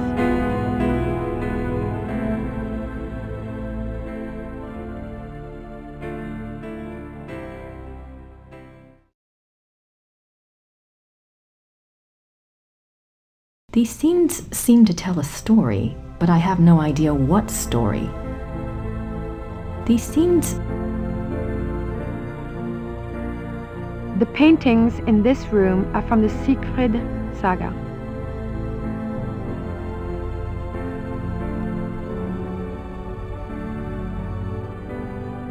I wonder where that door leads. You are now standing in the king's bedroom. The theme of the bedroom is Tristan and Isolde, the tragic love story retold in Wagner's opera. The opera was given its first performance in Munich in 1865, and a 20-year-old Ludwig attended. This is probably the most elaborate and expensive bedroom ever created. It took 14 wood carvers 4.5 years to create this room. It was this kind of extravagance that bankrupted the king. In the years before his death, he found it increasingly difficult to find money from any source.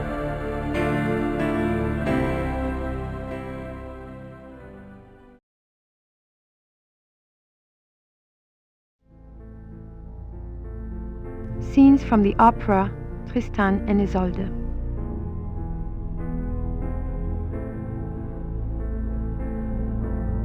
Scenes from the opera Tristan and Isolde.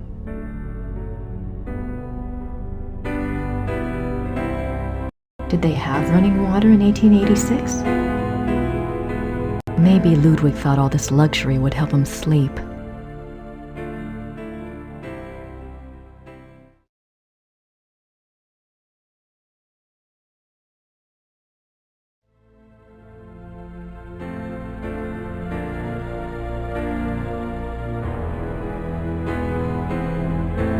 This is the king's living room. The walls are decorated with scenes from the Lohengrin saga. The king first saw Wagner's opera Lohengrin when he was 16, and it so affected him that he considered it a form of enlightenment. The tragedy of Lohengrin was his essential loneliness. This too was Ludwig's own fate. Ludwig withdrew more and more into his fantasy world of epic heroes and absolute monarchy. An ideal he was determined to create in his castles, if he could not have it in his real life. He only wanted to be alone with his dreams, so much so that even his servants were kept at a distance and were not allowed to look at him. What were you afraid they'd see?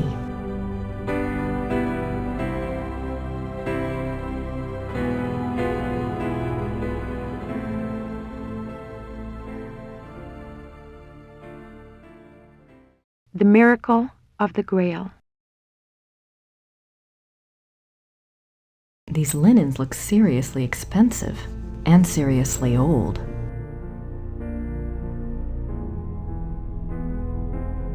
Grace Nakamura.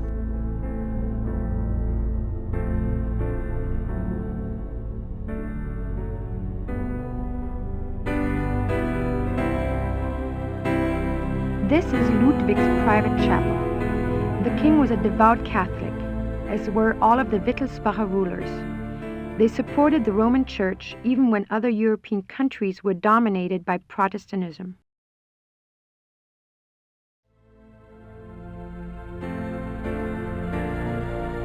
It's a beautiful crucifix, ivory and gold.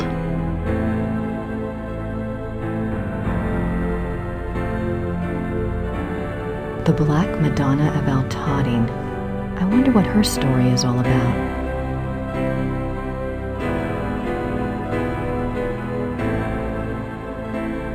The stained glass window depicts St. Louis receiving the last sacraments.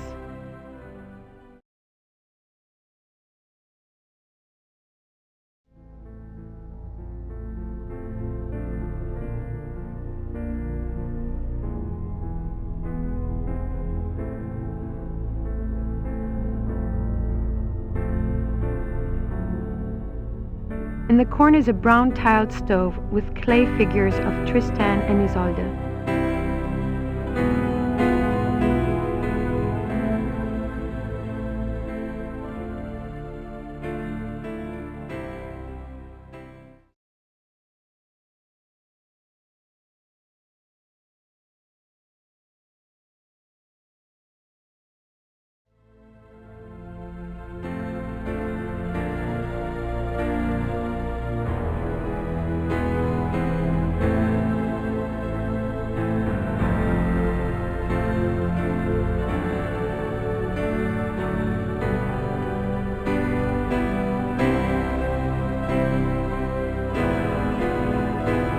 I wonder where that door leads.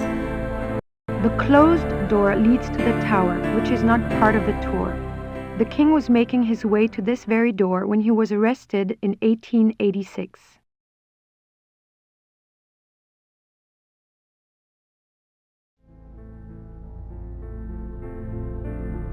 The paintings in this room are from the Siegfried saga. These scenes are from the Siegfried saga.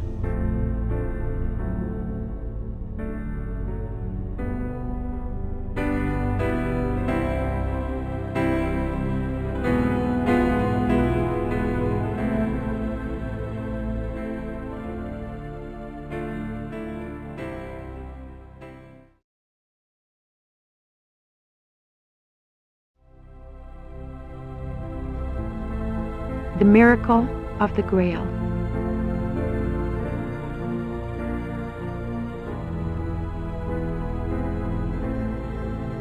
These linens look seriously expensive and seriously old.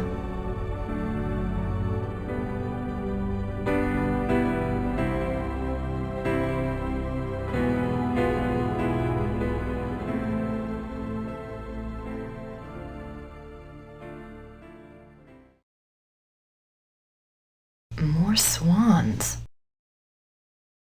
The swan motif is featured throughout the castle, but it is particularly prominent in this room. Both the swan and the lily were symbols Ludwig associated with himself. They represented his ideals of majesty and purity. The painting behind the swan shows Lohengrin's arrival.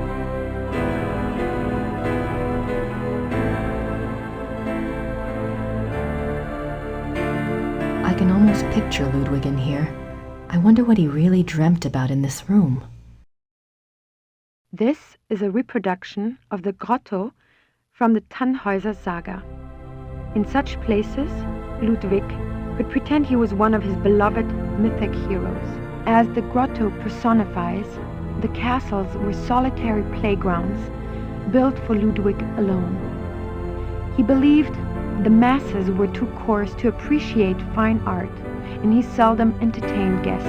In fact, Ludwig had a standing order that upon his death, the castles were to be destroyed.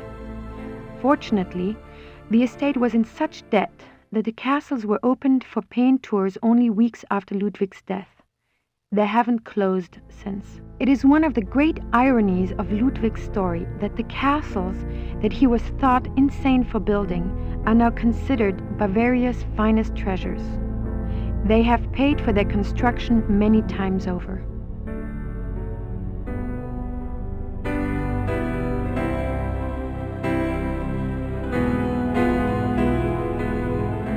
I can almost picture Ludwig in here. I wonder what he really dreamt about in this room.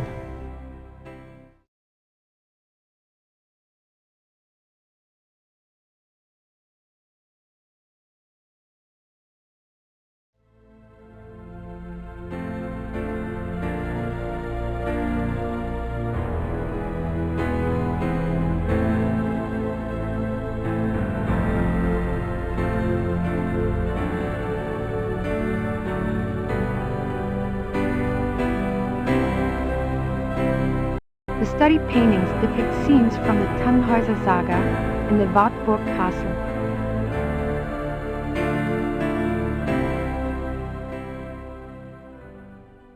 The study paintings depict scenes from the Tannhäuser saga and the Wartburg castle.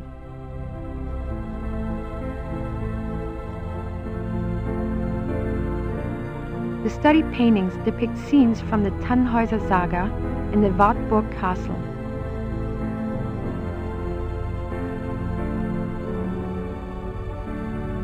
Pretty nice place to work. This is the king's study. Ludwig spent much time at his desk, writing letters, drawing up plans for his projects, and studying his favorite authors. He loved poetry, history, and the classics. In later years, he also studied the occult. What affairs of state he did reluctantly attend to were generally attended to alone at his desk in writing. His reluctance to meet with his heads of state and perform the duties of the king were one of the reasons for the charges brought against him in 1886. But Ludwig dreamt of true kingship and a true monarchy, and the small powers left to him after Bavaria succeeded power to Prussia only incited his disdain and frustration.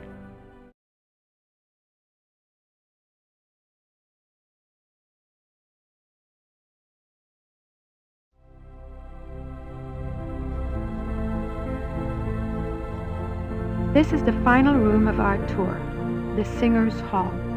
It was modeled after the Singers' Hall of the Wartburg Castle, where minstrel competitions were held in the 13th century. The hall was built for small private concerts, but Ludwig himself never gave one here. It is said that during the last few years of Wagner's life, He came to Neuschwanstein frequently and performed for the king alone in this room. The hall is probably best known for its enigmatic wolf paintings. The original paintings were from the Parsifal saga, but in 1882, Ludwig had them replaced, supplying the description and titles of the new paintings himself. While all the other rooms in the castle show scenes from Wagner's operas, the scenes in this room are not from any opera that anyone can identify. It is yet another of the many mysteries associated with the life of the fairy tale king.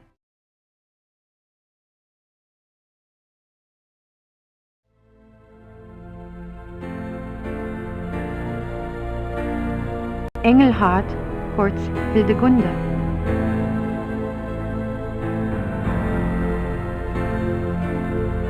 The hunters track down Engelhard and Hildegunde.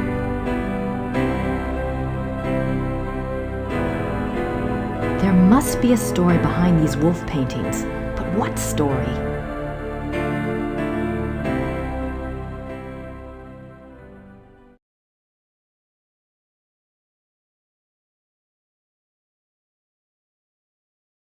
Hildegunde's imprisonment. The wedding feast of Hildegunde and the Baron. The death of Engelhard.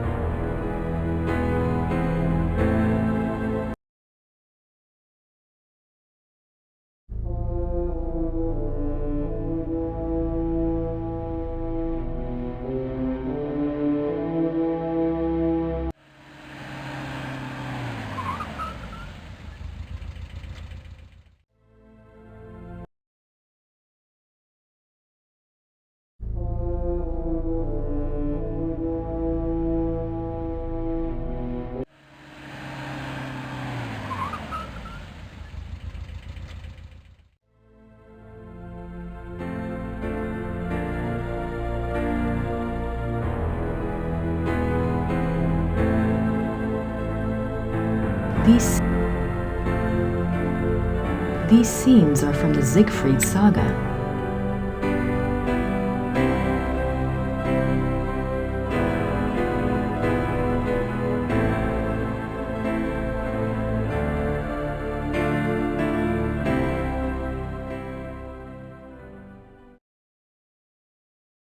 Scenes from the opera Tristan and Isolde.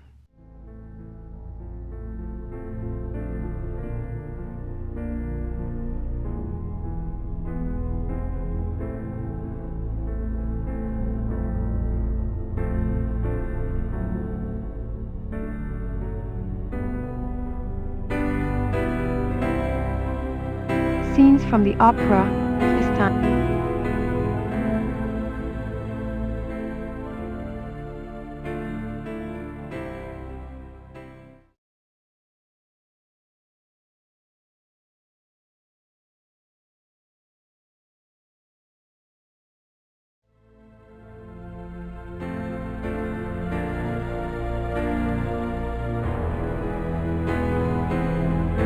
In the corner is a brown tiled stove with clay figures of Tristan and Isolde.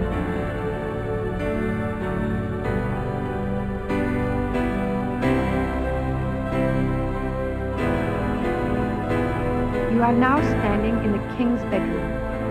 The theme of the bedroom is Tristan and Isolde, the tragic love story retold in Wagner's opera. The opera was given its first performance in Munich in 1865, and a 20-year-old Ludwig attended. This is probably the most elaborate and expensive bedroom ever created. It took 14 woodcarvers 4.5 years to create this room. It was this kind of extravagance that bankrupted the king. In the years before his death, he found it increasingly difficult to find money from any source.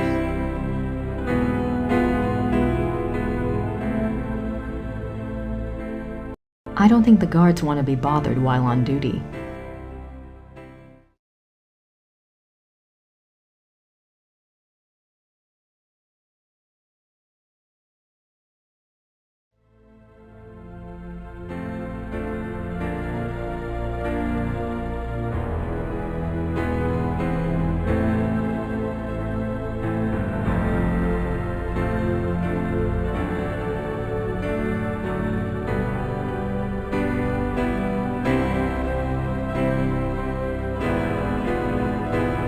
The miracle of the Grail.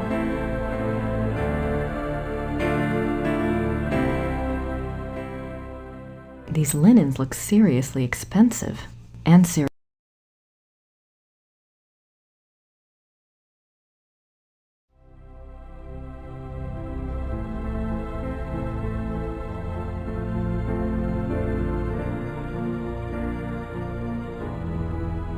the Black Madonna of Altadine. I wonder what her story is all about. The Black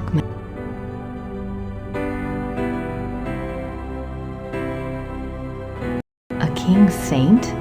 I wonder if Ludwig pictured himself that way, or maybe he just wanted to be that way. The paintings above the altar depict St. Louis surrounded by the seraphim. An interesting side note. For a period of about a year, the Louis images in all three castles were ordered to be covered up with black cloth on the unfathomable whim of the king.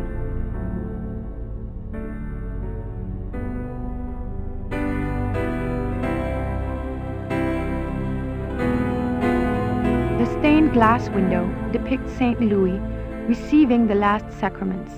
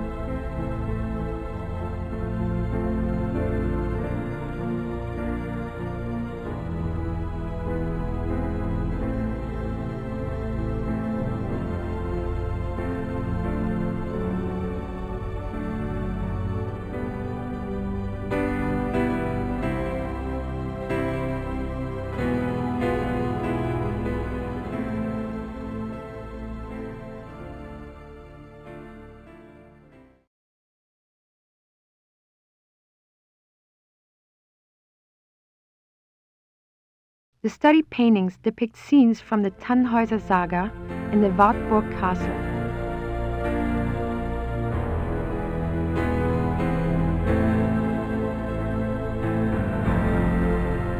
I doubt there's anything left in there now. Besides, the guard would kill me if I touched it.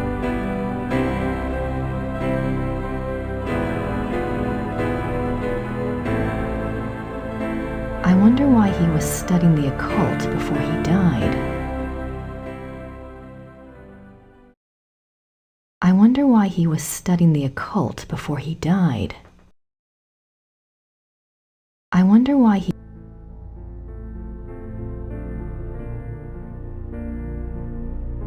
The study paintings depict scenes from the Tannhäuser Saga and the Wartburg Castle.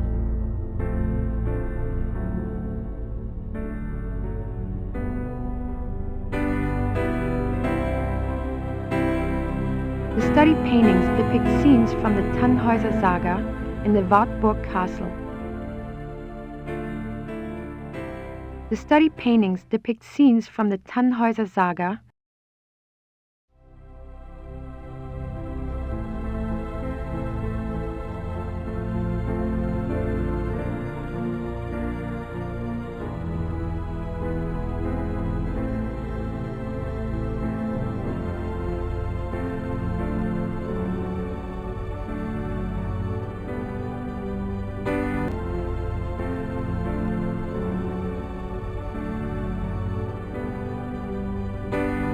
hunters tracked down Engelhard and Hildegunde.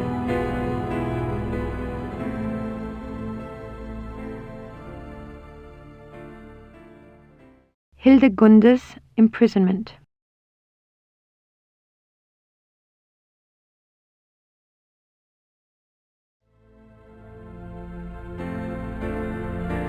Engelhard and the blacksmith.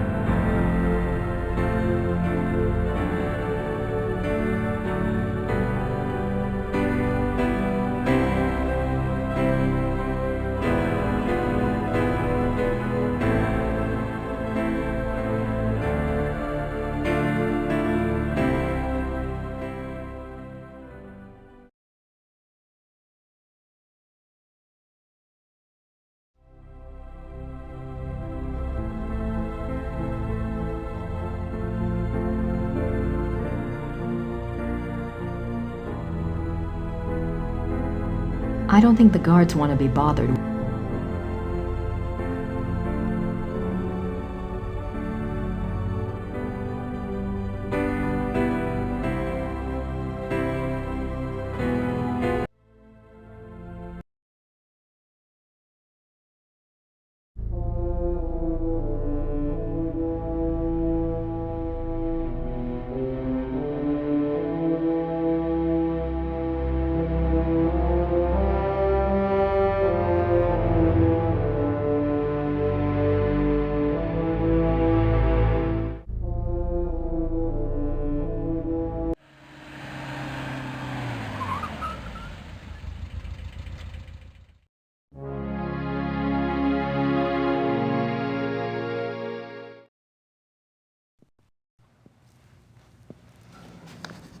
Guten Tag.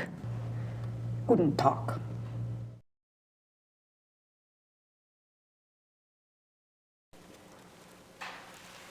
Ich hätte gern eine Eintrittskarte fürs Museum. Ja, 8 Mark für eine Ganztagskarte.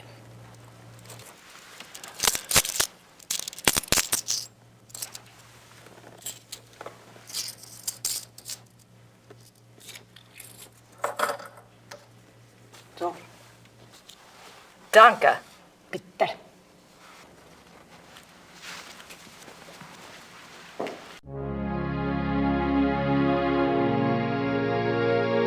She's beautiful. One of Ludwig's few close friends was Empress Elizabeth of Austria. She was a distant cousin of the boy Prince, and he saw her often growing up. Graceful and beautiful, Elizabeth seemed to represent the feminine ideal to the younger Ludwig. Their friendship continued after her marriage, mainly by correspondence. She remained a source of stability for Ludwig throughout his life. In keeping with Ludwig's love of romance and drama, he called her the Dove, and he to her was the Eagle.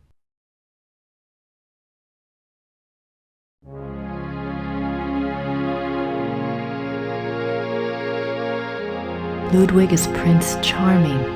He played the part well.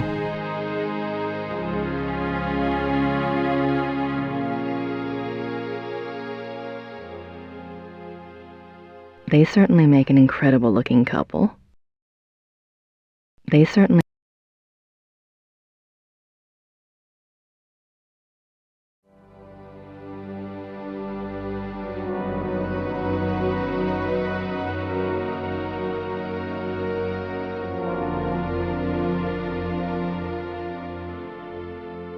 July 3rd, 1863.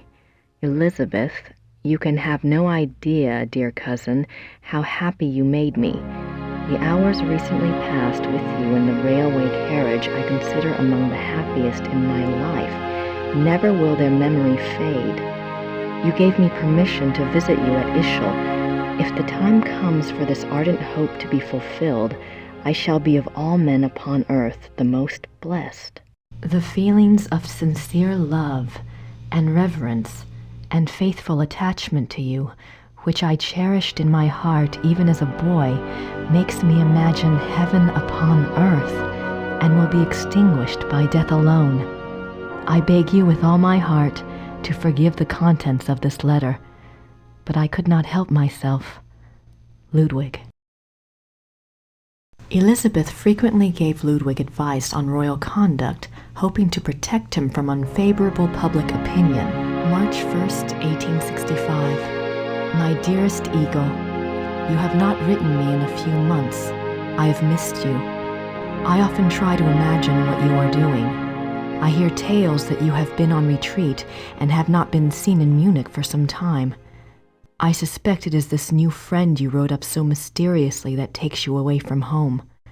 I hope you are enjoying yourself, my beloved, but I beg you to caution.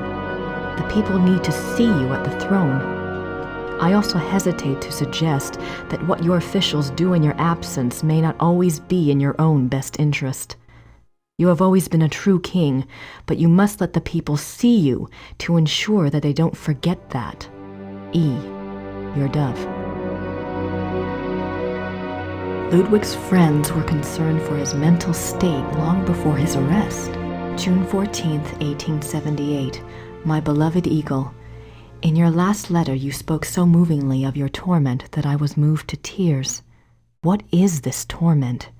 Why won't you confess to me what is truly troubling you? You must know that I would never despise you, no matter how horrible you believe your sins to be.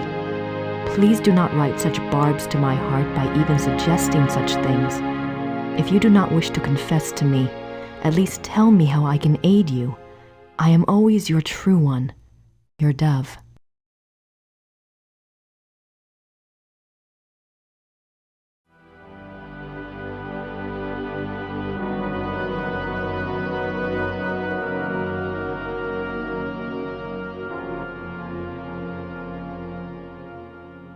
In this letter, dated November 1886, Elizabeth of Austria thanks Bishop Frank for his assistance in helping her fulfill Ludwig's last wishes. She writes that she knows it was an unusual request, but she believes Ludwig had reasons of his own for wishing it to be done. She hopes that his spirit finds peace at last. No further reference to this letter has ever been found. One can only speculate what the last wishes of a cornered and embattled Ludwig might have been.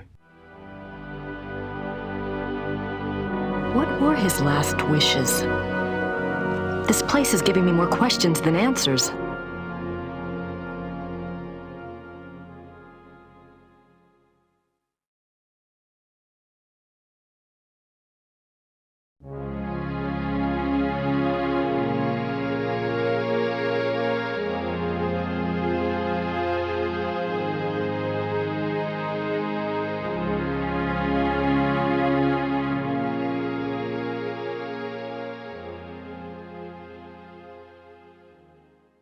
June 7th, 1886.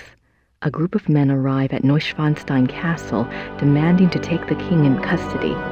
With them is Dr. Guden, the doctor who had been in charge of Otto, the king's mentally ill brother. The men have an order for the king's arrest on the grounds of insanity. They are refused admittance by a brave group of farmers and local soldiers who have come to Ludwig's aid. They are forced to retreat to nearby Hohenschwangau. This is the first Ludwig hears of the conspiracy. Ludwig composes a pamphlet explaining the subversive acts of the conspirators and eloquently pleading with his people for aid. The pamphlet is smuggled out of Neuschwanstein and printed, but the pamphlets are seized before they can be distributed. June 12, 1886. Ludwig knows the conspirators will return. He despairs. He asks his servant for the keys to the tower. The servant, fearing the king intends suicide, says the key is lost. Unbeknownst to Ludwig, the conspirators arrive at the castle. This time, there is no one to stop them. Ludwig is lured from his bedroom to the entry hall of Neuschwanstein on pretense. There, he is taken into custody. Ludwig is taken by carriage from Neuschwanstein to Berg, where his brother Otto had long been imprisoned. This is a great blow to the king's state of mind. While on the way, the group stops at Seeshaupt to change horses. Ludwig asks to see the postmistress, Frau Vogel. She brings him a glass of water and he says something to her. She never reveals these last words to anyone. June 13, 1886. At Berg, Ludwig seems cooperative and coherent. Dr. Guden writes to the government that he has Ludwig well under control. The two men go out for a walk, and Dr. Guden is so confident he dismisses the guards. When Ludwig and the doctor do not return after several hours, a search is undertaken. The bodies of the two men are found in the lake, drowned. Circumstances unknown. June 18, 1886. Ludwig's funeral procession marches through the streets of Munich, followed by enormous crowds of mourners. The service is held at a packed St. Michael's church. Lightning strikes the church during the service, but no one is harmed. Ludwig's body is entombed in the Wittelsbach crypt at St. Michael's. His heart is placed in an urn in the pilgrimage chapel at Altading in the Wittelsbach tradition. The urn is shown to the right. His heart is in an urn. How bizarre.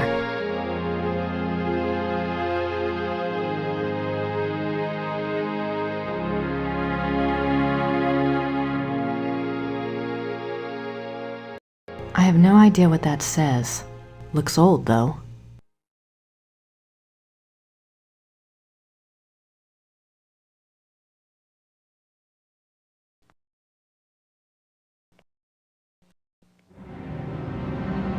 Oh my God. That's the slave from my dream. Maybe Mrs. Smith will know what my dream meant. I have to ask someone. This thing is getting too weird. The midnight sleigh rides. Ludwig went on long sleigh rides in the middle of the night, particularly in his later years. It is said that he suffered from insomnia, headaches, and toothaches, and the rides soothed his restlessness. The sight of the king's grand sleigh speeding through the countryside of the Alps often startled the peasants and became a superstitious omen of ill fortune. I can see why. But what was he doing out there at night?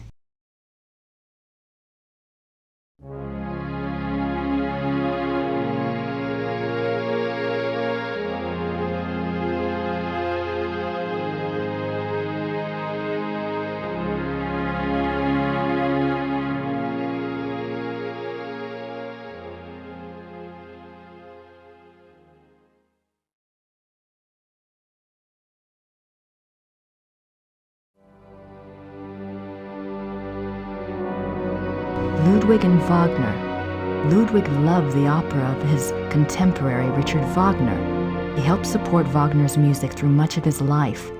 Ludwig considered Wagner a close friend, often calling him the great friend. Wagner encouraged this infatuation, some believe, for personal gain. Typical artist.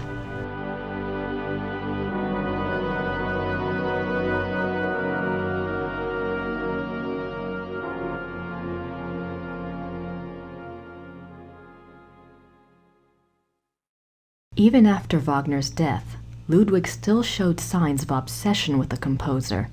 This letter, written in 1882 by Ludwig to the conductor of the Munich Opera, instructs the conductor to make preparations for a new Wagner opera. The conductor went to see the king as instructed.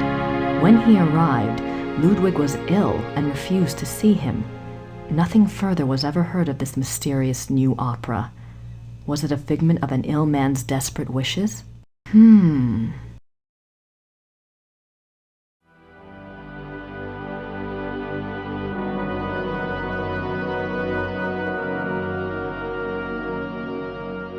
Ludwig is offered a crown of laurels by the genius of immortal fame.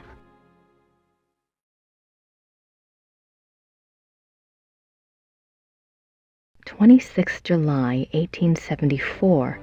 By the power of the lily, we shall have the strength to resist all temptations throughout the whole year.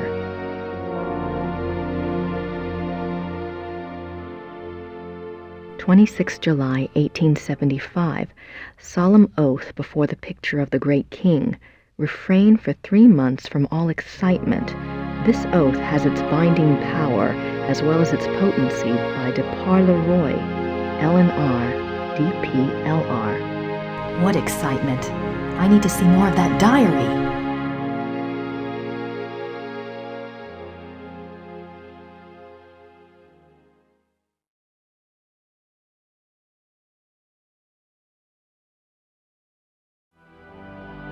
He looks so regal. Why would he give up all of this pageantry and become a recluse? Ludwig is Grand Master of the Knights of St. George. The Knights of St. George was an aristocratic society dedicated to the acts of chivalry. Ludwig loved the medieval pageantry of the order in his early years, before his increasing reclusiveness drove him to abandon public appearances.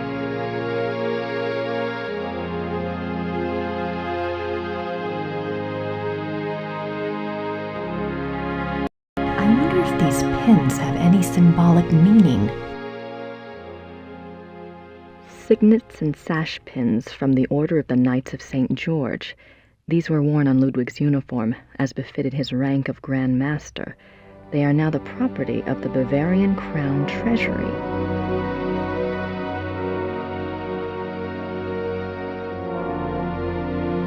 I wonder if these...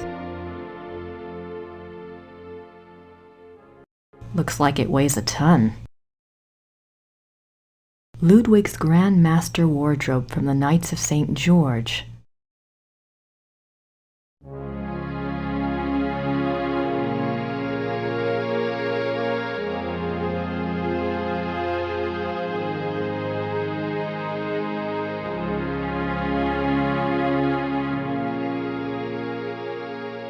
Richard Wagner.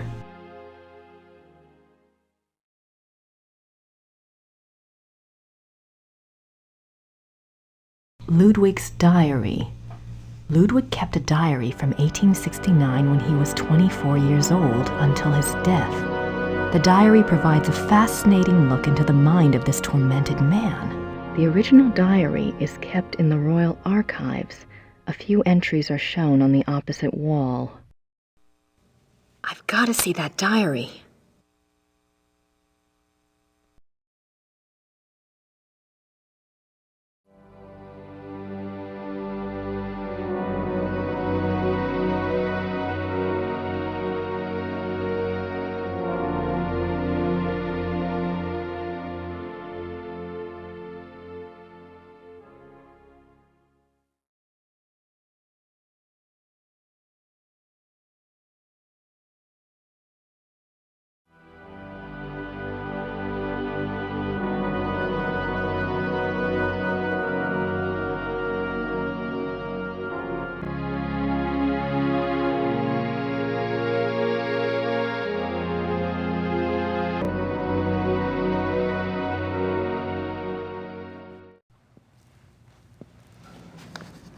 Guten Tag.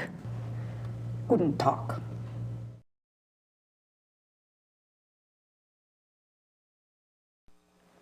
Ist das die Ludwig Museum? Ja, ja. Ludwig der Zweite von Bayern. Ludwigs Tagebuch im Museum? Ja. Wo kann ich Ludwigs Tagebuch hier anschauen? Die Tagebücher sind ganz persönlich. Die sind in den königlichen Archiven. Niemand darf die lesen. Aber nein, niemand darf die lesen. Danke.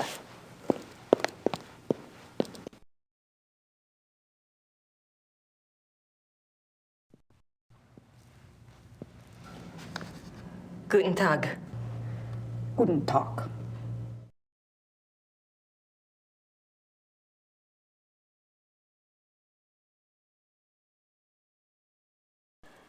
Im Museum ist ein Brief von Ludwig über eine neue Wagner-Oper.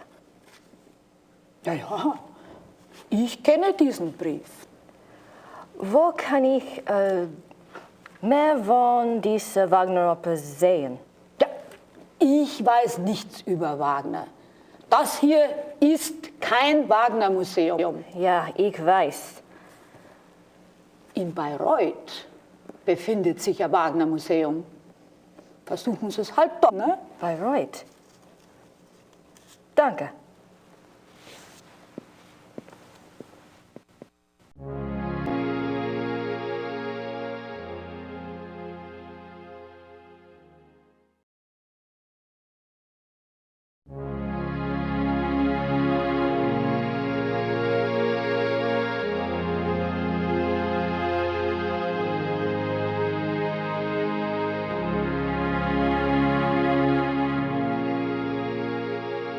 Ludwig's death mask. Wow.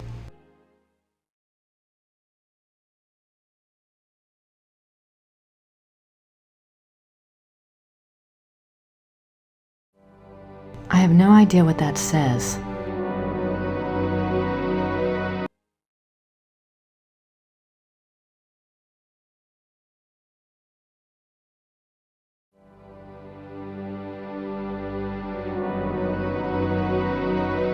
December 14th, 1881, Linderhof. Order another work by Jennings on the occult. Write urgently to Klug saying that I insist that the stoppages by the bank cease. I want it, and therefore it must be done. Write very urgently. He must succeed at once, and then must report to me urgently.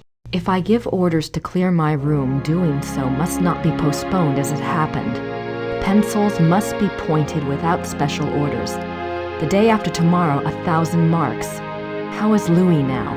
I want to know whether he looks unhappy. How often have I said that the coffee must not come up boiling hot, so that it can only be drunk after standing an hour?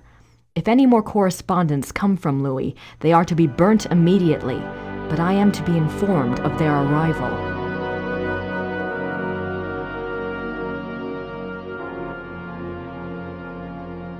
These are actual notes from Ludwig to his servants. They go far in showing the king's state of mind. They were smuggled out and used as evidence in compiling the order for Ludwig's arrest.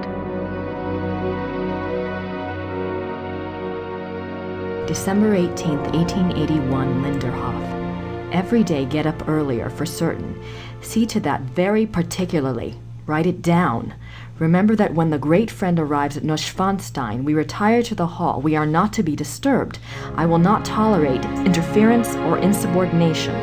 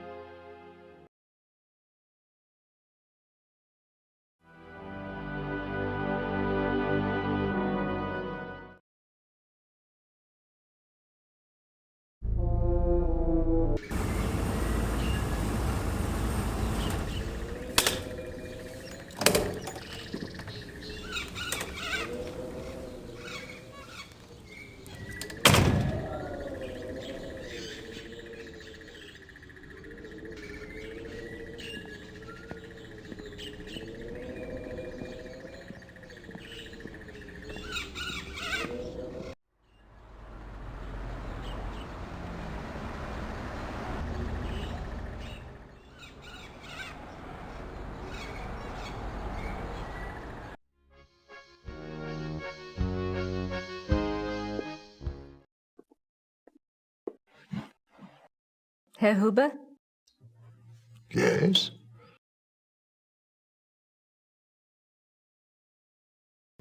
Are the Smiths in their room?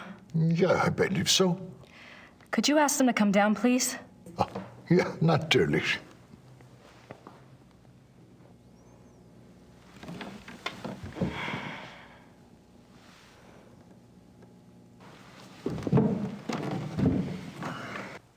Now you just tell Merle what's going on.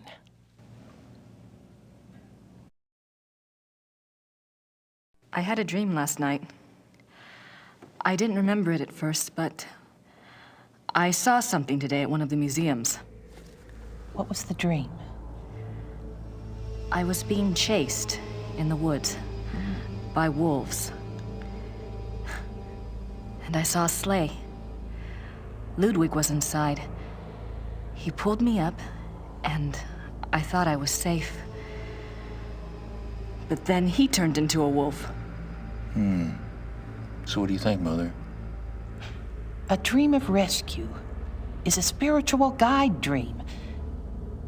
The High Priestess in Gabriel's cards must be linked to Ludwig somehow. What do the wolves represent? I'm a psychic, dear, not Freud. But the warning I got was about the black wolf, wasn't it? And the wolves in the dream. It must be the same danger. It's so frustrating. The more I find out, the more questions I have. Why don't you try a little communicating of your own? Ludwig's the link. Appeal to him.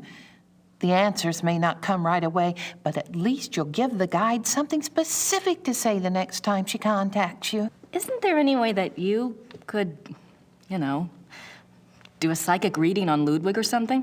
To tell you the truth, I've been trying all day to make contact, but I only feel great despair. Ludwig's soul is not at peace.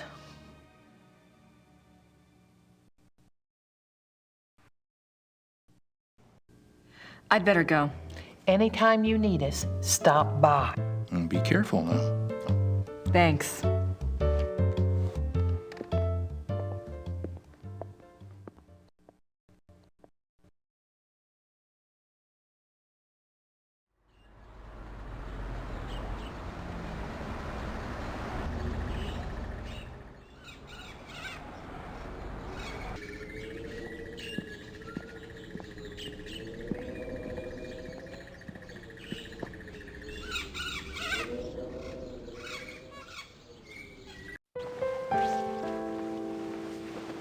Hi, did you have a good time? Uh-huh. Anything new? Yes, you had a phone call. Really? A man named Professor Barkley. He said you had his number. I do. Thanks.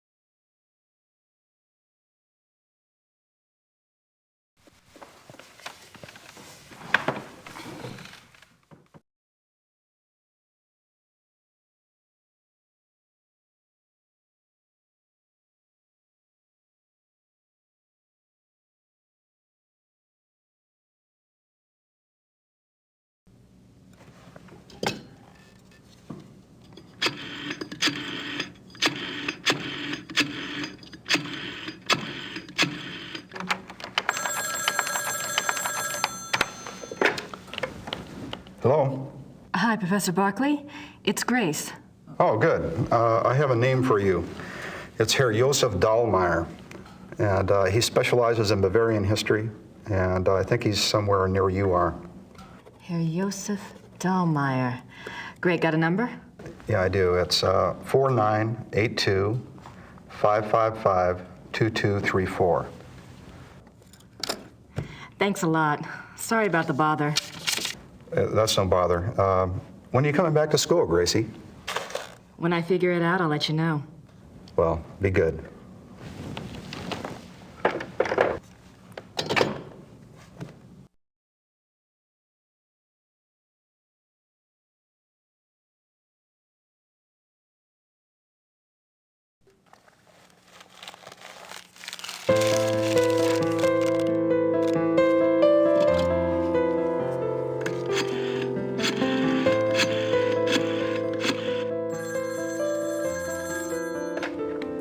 Hallo? Hallo, sind Sie Herr Josef Dahlmeier? Yeah, you must be Grace Nakamura, the American history student. Yes. I hear you're interested in Ludwig II. Very. Good. There's something I want to show you. Drive to Berg on Starnberger See. Meet me at the Memorial Chapel. All right. Thank you. Oh, wait. Was there anything you wanted me to look into before we meet? Well, I was hoping you knew something about someone called the Black Wolf. He was a contemporary of Ludwig's. He lived in Prussia, I think, and he was well connected. Never heard of him, but I'll check. See you there. Thanks. Bye.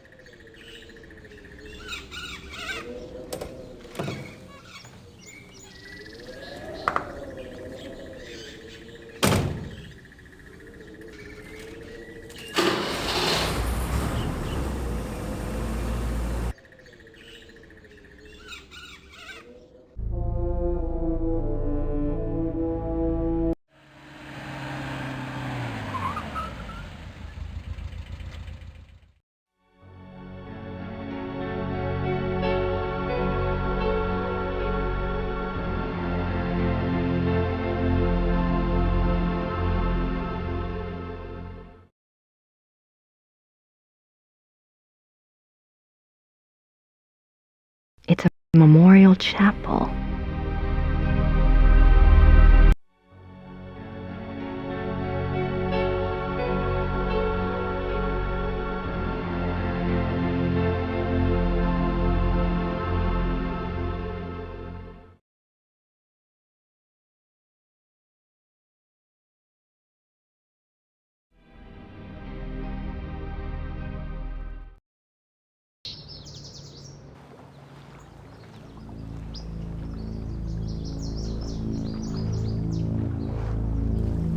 This is where he died.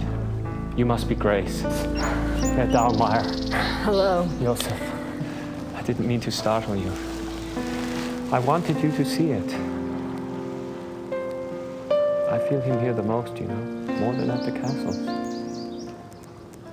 So, what did you want to know?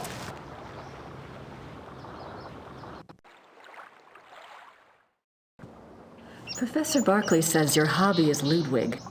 Yes. He was the last real king that Bavaria had. As a Bavarian and a history buff, well, that's enough to hook me right there. But there's more, right? He was a romantic, you know, a dreamer. And he was misunderstood, maligned. Sounds like you can relate. Me? Hell, I have it easy. At least I live in the 1990s. And not every eye in the country is on me. But yes, I can relate. You know about Ludwig's diary, right? Of course. How can I get my hands on it? I'm sorry. I have been trying myself for 5 years. They keep it locked up tight in the Royal Archives and they don't let it out. They must think it contains things that will hurt his image. They won't let anyone see it, not ever? Only one person outside of the government ever got to see it, a biographer, Sir Richmond Chapel. He had friends among the German royals and they let him look at it. Did you ever try to contact Chapel, pick his brain? No, and I don't believe I never thought of that. If you do and you find out anything, you must share. It's a promise.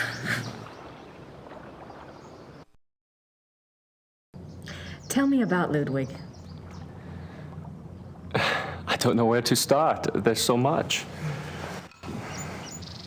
Politically, the most significant thing about Ludwig II was that he signed over independent Bavarian statehood to Prussia in 1870. Bavaria became a part of United Germany, and Ludwig became a figurehead prince under the Prussian Kaiser. Why do you think he did that?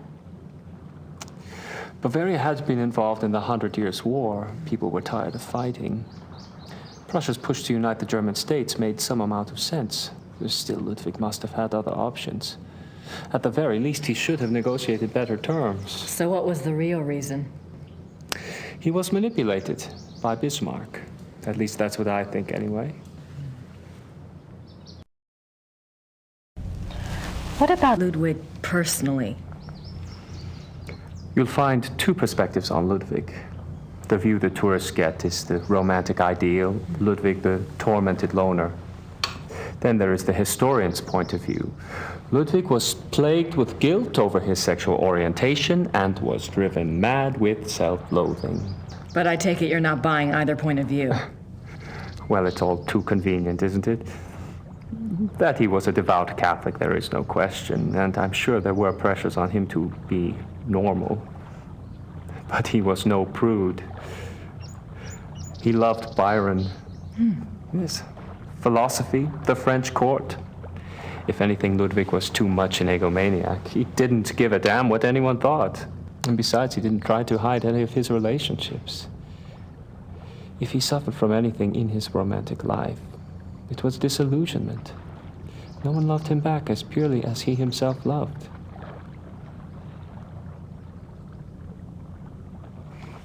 Well, if it wasn't sexual guilt that tormented him, what was it? I don't know. His diary was filled with self-guilt, but I'm sure it's not about that.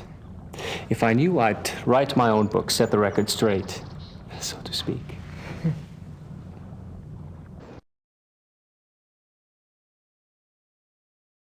Have you read anything about Ludwig's midnight sleigh rides? Oh, would that have been something? To be out at night and suddenly see him sweep by with his entourage?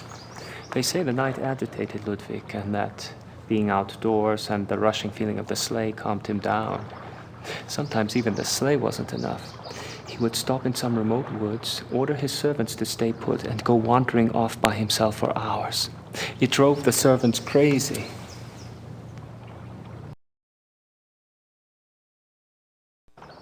Tell me about Bismarck. Oh, Bismarck.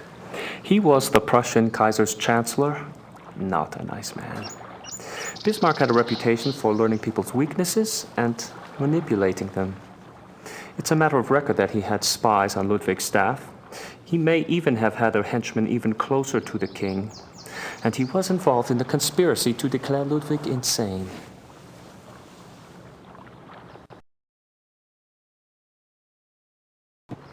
Did you find out anything about the Black Wolf? I did. I'd read about him before, but I hadn't realized that was who you were talking about. His name was Godin, Paul Godin. I found a reference to his being called the Black Wolf after you telephoned. I've never heard of him. Who was he? Godin lived on the fringes of the Prussian court. He was handsome, charming, dangerous, or so they say.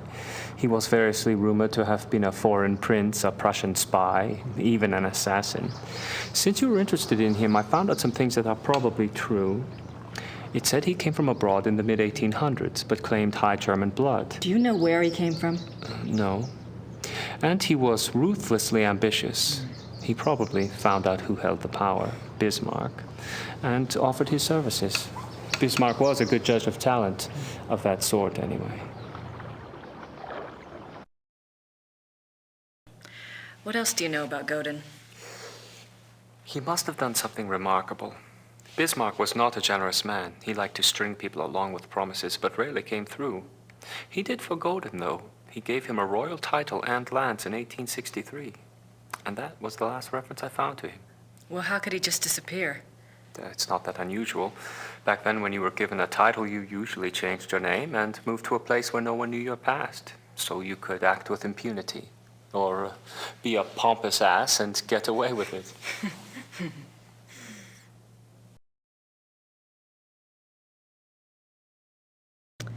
Is there any way to find out what Godin was called after he got his title? Is it that critical? It might be. Well, you could send away for a copy of the entitlement deed, assuming it has been destroyed during one of the wars.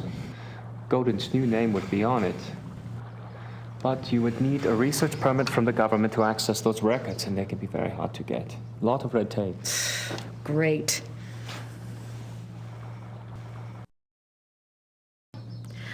What do you know about Ludwig's hunting accident? A couple of years ago, I was introduced to this great old man, a real old-world farmer. Well, his grandfather was Richard Horning, Ludwig's equestrian. Oh, he told some great Ludwig stories. Sometimes I get lucky. Anyway, he said that after the hunting accident, Ludwig got terribly ill, that he had a fever and was acting crazy. They were afraid that the wolf had been carrying a disease or that the bite had gone septic. A wolf bit him? Yeah, it's not so unusual. There were a lot of wolves in the Alps back then. The servants were really worried, but Ludwig recovered, physically anyway. Horning's grandfather said it was the fever that broke Ludwig's mind, that he was worse than ever after that.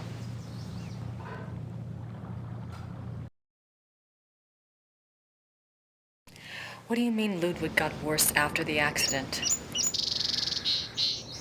Ludwig always had been a very private person.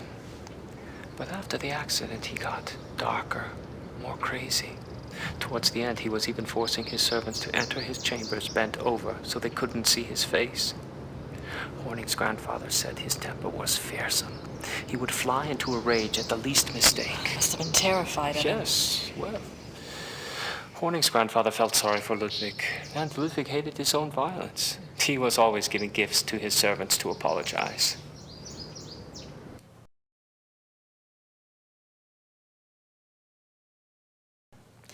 You mentioned that there were other reasons why Ludwig's servants feared him. Ah, that's another of Horning's mysteries.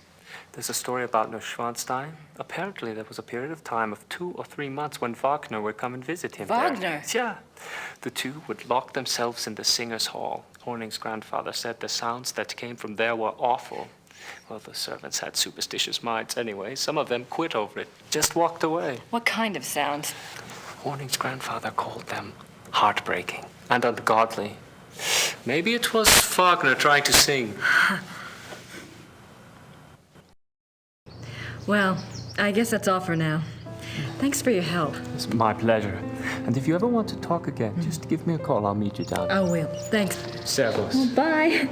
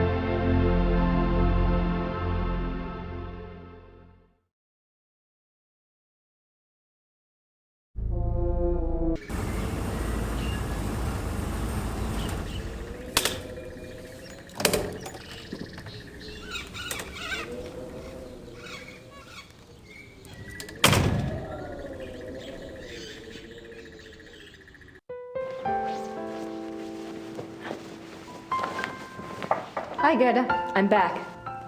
Good.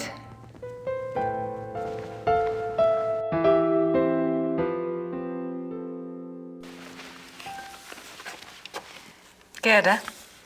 Yes? Gerda, do you have any idea where I could get a government research permit? I don't have time for a lot of red tape. You should ask Herr Übergrau. He can maybe get such things very fast. You think? I was going to write Gabriel today anyway.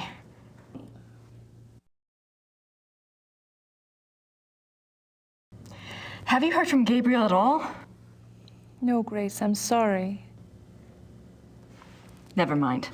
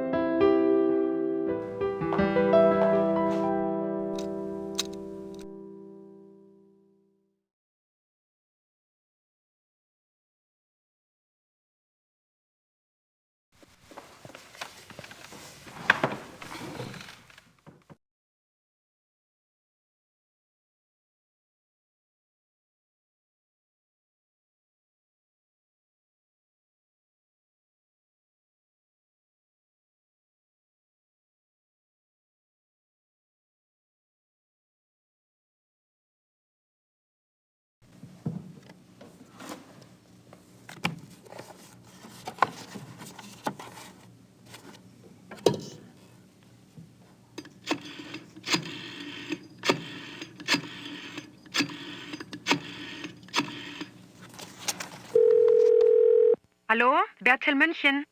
Hi, I have a book of yours on Ludwig II. The author's name is Sir Richmond Chapel. Yes, how can I help you? Well, I'm doing some research on Ludwig, and I was hoping you could get me in contact with the author. I'm afraid Sir Richmond Chapel is deceased. Oh. However, his son is living. Oh. Well, is there any way you can put me in touch with him? And who are you doing this research for? Well, I'm working with Professor Barkley from Yale University. All right. Thomas Chapel's number in England is 41 20 555 771. Thank you very much. I appreciate it. You're welcome. Goodbye. Bye.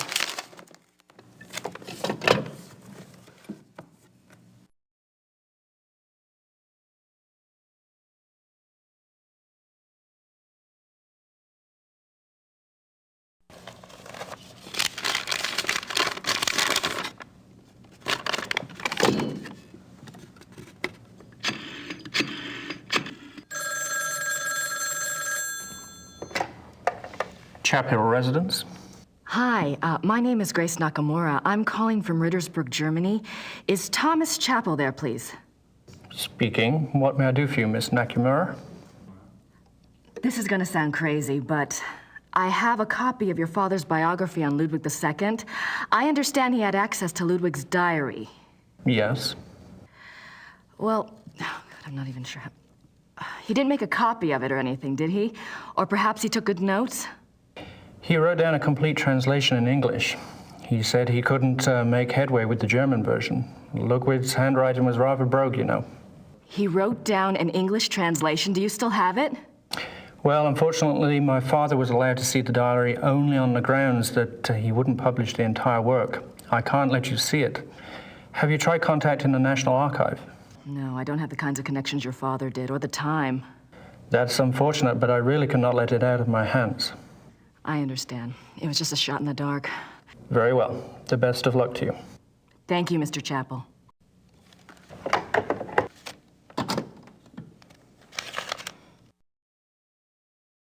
I should get a letter off to Gabriel. I need...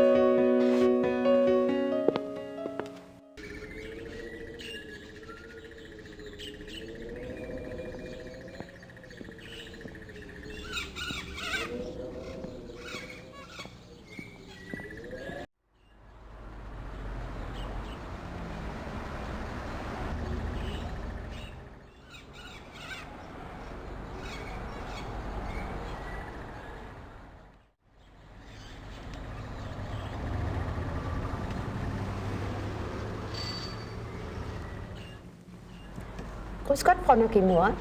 Grüß Gott. Haben Sie etwas für mich? Nein, leider nicht. Brauchen Sie noch etwas?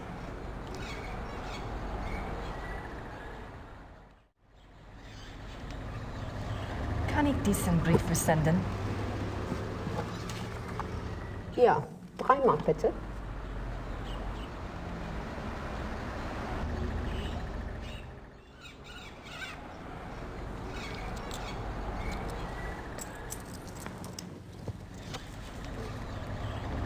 Dankeschön. Bitte sehr. Brauchen Sie noch etwas?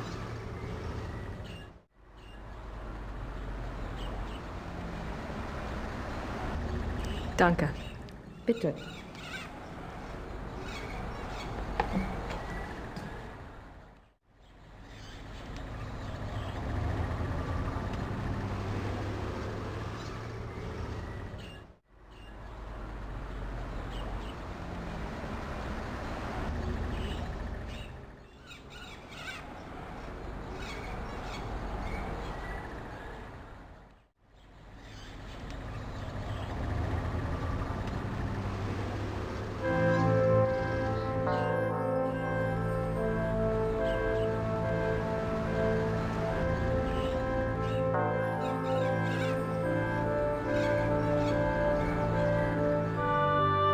Gibt's das denn, die Lilien blühen schon? Sehr schön. Ja, aber es ist doch noch so kalt.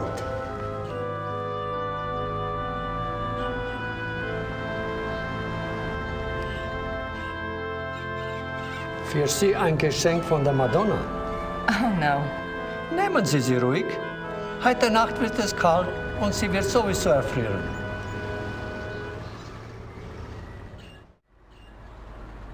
Thank you.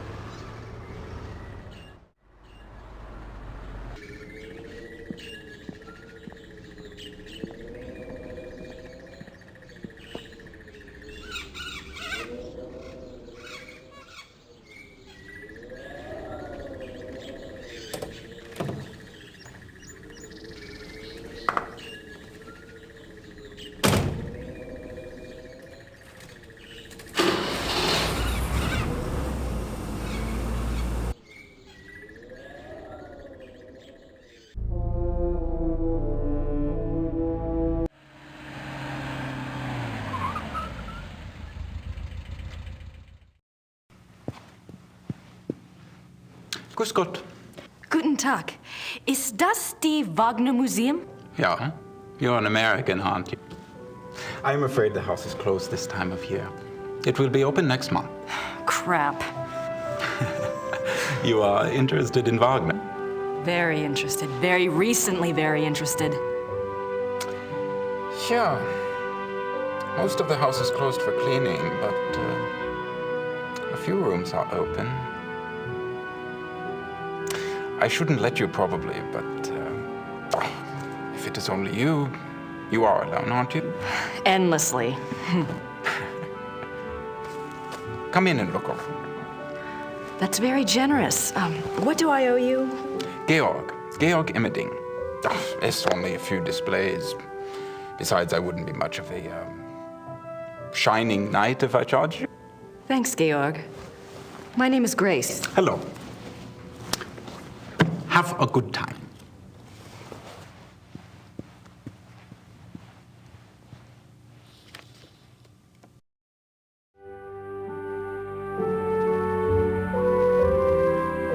Wagner's piano. On this piano, the maestro composed his later operas, including The Ring.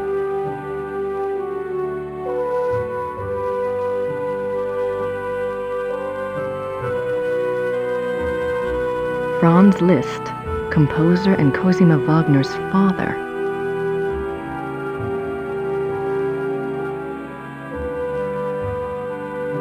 Richard Wagner.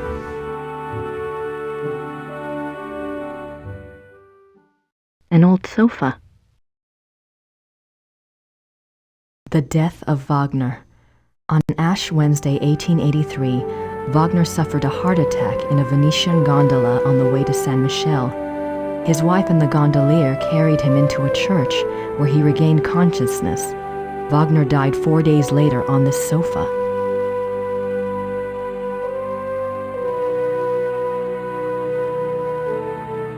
It looks rather simple considering the grandiose stuff Wagner composed here. Wagner's desk, exactly as it was on the day he died. It looks rather simple considering the grandiose stuff Wagner composed here. It's a letter from a Monsieur Beaujolais, dated September 1881. Looks like he's discussing acoustics and sound waves, and crystals. Wasn't Wagner's Bayreuth Theater already built? Why would Wagner be worrying about acoustics? It looks like an architectural drawing of a theater. The Wittelsbacher Theater, München. Every square inch is measured.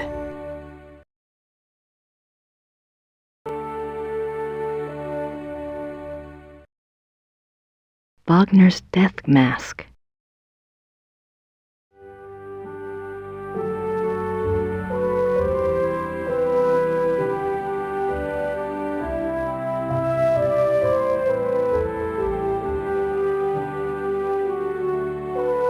Opera costumes.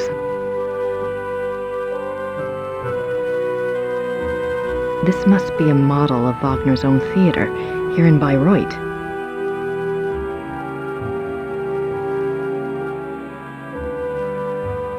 These look like production designs.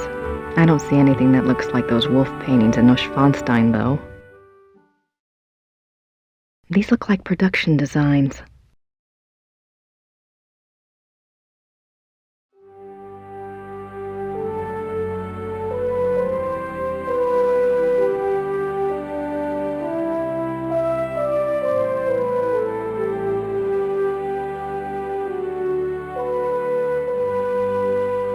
A portrait given as a gift from Ludwig to Wagner. June 10th, 1881, Munich residence. Great friend. I am writing to you in the middle of the night. My blood is pounding too wildly for sleep. Tonight's performance, how can I describe it? I am unsure whether to be terrified or thrilled. Perhaps I even feel hopeful. If it is hope, you have given it to me, my friend, for the first time in years. We must speak. Something happened during the music tonight, but I must have your absolute confidence. As you love me, come at once. Your devoted king, Ludwig.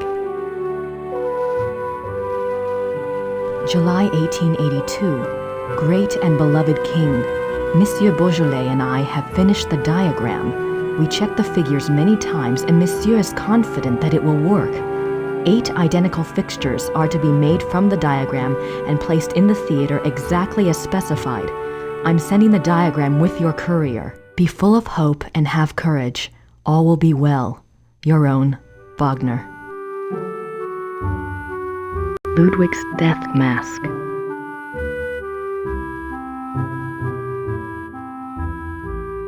Ludwig as the classical Greek hero.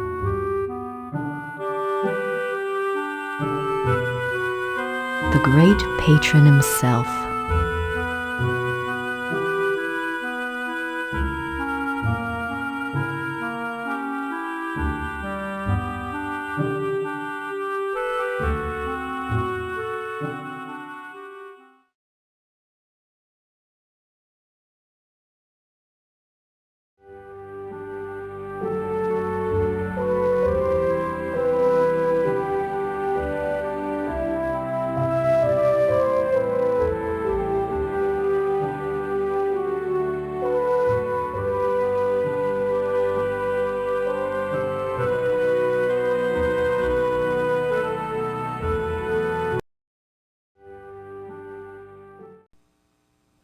What are you doing here if the museum is closed?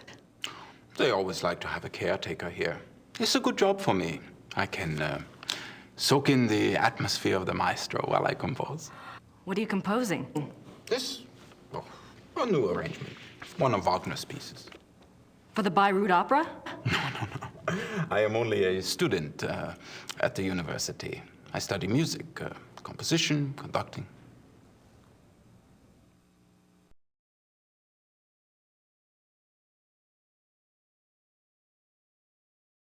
Is there much of a call for conductors in Europe? Ask my brother. He is the conductor for the Munich Opera. Well, that's convenient. Does that mean you get free opera tickets? Yes. I get a week's pass to the Opernfestspiele, the opera festival in Munich. It starts in a few months. Hope I'm still around to see it. Come with me if you like. If you're still around, I can go backstage and all sorts of things. I'd love that. If I'm still in Germany, I'll call you, all right? Yeah, good.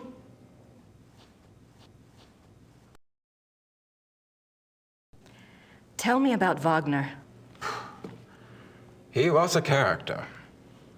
He spent most of his life trying to convince rich patrons to subsidize his work.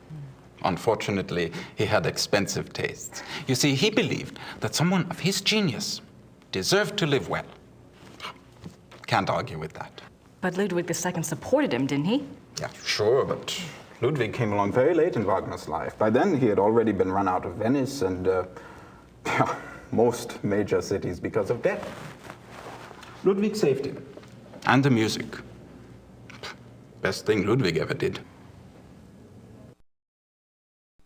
Do you know anything about that letter from Wagner to Ludwig in the display case? The one about the diagram? Ah, no. Some sort of equipment for Ludwig's theater. But I don't know why Wagner would have cared about this. If he was worried about any theater, you would think it would have been his own theater, here, in Bayreuth.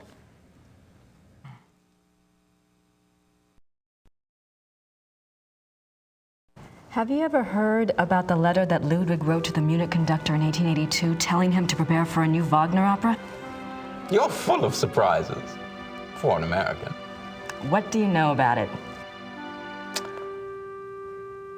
No one knows anything about it. It's like a treasure map, you know? It's probably a complete fairy tale, but it does make you wonder. You have no idea what it could have referred to? Maybe something that Wagner was working on with Ludwig? If there was, there's no trace of it. Except perhaps in the dreams of unemployed music students.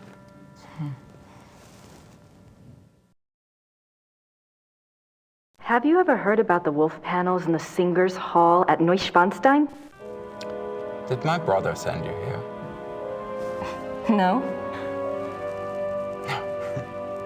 Probably not. It's only the letter to the conductor, the wolf panels. Oh, my brother thinks I am crazy because of all my theories.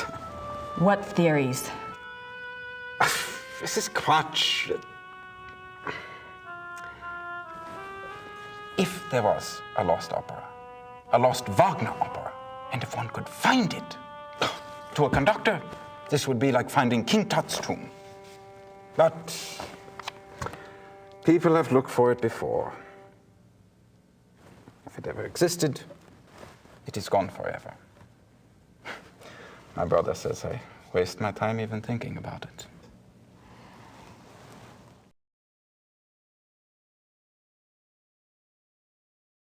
I'm curious. Is there any other information that points to the lost opera besides Ludwig's letter and the wolf panels?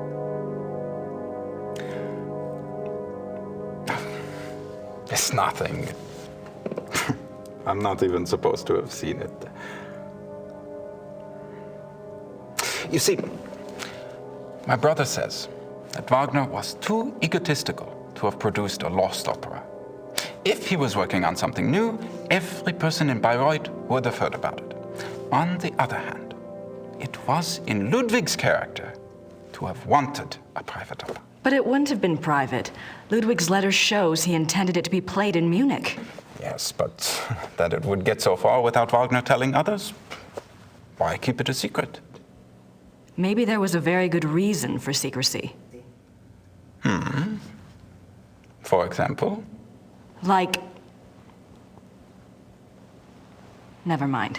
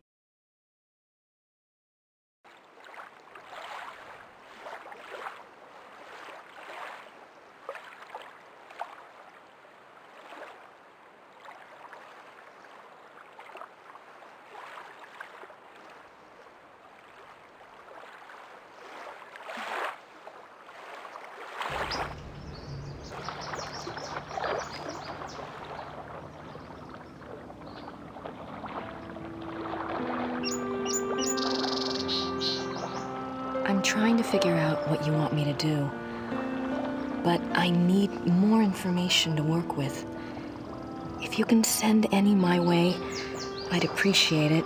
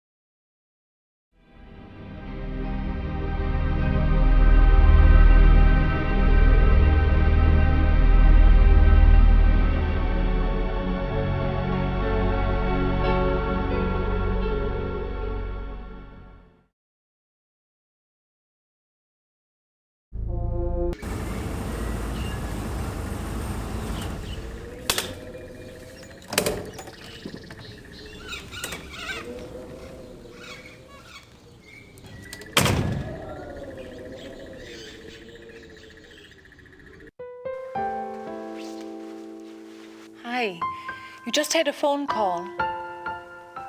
It was Frau Gelder at the post office. She said a fax came in for you there. Really? I wonder what it was. Maybe it's from Gabriel. Don't hold your breath.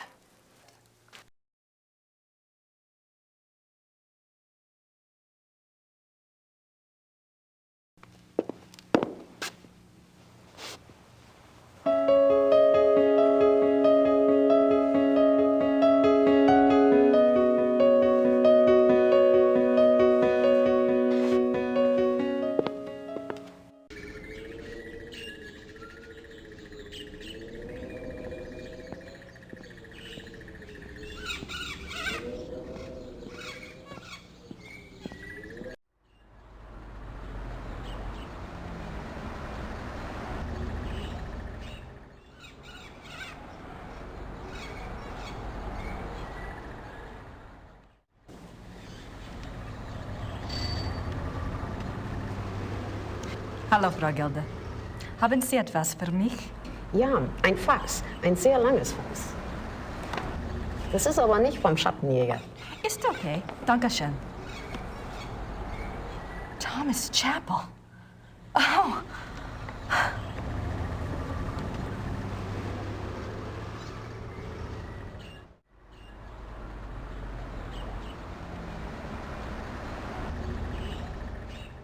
11th June 1872. Louis has convinced me to think matters through more thoroughly before I act. A trip it shall be then, to Shahin. It shall not alter my purpose, I feel, nor shall his compelling. The treaty is the ruin of my beloved Bavaria, and must be taken to task. 3rd July 1872. The pain gets so bad I cannot hold a pen to write, but the horror is far worse than the pain. He says it was an accident, says that we can truly be one now, that it is a great adventure. I believe him 1 minute, and the next I can feel the flames of hell upon my heels. May God have mercy on my soul. 5th January 1874. By the power of Mary, Mother of God, I swear to refrain from the ultimate sin and to remain steadfast in my flesh, sworn by the power of the lily, Eleanor. 30th August 1879. I will not falter, but will remain true. No matter the torment or longing, I will not yield. I will control the process. God grant me strength and will. By the grace and power of the monarchy and its allegiance. De Paul Leroy, Eleanor. 10th September 1880. It is all finished. Elizabeth warned me, and I discovered the truth at last.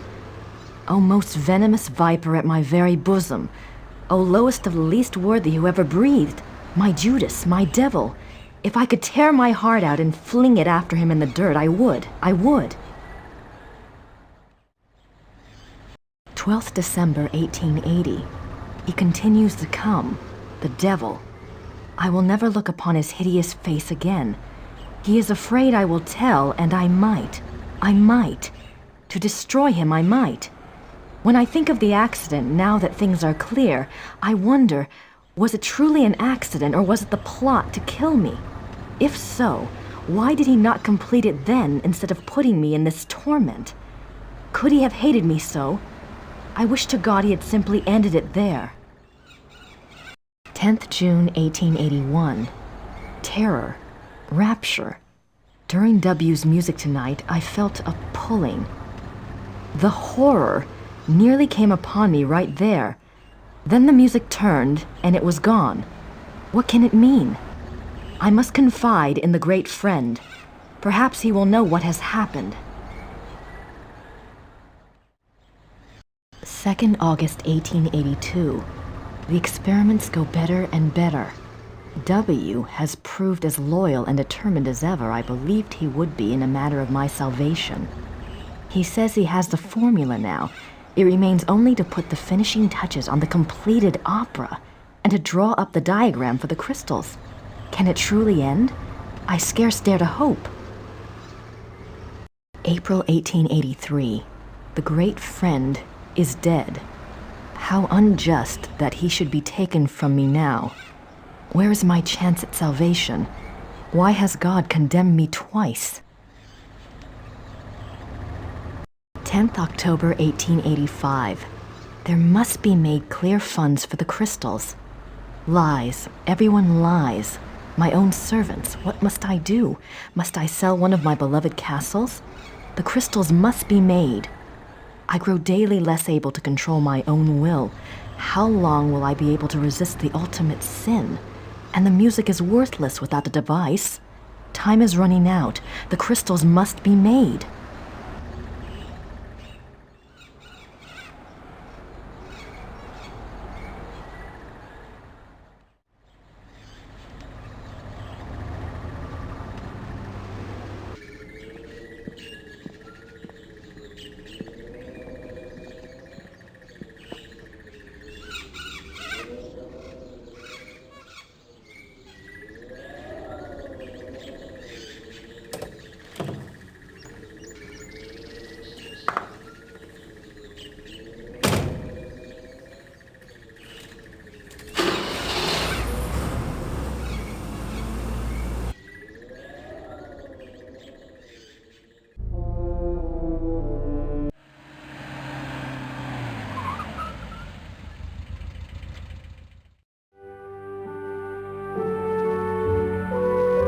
I do have something to discuss with Georg, but he'll never believe me unless I show him.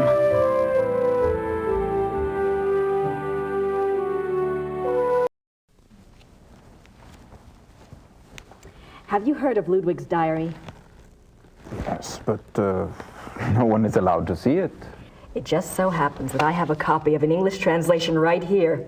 There's something I wanted to show you. Read this one. August 1880. The experiments go better and better. They has proved as loyal and determined as ever. It remains only to put the finishing touches on the completed opera and to make up the diagram for the crystal. My God! Wait, I want to show you something.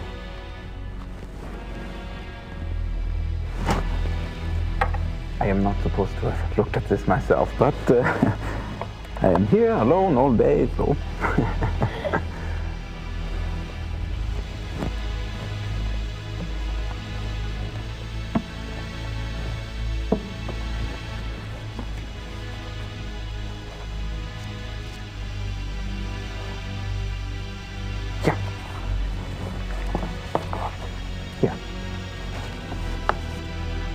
July 1881. Richard returned from his meeting with the king. Never have I seen him so pale. I was concerned for his heart. He would not speak with me, but immediately shut himself up in his study and started working on a new project. He will not tell me the first thing about it. He will only say that it was time he repaid his king. It confirms Ludwig's diary. He wasn't crazy. Yes, but Ludwig says that the opera was completed. Imagine that, completed. There's something else.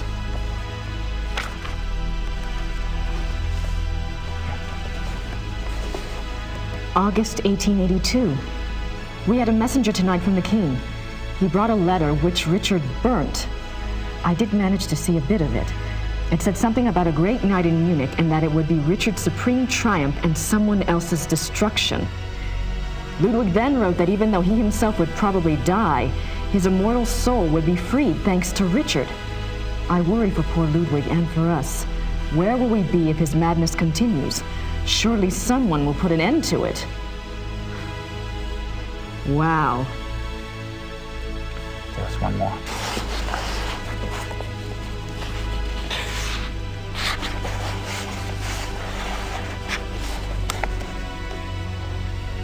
May 1883.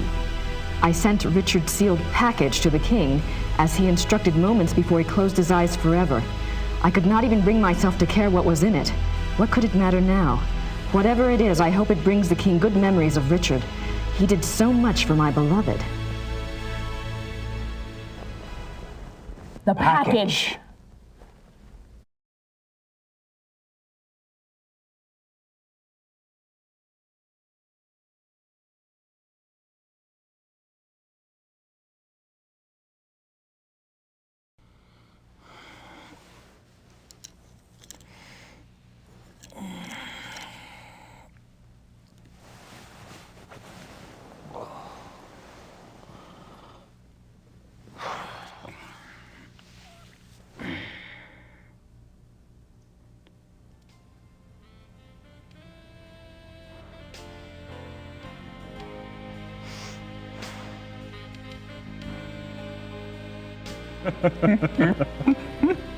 She sounds delightful. I'd love to meet her. Oh, she's a hoot, all right. Just pretend you don't have a penis around and you'll be fine. Got this inborn need to rip them off. Now I'm really intrigued. This one time, I'd gone off to this, well, party, you might say. And it was getting a bit hairy. Well, Gracie... Oh. Detta. Come here, Kleiner.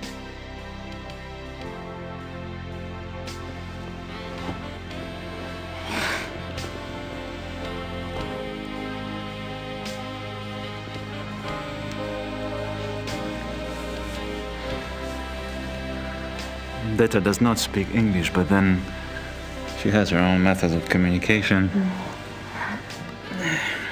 I should leave you two kids alone. Oh, don't be silly.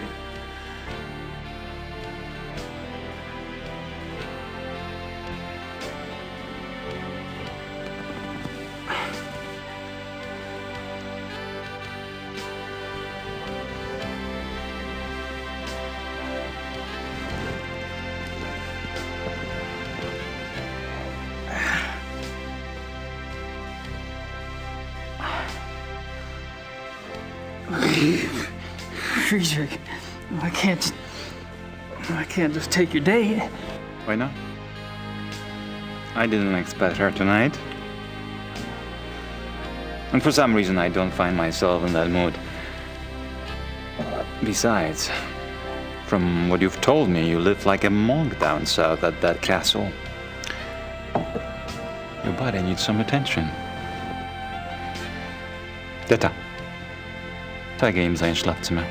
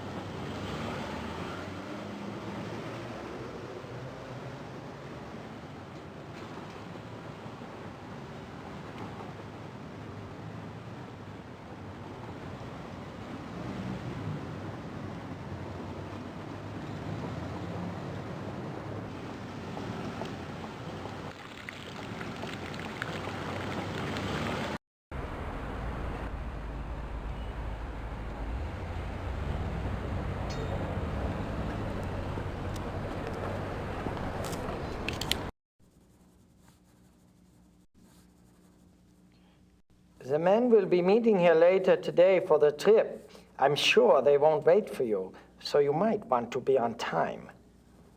I'll be here. Sweet of you to worry, though.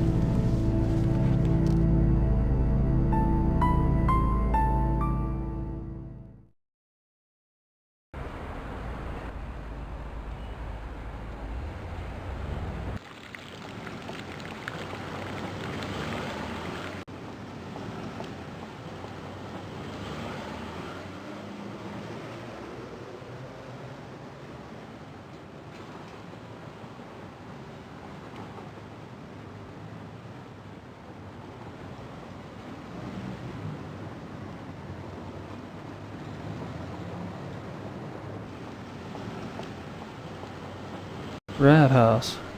That's a town hall. Rittersburg has one too.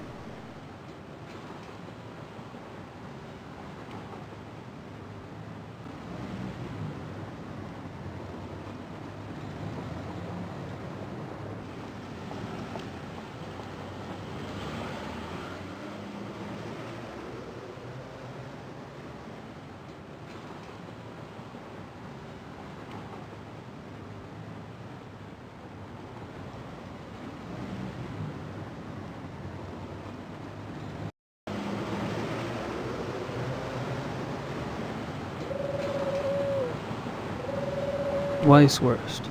6 marks. I don't think she speaks much English.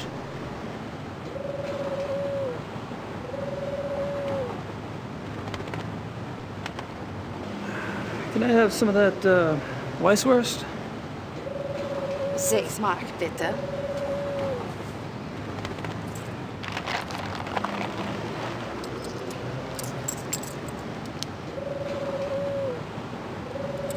Dankeschön.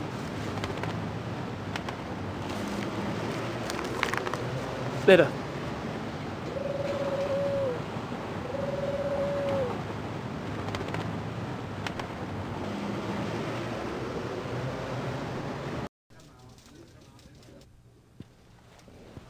Guten Morgen, Gabriel. Another envelope came from Rittersberg. A request for me and a letter for you.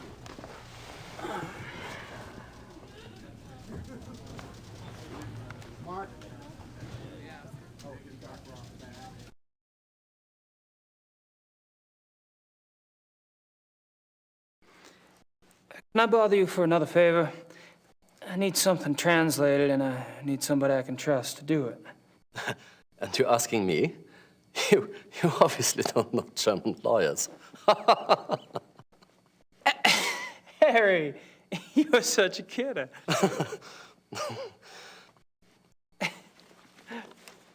Okay. Here it is.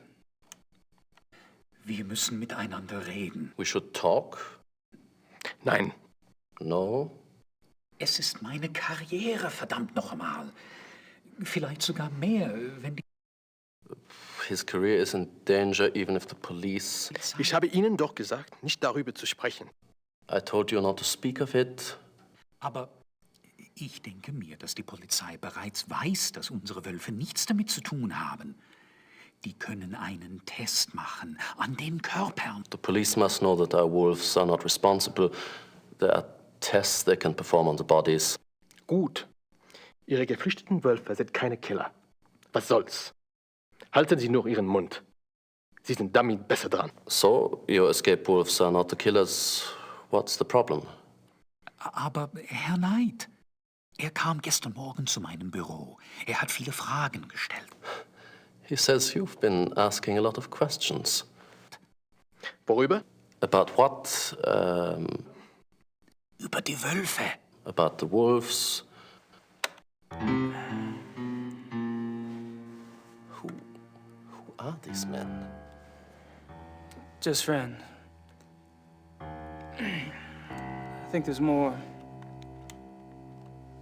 Was ist los, von Eigner? Ich muss mit jemand anderem reden. He doesn't want to talk, says he has someone else to speak to. Ich habe mir gedacht, wissen Sie etwas über Großbergs Tod? Do you know anything about Großberg's death? Wieso sollte ich? Why the hell should I? Nun, ganz einfach. Ich gab Ihnen seinen Namen. I gave you his name. Und? And? Und ich frage mich, ob ich Großberg kenne. He says you asked him if he knew Großberg. Was? Mist. I think I know what happens next. You know, it would be a great tragedy if the Ritterline were to die out. A great, great tragedy. I'm not just talking about for the sake of our firm, but... I know what I'm doing, Harry.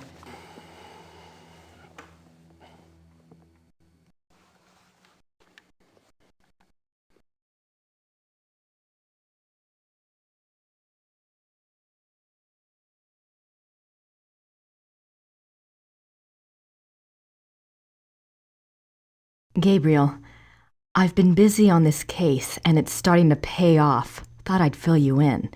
There's definitely something going on with Ludwig II. I'm pretty sure he was involved with a werewolf. In fact, he was probably turned into one himself. Anyway, something happened to him on this hunting trip, and afterwards he fits the profile in the lore book to a T. It's really fascinating. There's an American couple here, the Smiths. They're from Pennsylvania, if you can believe it. Mrs. Smith has been telling me all about your fortune, and she's sure you're tied in with Ludwig somehow. She also told me to warn you to beware the Black Wolf.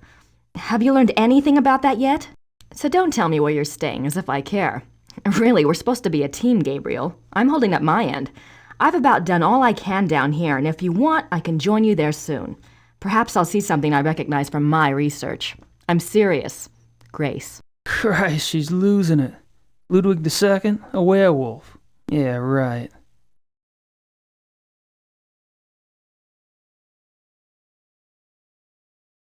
Have any luck with that missing person search? Oh, of course, I forgot. Frau Hogel dropped off something this morning. Yes, there are 2 forest areas where missing persons incidents are concerned. The Nationalpark Bayerischer Wald and the Naturpark Schwäbisch-Fränkischer Wald. Frau Hogel checked both these areas back 10 years. Between 1960 and 1969, there were only 1 to 2 cases a year in the Bavarian National Forest area. Between 1970 and 1990, there were 10 to 12 cases each year. Oh. In 1991, it went up to 17, then went back down to 12 in 92 and 93. The Schwäbisch-Fränkischer Wald figures are similar. Curious. Does something ring a bell? If it does, I should be able to hear it loud and clear. I'm leaving this afternoon for the Bavarian National Forest.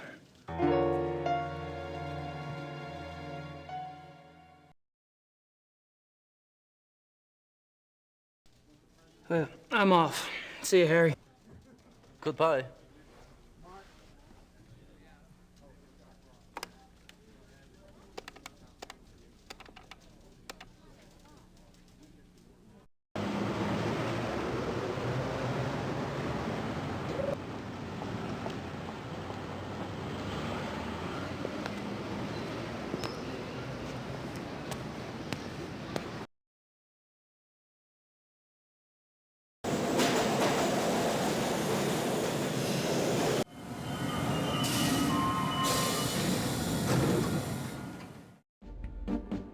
The American P.I.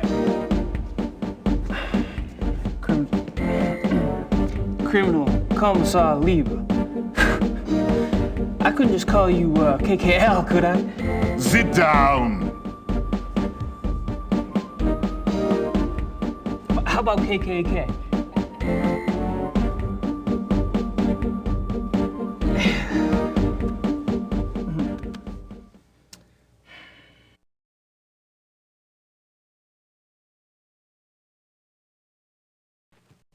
kind of a funny thing. I talked to Grossberg's assistant. It was a fluke, really. But she mentioned you guys took some of Grossberg's ledgers? I told you to stay out of our business, Knight. True, true. Why did you guys take ledgers if Grossberg was just a random victim? As long as this case is open, I'm going by the book. That means a standard background check on the victim. Find anything? I don't think anyone's looked yet. We'll probably assign one of the younger men to do it. As you say, Grossberg was a random victim. Did I say that?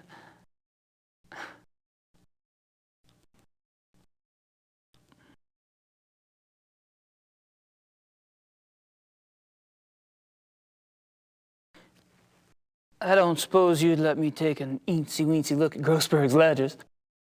Absolutely not.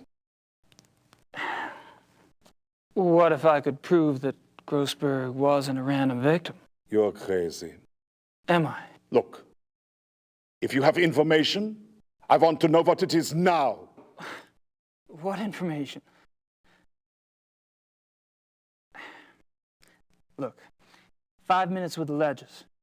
If Grossberg was a random victim, my looking won't matter.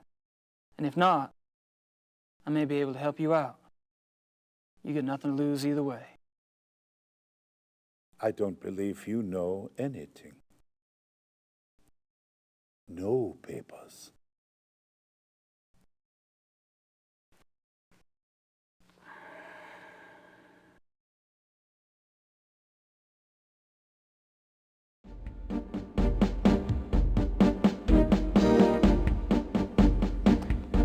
If I can convince you I do know something new about this case, will you let me see Grossberg's ledgers? I'm listening. Good. Keep it up.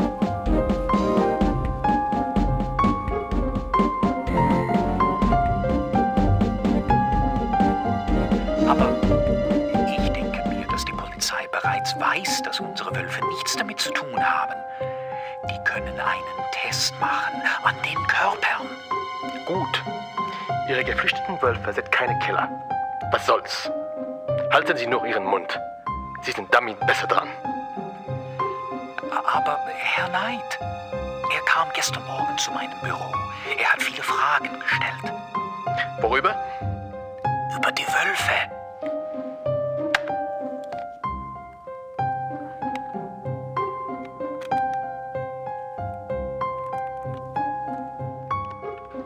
Ich habe mir gedacht, wissen Sie etwas über Grossbergs Tod? Wieso sollte ich? Nun, ganz einfach. Ich gab Ihnen seinen Namen. Und?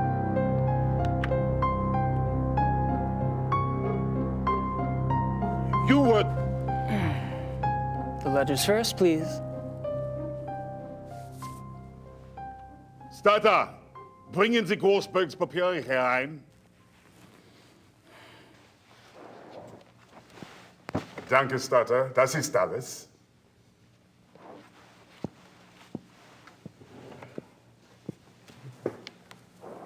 I'm going out for some coffee. You'd better have something important to tell me when I get back, Knight, or you'll learn more about Chairman law enforcement than you ever cared to know.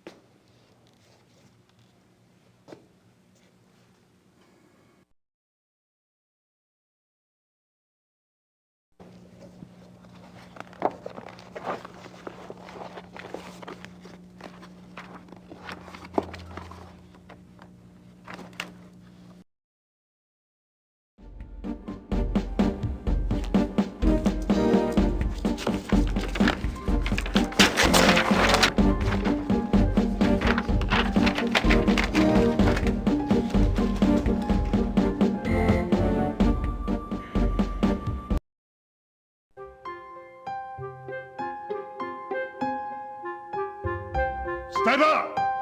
Kommen Sie her und nehmen Sie die Papiere weg.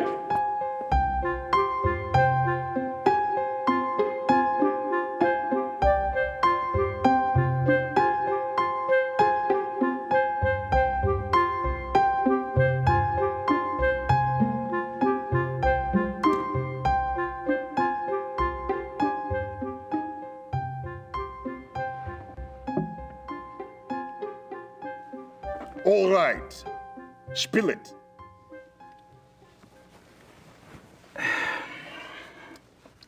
Herr Dr. Klingman from the zoo? Yes? He belongs to a men's club, right? And the guy that was asking about Grossberg, well, he's in that club too. Ditto the third guy, the one with the personality of a pit bull. Go on. The guy that was asking about Grossberg, he was listed in one of Grossberg's address books. They knew each other. In the club these fellas all patronize is only blocks from where Grossberg was killed. Coincidence? I don't think so. Good work. We'll have the club investigated immediately. You'll have to leave that tape here. Wait a minute. I'm already in with these guys. You go in there with your SWAT troop and my stool pigeon days are over. Sorry, but I'm in charge of this case, and now I have a lead. I can't depend on a civilian to do my job. What's the name of this club? The Friendly Wanderer. It's near the university. Okay. I appreciate the information, but as of now, I want you to disappear. We'll handle everything. Sure, I understand. Good luck, Lieber. The tape?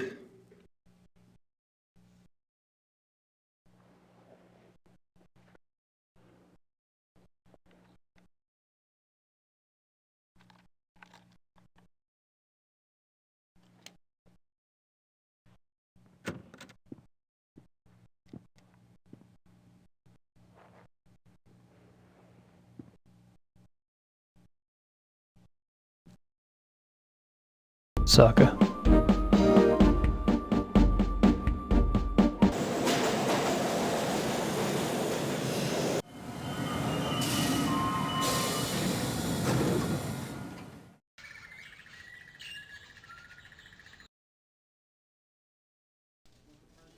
I'm off.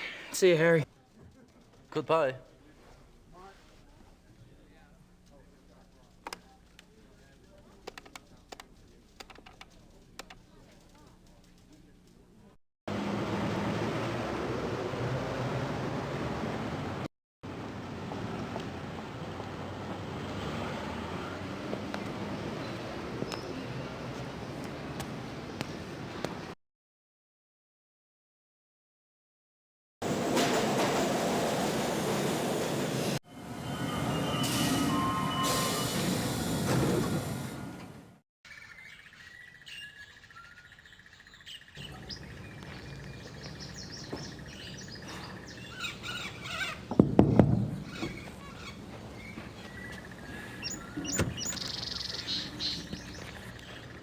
You again. Do you have the money Grossberg owed me?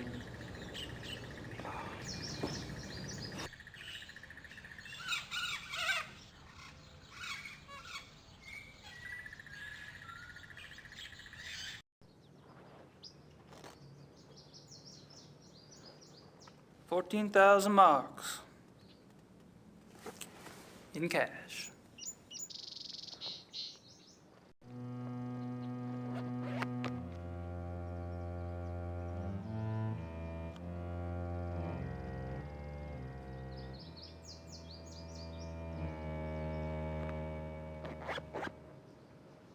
Come in.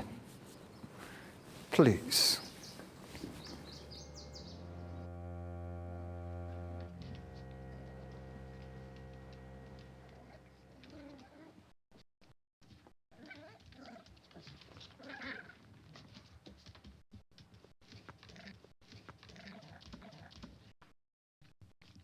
Not good, huh? The smell. These stinking animals. No matter how much I spray them down, they smell. Some creatures are like that, yes. I'd be interested in hearing your business plan, Herr Knight.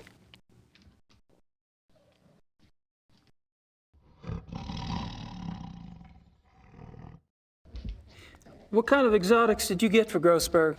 Anything. Cats he mostly got. Things that make good coach, you know. Things you can't get on the market. But for you, you pay cash up front. I get you anything. Can you get hippopotamuses? Okay. Maybe not anything. But most things I can get. You need some cats soon, huh? Gorilla. I can get gorilla. Well, it's possible. I'll let you know.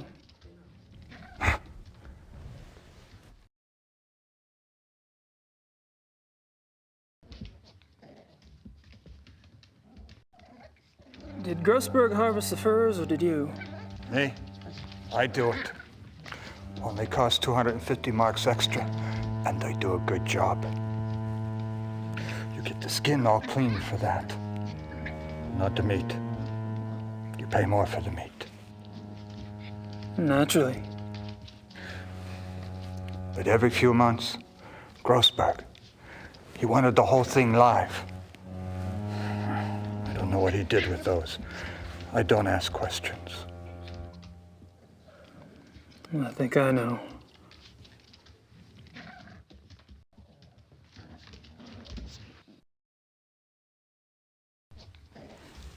Did you talk to Grossberg before he died? Yeah, sure. A few days ago. I called the bastard for my money. He told me about you, you know. He did? Yeah, sure. Said he had a new business partner, and that soon he would have much money and could pay me everything. I thought he was lying. Now you show up. It's good for me he was telling the truth. Yeah.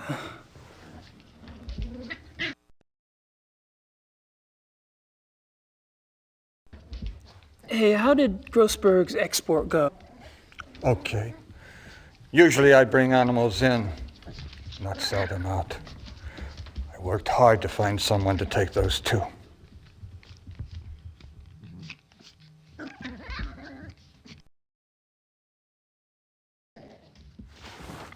Oh, where did the exports end up anyway? Taiwan. A zoo, they said. But I don't believe it. A restaurant is what I think. Do they sell wolf meat at Taiwanese restaurants? Why not? They sell tiger. Those people, they eat anything. There were 2 wolves, right? Yeah, sure. Male and female.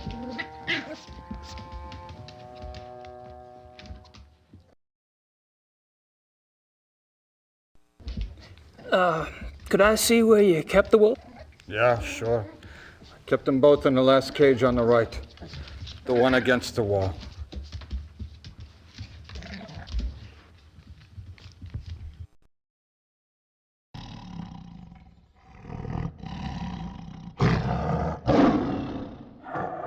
These animals are filthy.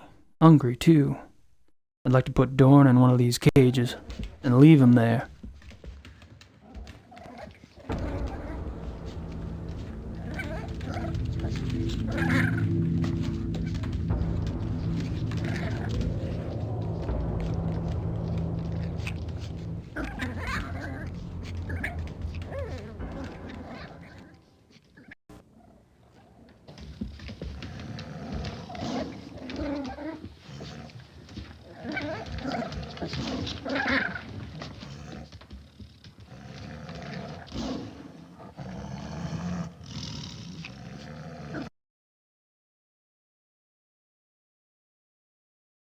These animals are filthy.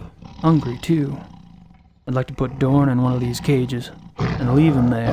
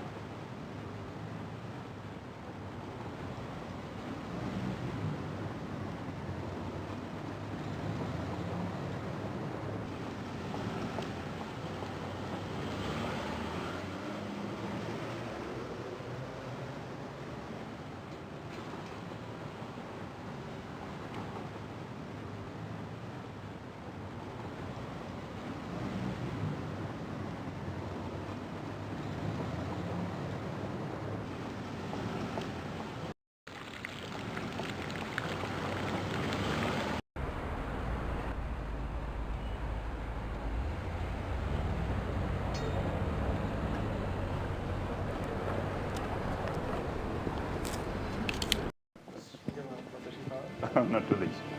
Selber. Wie geht's? Good. There you are. Ready to go? I suppose, I don't really have any stuff. Von Agner said he had guns at the lodge. Oh, we'll fix you up. Never fear. Gentlemen, let's go.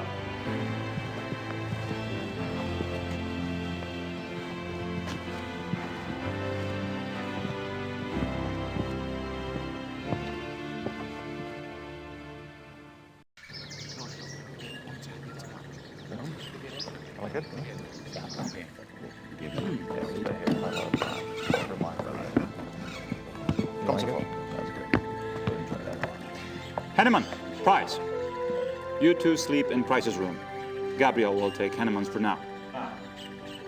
Herrgott Sakra. Ja, Baron.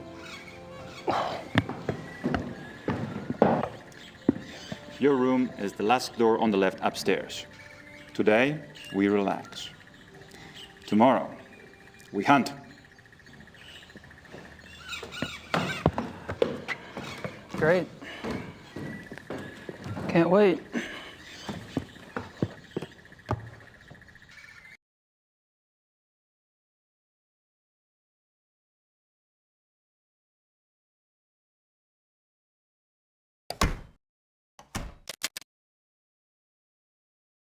Hey.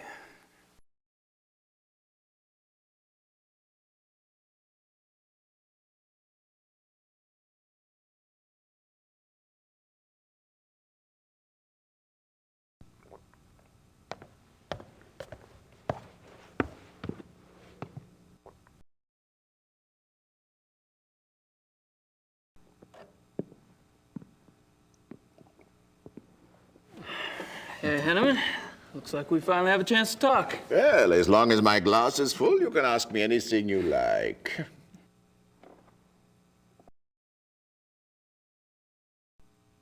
Are you especially close to anyone at the club? Oh, I drift on the fringes, Herr Knight. You, however, seem to have gone straight to the top. Oh, I don't think so. Don't be modest. Everyone can see you as a new golden boy. Why do you think von Zell bothers to hate you? Are you and Von Zell good friends? No, I was never good enough for von Zell. No, I get along better with those who do not think so much of themselves.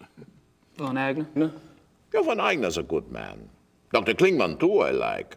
He comes by the Doneasel and drinks with me sometimes. Well, you could stop by sometime if you want. Yeah, I don't like drinking alone. Thanks. Maybe I will. Yeah.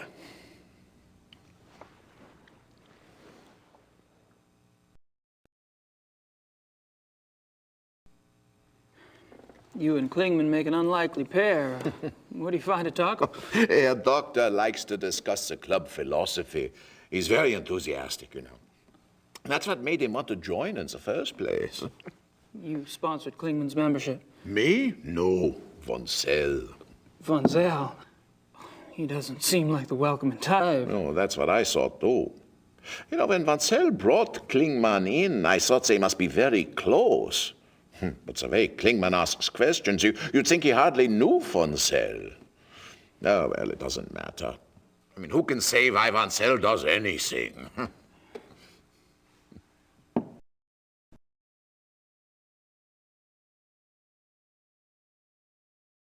Is there any reason you don't want a room with Price? No, you may not have noticed, but the man is a rotting Schwein. Why the Baron puts up with him, I will never know. I can tell you what he's doing right now up there in his room. He has shut himself in the bathroom, and he isn't taking a bath. I tell you, you can't turn your back on a man like that. No one is safe.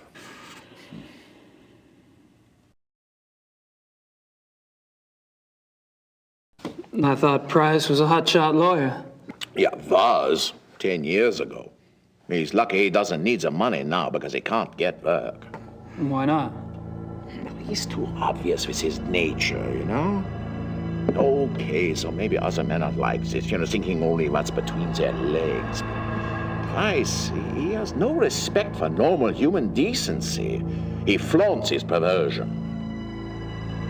Isn't that what the club's about? Getting in touch with one's instincts, being primal? Yeah, okay, so it is. That's a question for the Baron, not for me. I only say what I see about Price.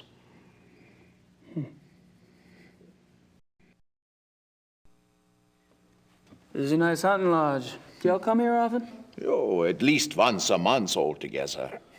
Oh, we can come anytime we want by ourselves. Do you have any other properties where y'all hunt? Yeah, we have a lodge at Alfdorf, but we don't go there much. It is not so convenient as this one. Alfdorf?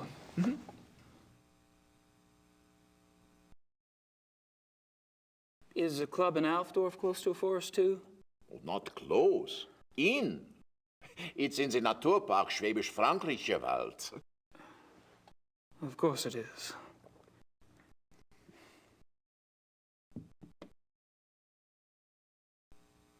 Have you ever heard of the Black Wolf? Black Wolf? No.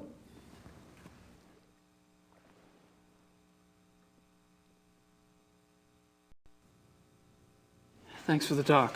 Ja, auf Wiedersehen.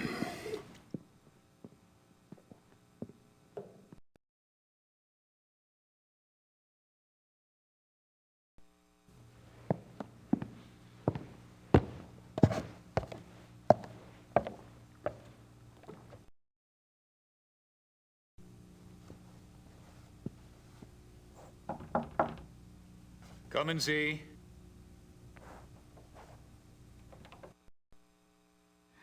What do you want, Knight?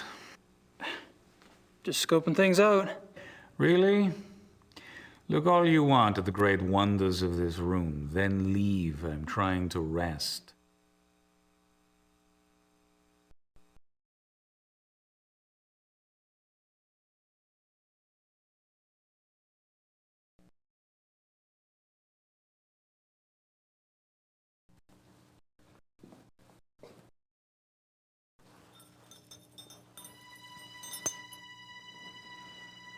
Hildegard and Parzival. Nice names. Mein Gott.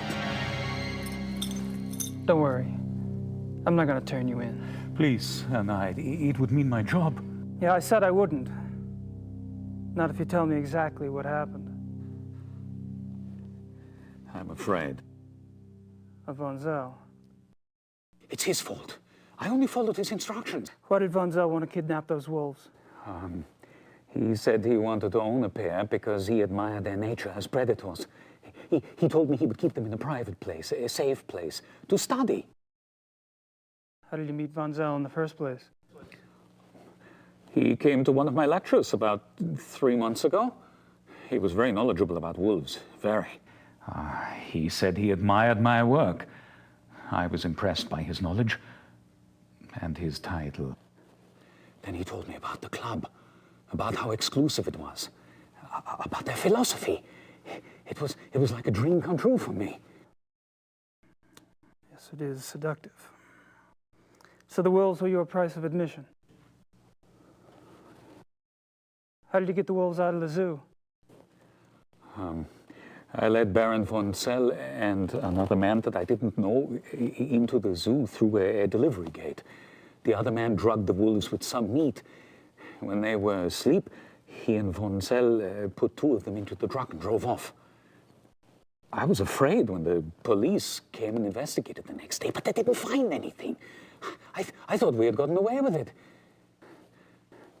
Then the killings started. Your wolves aren't responsible.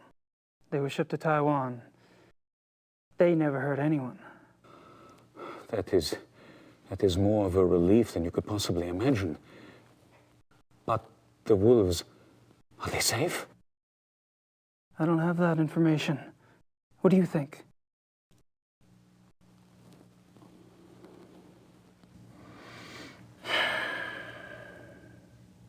Guess that's all I need to know. Please don't say anything to the police. I swear I have told you everything. Yeah, I know. I won't tell your dirty little secrets. For safekeeping. You enjoy a nap, Doc?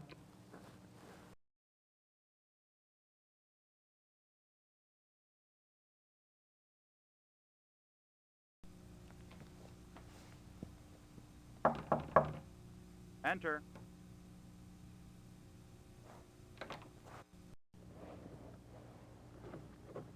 All settled there? Uh-huh. Nice place. Yes, it is. You should go for a walk.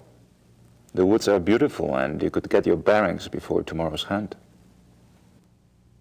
Good idea.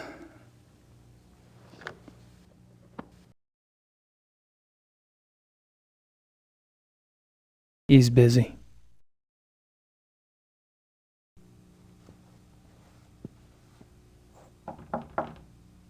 Ja? Herein!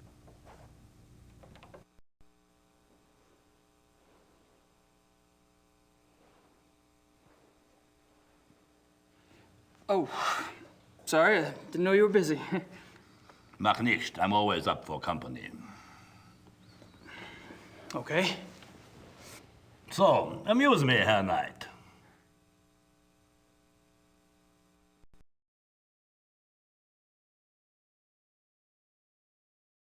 Tell me about the club. From what I hear, you've already grilled the others about it. Really, it's so tedious. All right, we can talk about something else. Can I assume you're a fan of the club philosophy? Well, look at me. I love to eat and I love to drink. I own a butchery and a brewery, which means I love people who love to eat and drink. If I could make it the national religion, I would. Point taken.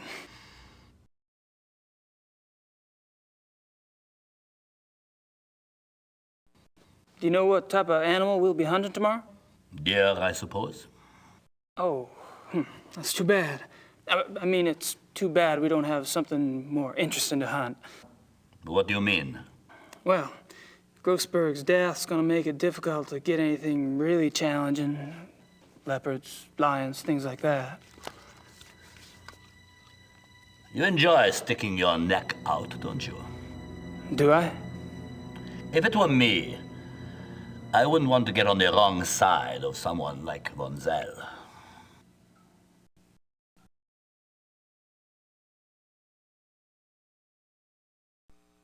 Were you the club's main contact with Grossberg? Yeah.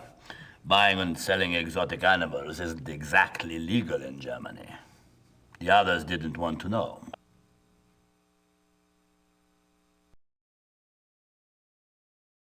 What does Baron von Zell have to do with Grossberg? Nothing. But he knew Grossberg. You asked him about Grossberg the other night at the club. My, what big ears you have. You gave von Zell Grossberg's name, why? Because he asked me for it.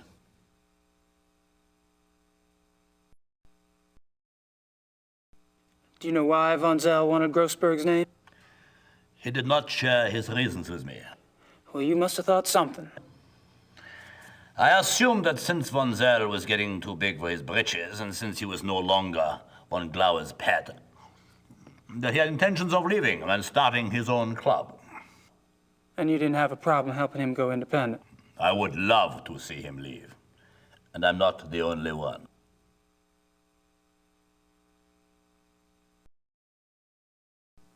Would your cooperation in giving out Grossberg's name have anything to do with the money you owe von Zell?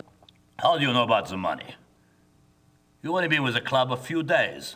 Did the Baron say something? What's a big secret? Von Zell is a banker, isn't he? That's right, he's a banker, and I am a successful businessman. There you go.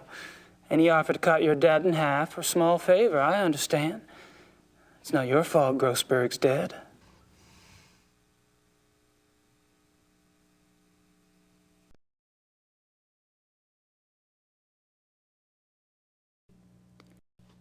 Have you heard of the Black Wolf? Nein, I don't know this. Are you sure? Maybe there are black wolves here, maybe not. I have never seen them, I have only heard them. What do you mean you heard them? These wolves in the woods. I'm glad I never saw them. They make such sounds. It makes your hair stand on end.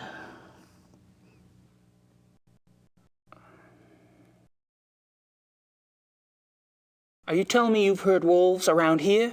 Yeah, of course. You should be sure you don't go out in the dark, Herr Knight. These words, sometimes they sound very close by. But Klingman told me wolves are extinct in Germany, except for maybe a few in the Alps. We're not close to the Alps, are we? Your Herr Doctor is obviously mistaken. There are wolves in the woods. I've heard them myself many times.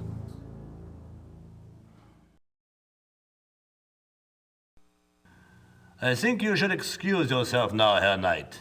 It's getting cold. Oh, sure. No problem. Close the door on the way out, please.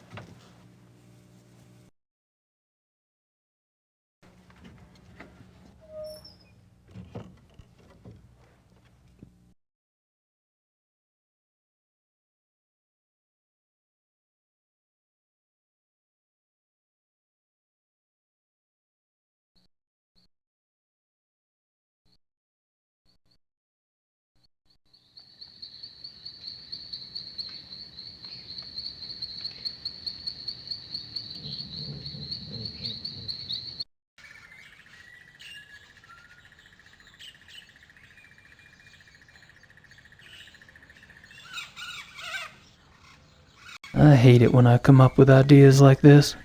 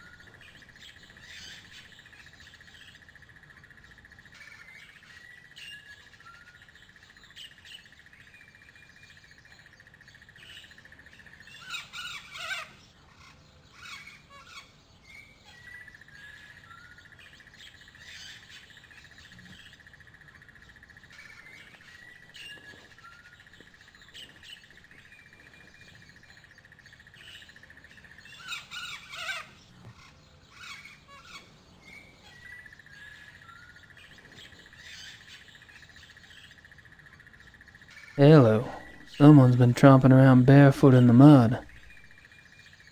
Orange mud at that.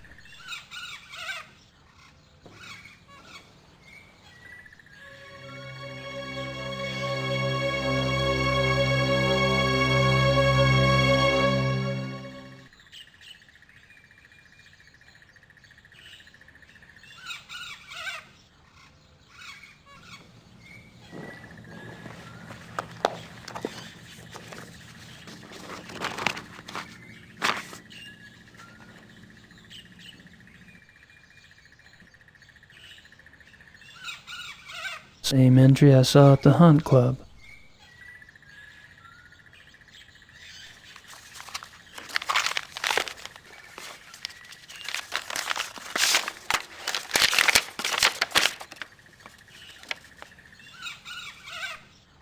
If I'm not mistaken, Grossberg was trying to cash in on all the excitement around the missing zoo wolves. Von Zell must have been the new business partner Grossberg told Dorn about. Guess Von Zell didn't care much for the idea.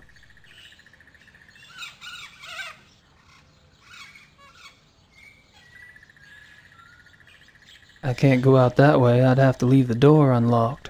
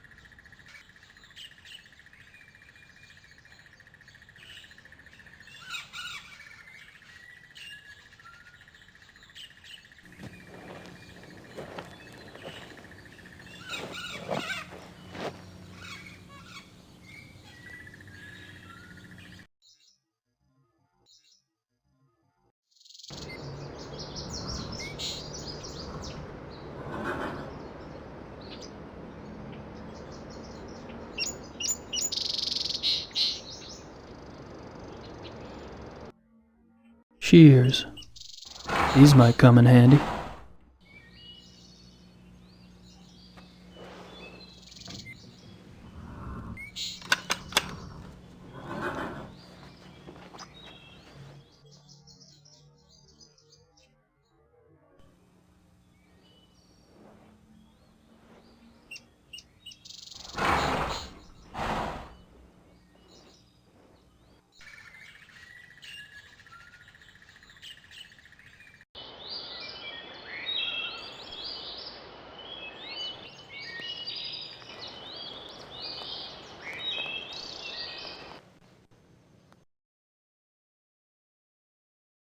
There are traces of an orangish mud in the print.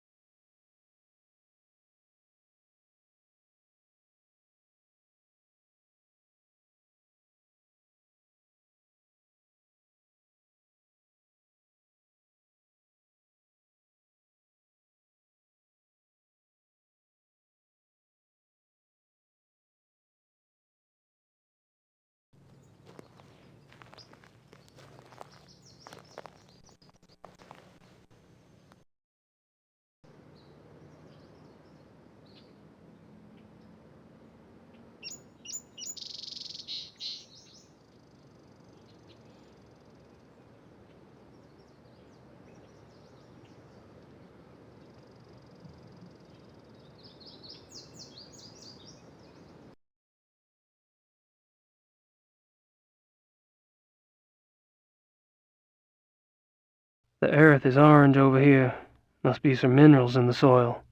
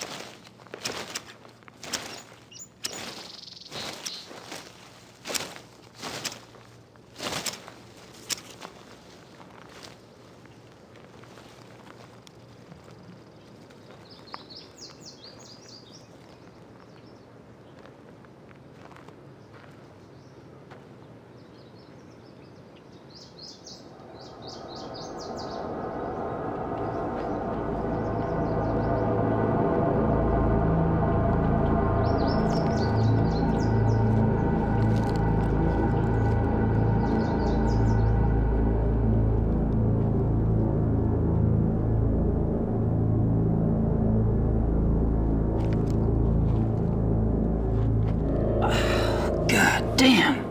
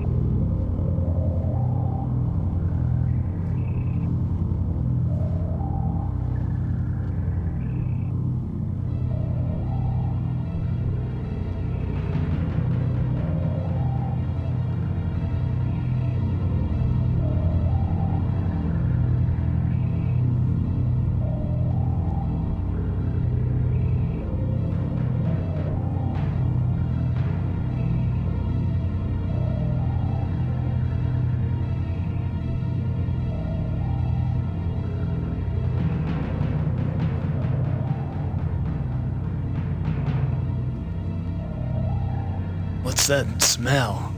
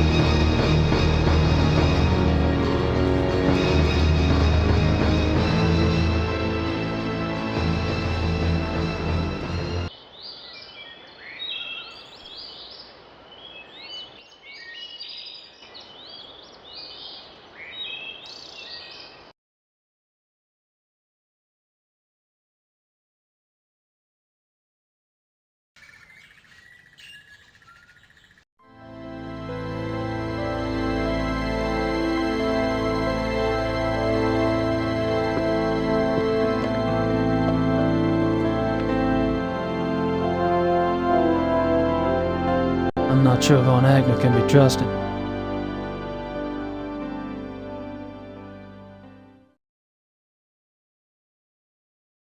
Klingman's terrified of Von Zell. He'd be worse than useless.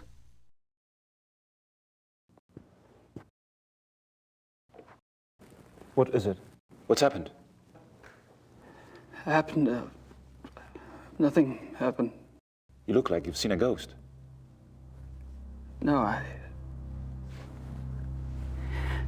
Sweet Jesus. In the woods. Show me.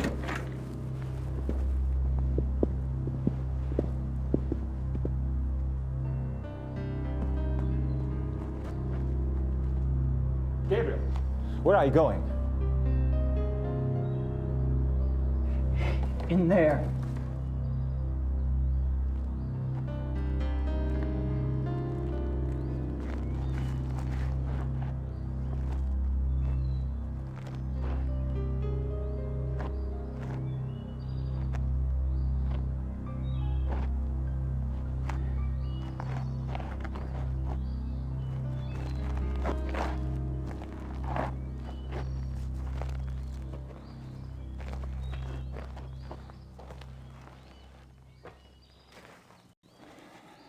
Something must be done. Did you see him in the... Did you see Von Zell? Von Zell? No. I didn't see anybody. Only the bodies. But he was in there before. Eating. Von Zell is a werewolf.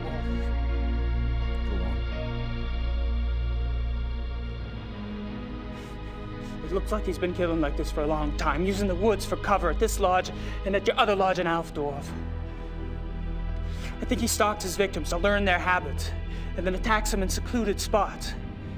He drags them back here to the cave to eat.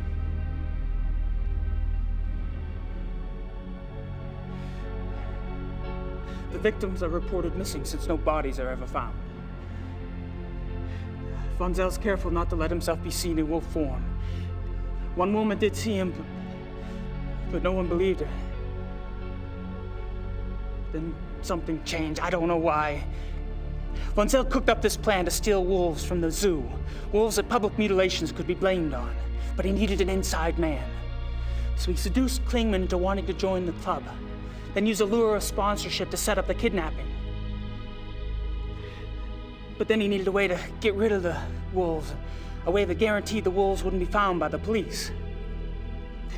He knew the club got exotic animals on the black market. He'd been doing it for years. Von Agner had built up a massive debt to Von Zell. Von Zell offered to subtract part of it if Von Agner gave him the name of the exotic's contact. The contact was a man named Grossberg. Now, Grossberg was perfectly willing to get rid of the wolves for a fee. But Grossberg got greedy. When he read of the wolf killings in the newspaper, he tried to blackmail Von Zell. That's when Von Zell killed him. I knew Von Zell was deeply disturbed, but this is incredible. Yeah, but it's true. We have to call the police. I know the man in charge of the case. No! The police would never believe us. Nothing in their mentality prepares them for something like this. Besides, I am responsible for Von Zell. I knew that philosophy was powerful, but I never realized that someone could take it to such a hideous conclusion. I helped create this. I must stop it. With your help, that is. What are you proposing? That you and I hunt him. Tonight. Bad. I don't know. Well, that's what you came to the club to do, isn't it? Hunt down and kill Tony Huber's murderer. How'd you know? You're not the only one who can ask questions. It's all right. I'm glad you showed up. Now we must act. Meet me at the stable at midnight. Until then, be discreet. The others could only slow us down. All right. Tonight it is.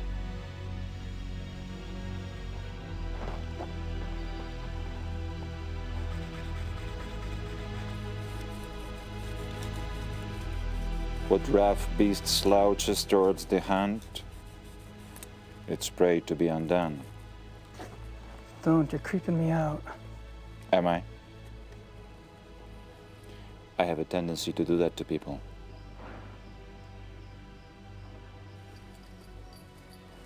How are the clothes? I feel like Lord fucking Byron. Nonsense. You look better than he ever did. And you'll need that extra warmth tonight.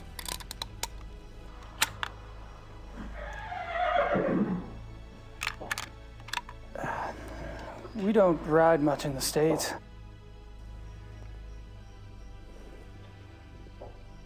We are not taking the horses. It's too dangerous to ride at night.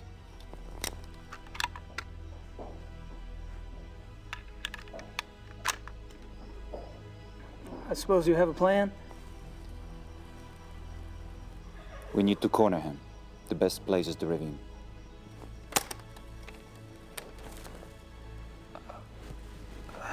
I think I'd better run defense. I'm sure you have your own methods. But if I were you, I would keep close.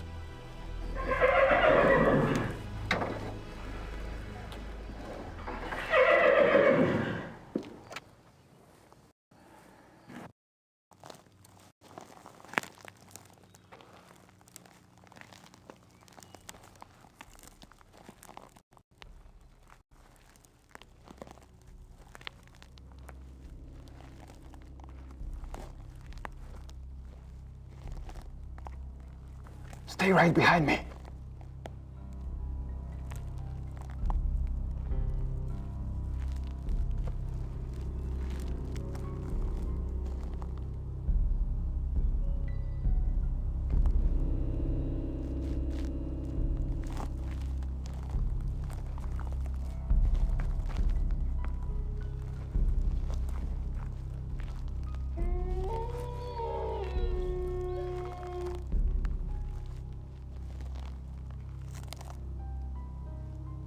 Friedrich. I heard something.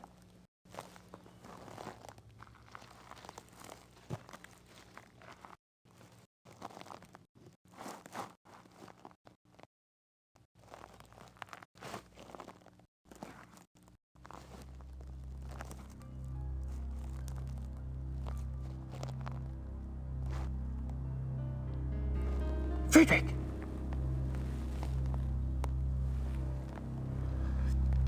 Damn it. Friedrich!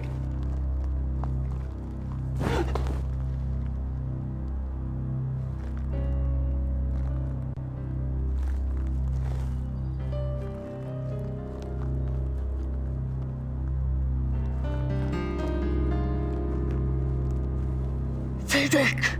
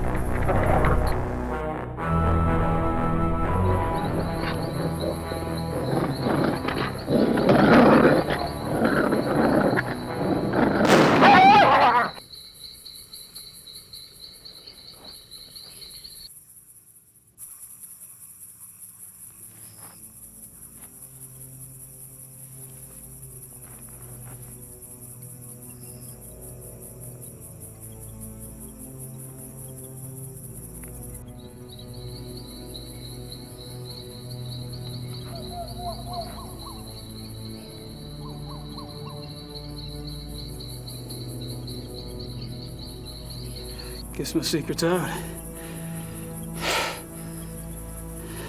I'm obviously not a hunter.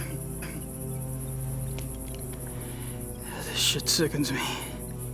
You're less experienced than I thought. But not for long, I'm sure. Oh, it's the wound. We need to clean it. Guess he got me. Fuck.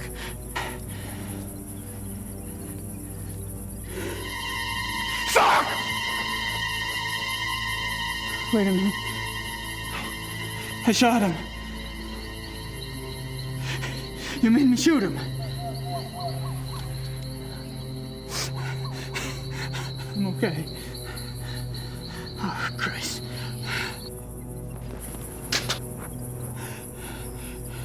Thank God you made me shoot him. Come on. We'll fix you up in the lodge. And I'll drive you back to Munich in the morning. I think you've done enough hunting for one trip.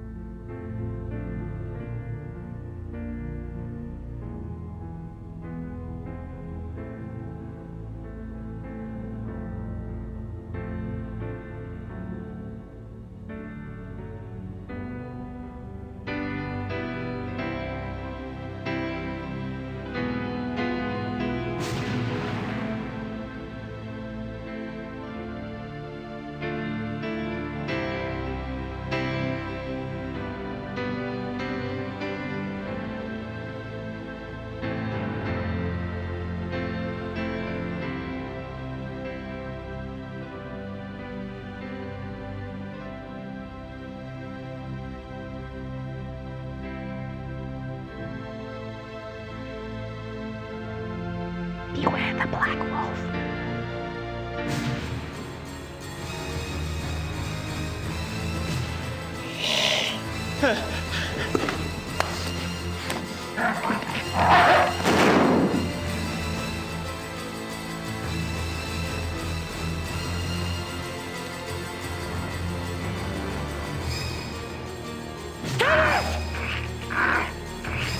You must do it!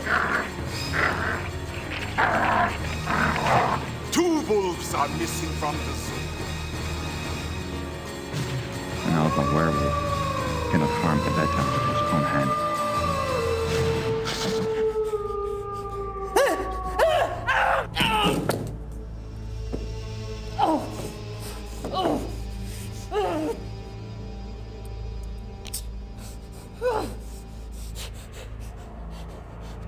No!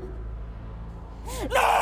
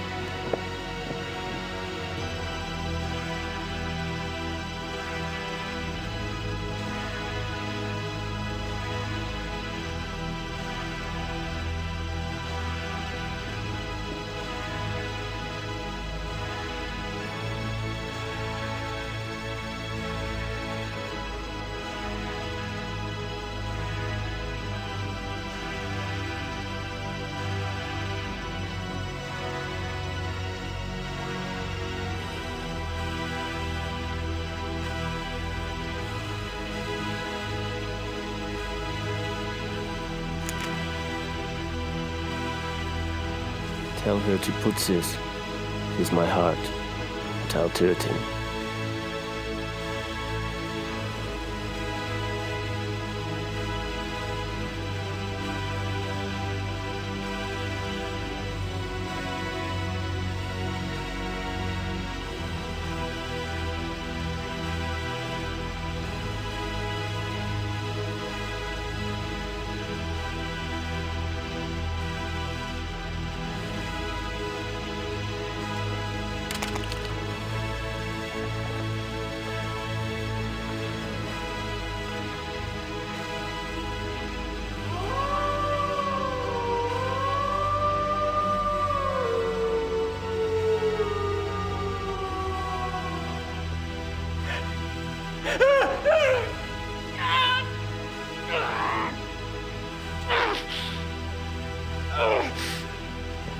Gabriel!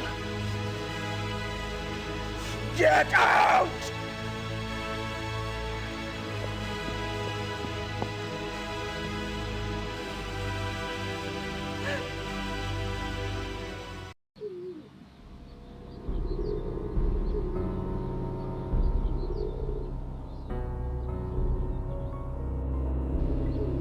You have a visitor.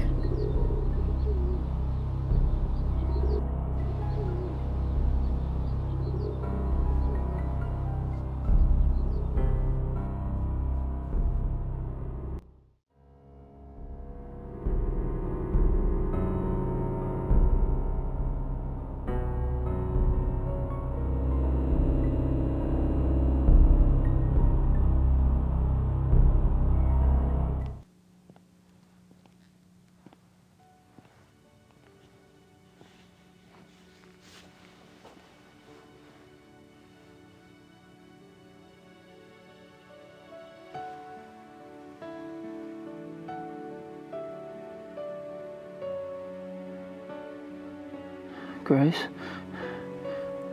I'm right here.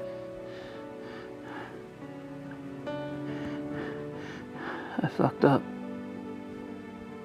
I know. It's okay. It's not okay. Not even close. How'd you find me anyway? I ordered a deed of entitlement to issue to the Black Wolf.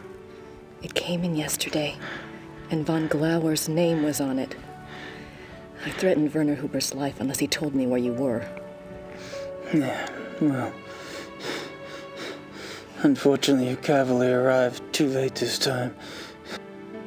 Well, if you hadn't been such an idiot refusing to tell me where you were, I might have been able to save your little butt days ago. Well, maybe I'd rather have it chewed off than have to deal with your gloating. You ever think of that?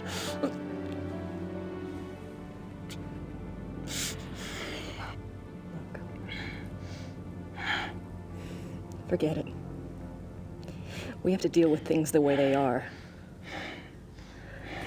Do you remember what you kept talking about on the way over here? That vision of Ludwig? Yeah. Believe it or not, it may help us out. I'm gonna go check on some things. Mr. Smith will watch over you. Okay? Yeah. Whatever.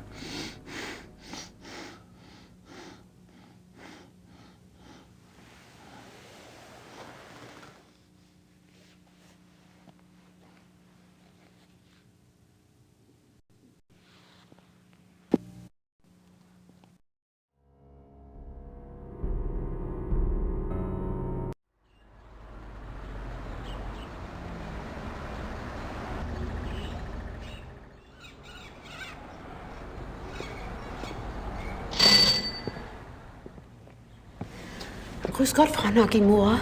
Grüß Gott. Haben Sie etwas für mich? Nicht für Sie, aber für den Schattenjäger. For Gabriel. What is it?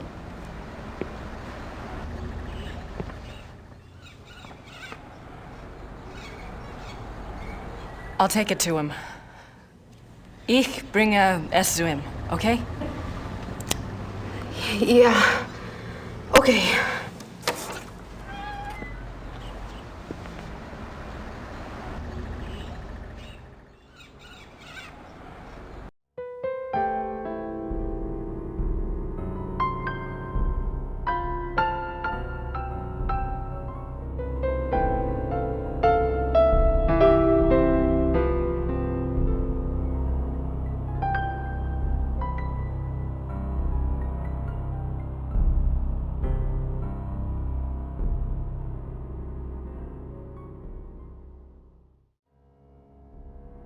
It's a letter from von Glauer. And he sent the Ritter talisman back, too. Gabriel, I know you are very ill right now. The change is always painful. I went through it myself when I was only 12, and I did not even know what was happening to me. I'm sorry I'm not there to help you, but I have a pretty clear sense that you would not welcome my presence. You are safe in Rittersberg. For now, that is enough. Let me speak then of the future. You hate me now. I know this. But I have some hope that by the pass of the second moon, when the sickness wanes and the blood has inflamed the greater part of you, you will see things differently. You will need me then, and I think you will want me then. It is for hope of this that I did not have you destroyed the night you were bitten by von Zell. I could have done. You were passed out for hours at the lodge. It would have been a simple thing to wake the men, show them von Zell's corpse, and make up a story that would enrage them enough to kill you. I did not. Let that be proof of my true desire for friendship with you. I have desired companionship for more years than you have lived. I have even very rarely taken the risk and changed others. But the blood was always too much for the brain, and my chosen one ended up dead. Or mad. This is why I started the Hunt Club. It was my idea that if I could first indoctrinate men's minds to the religion of tooth and claw, that they then might be prepared for the change. As you have seen, it did not work. Von Zell was the best of the lot. If he had turned out well, I would have taken the others. But there's no point in even trying with them now.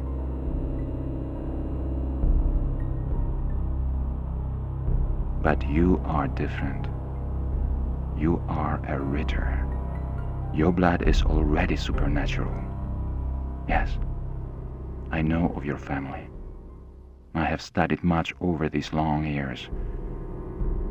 When we met, I felt somehow that you would not be destroyed by the gift. You have an enormous streak of the beast in you, and you are innately strong in the occult. You will be powerful and beautiful in the change. I am sure of it. I did not intend for it to happen so soon and in such a way, but perhaps fate has its own reason. But how confused you must be. You may feel I used you to dispose of von Zell. I did. He had to be taken care of, and you obligingly showed up. What was I to do?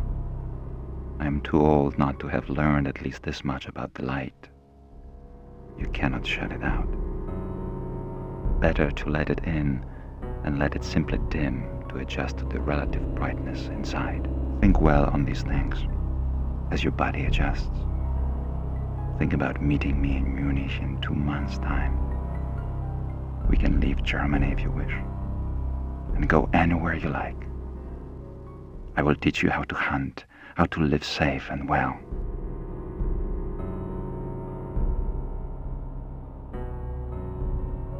You can feel the night wind on your face, taste the heartbeat of the kill beneath your jaws. It is glorious. Much more so than the priestly life the Schattenjäger offers. Don't confuse yourself with ideas of good and evil.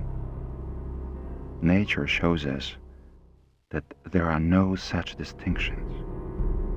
You and I both inherited something from our fathers. Is your legacy any less of a curse or blessing than mine? Join me. Yours, Friedrich.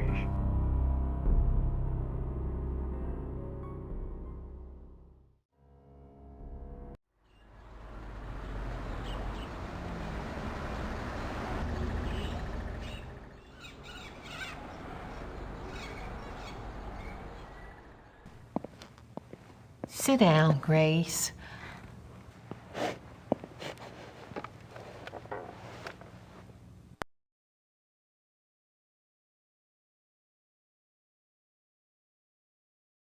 Gabriel seems awfully sick. Of course he does. His body's fighting that blood something fierce. You know, dear, I wouldn't count on Gabriel being pleasant or even cooperative. He is quite literally not himself. You think I shouldn't really let it bother me that he's being such a butthead? Well, don't worry, he's always like that. It will get worse. Do you think that we really need to keep him locked up in there? It seems so cruel. He'll be more at ease knowing he's locked up in there and can't harm anyone if he does change. I suppose so. His only chance now is the destruction of his maker. I know.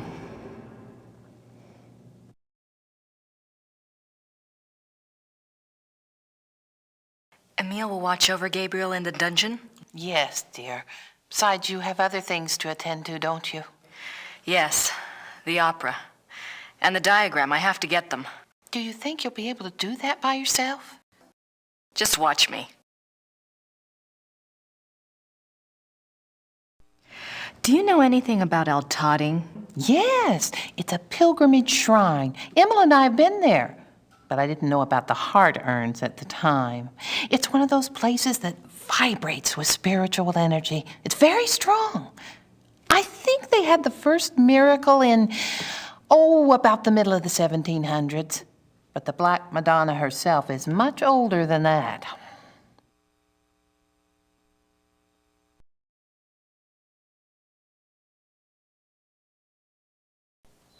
There's something I think you should see.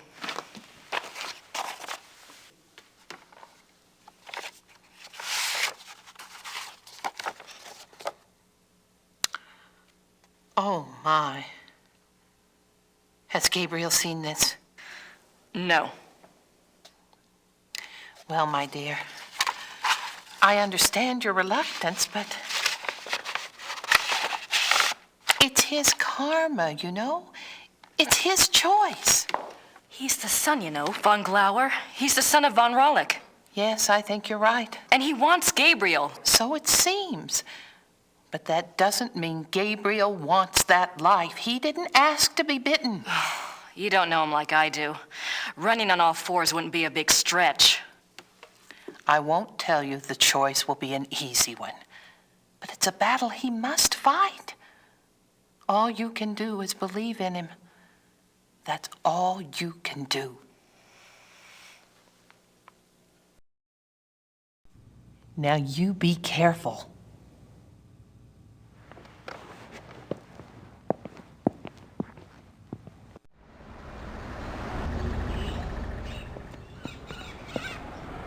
I think I'll steal one of these rolls. Please do, dear. You're thin as a rail.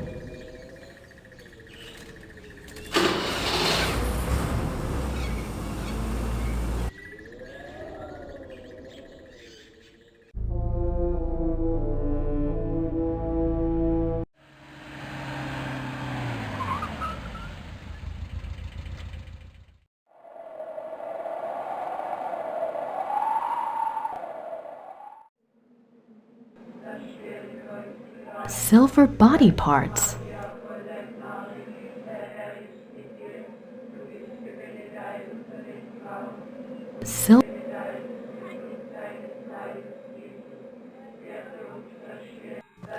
Hello.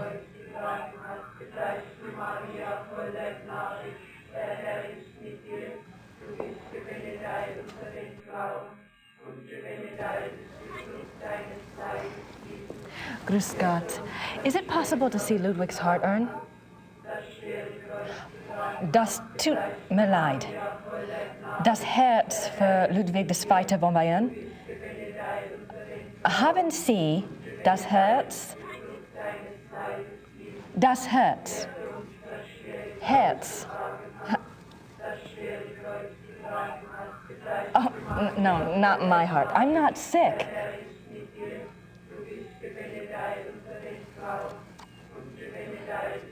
Thanks.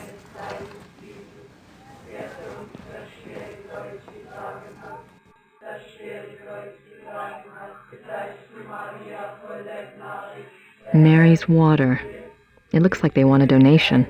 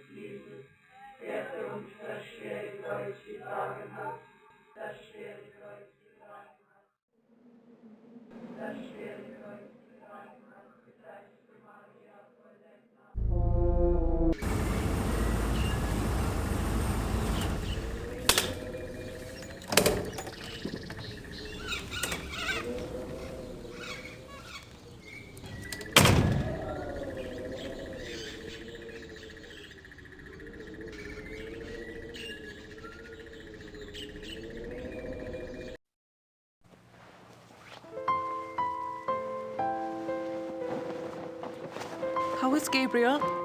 Is he going to be all right?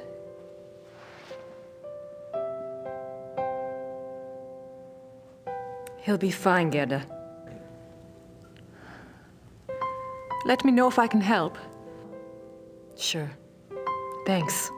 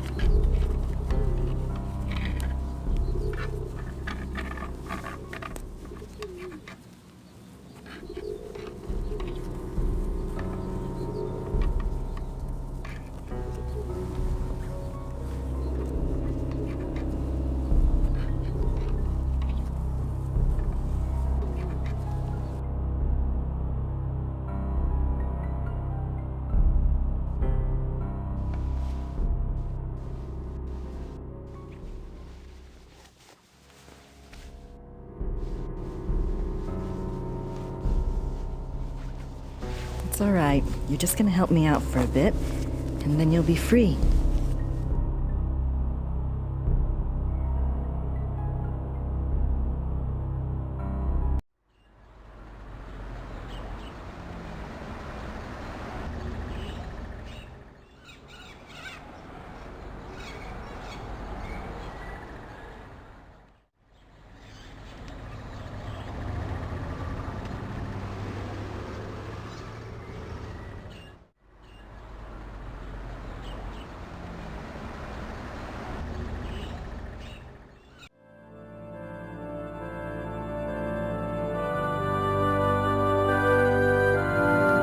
Those look better. That silver heart reminds me of the silver penitent gifts at Altadine.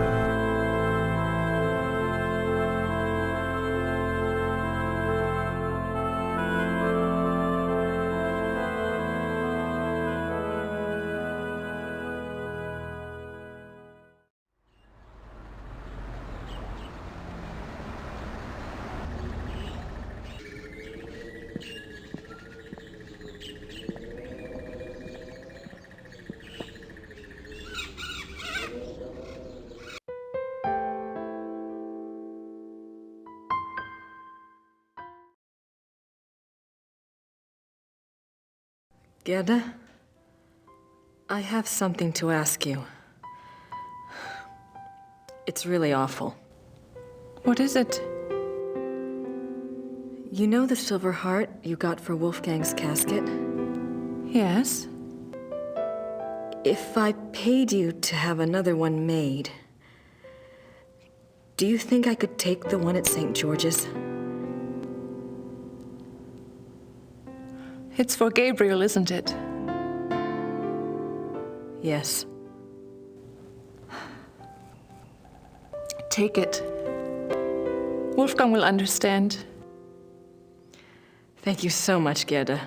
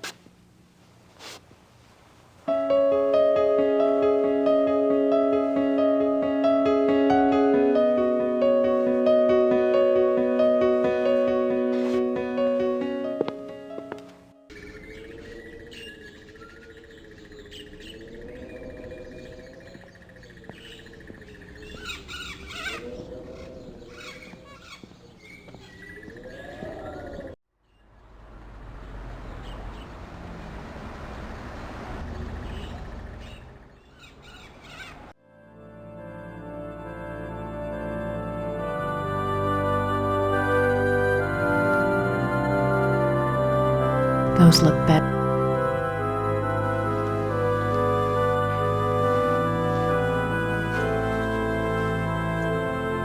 Thanks, Gerda. And Wolfgang.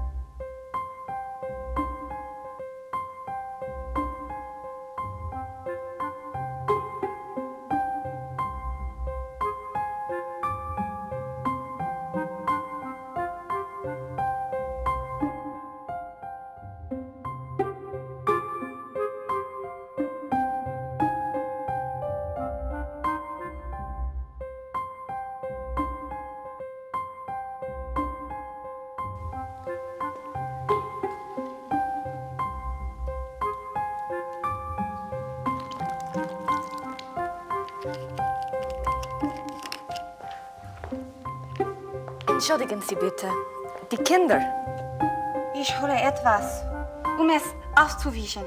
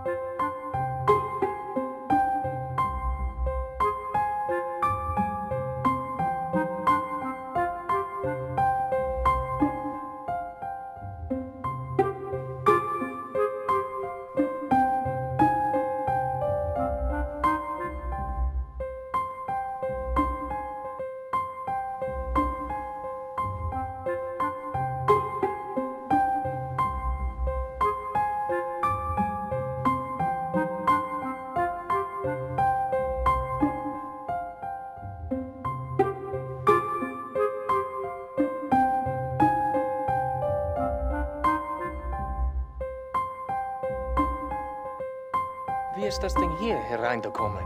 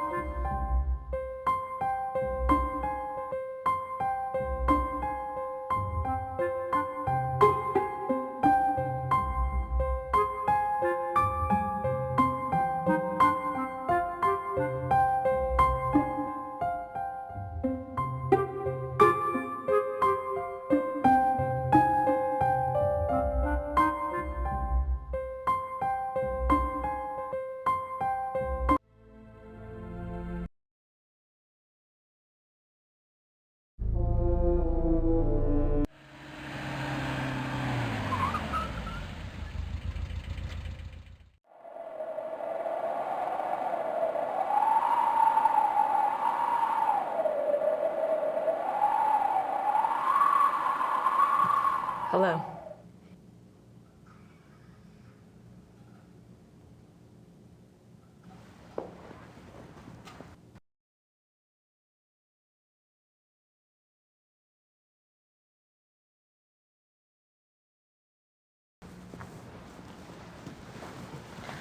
I'd like to make a prayer, Father.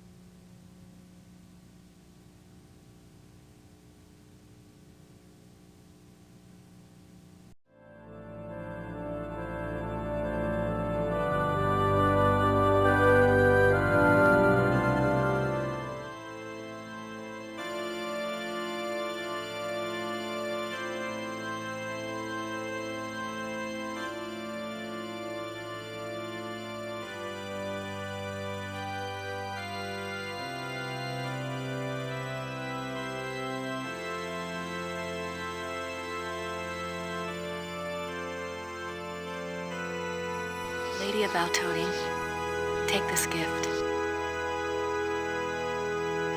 I think you know why I'm here. I apologize for even thinking of violating your shrine. But you know I need to get what's inside Ludwig's urn. I think you want me to help him, and Gabriel. Gabriel may be egotistical and selfish, but he's got a good heart, I think. Anyway, he doesn't deserve this curse. Help me help both of them. Please.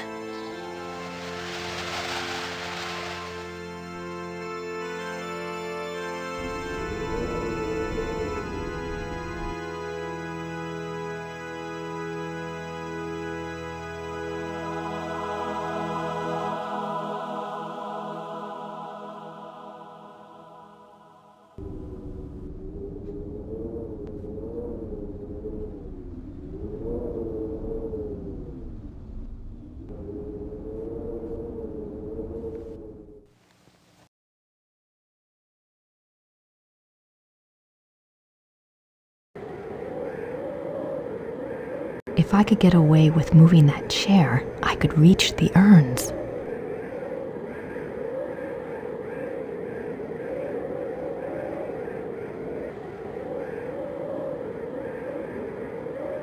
I hope this works.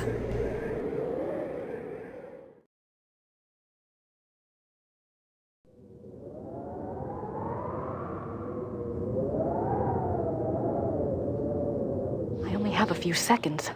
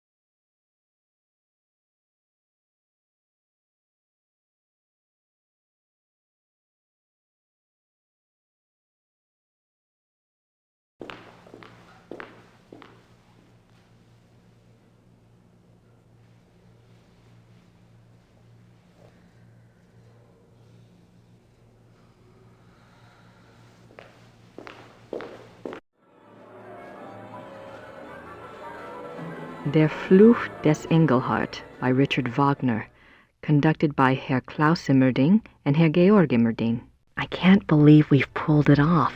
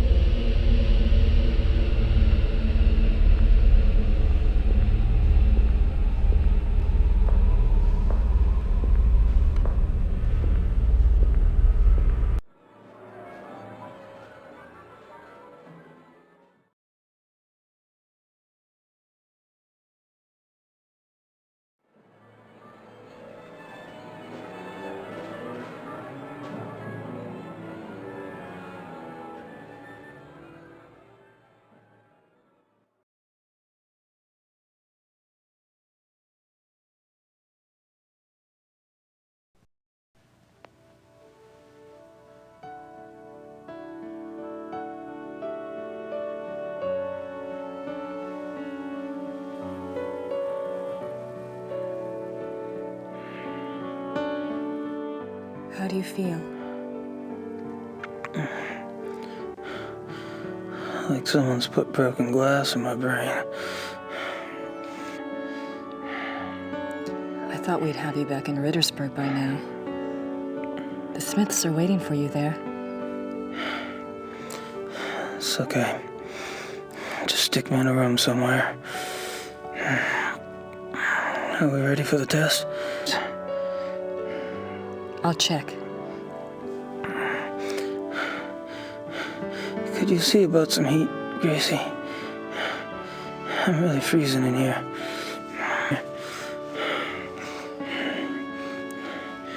Are you cold? Sure. It's cold. I'll see what I can do. Good. You do that.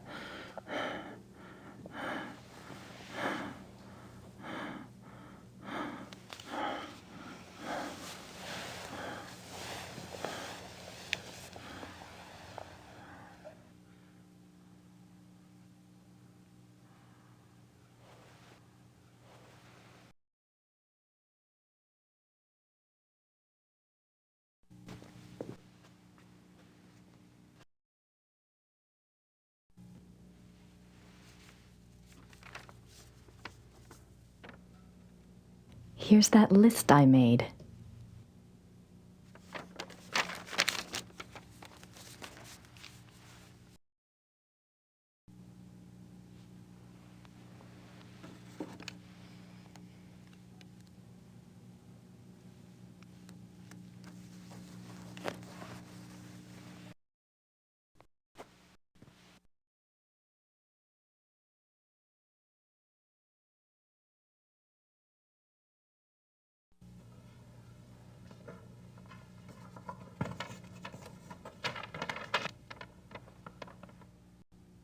A seating chart. This might be useful.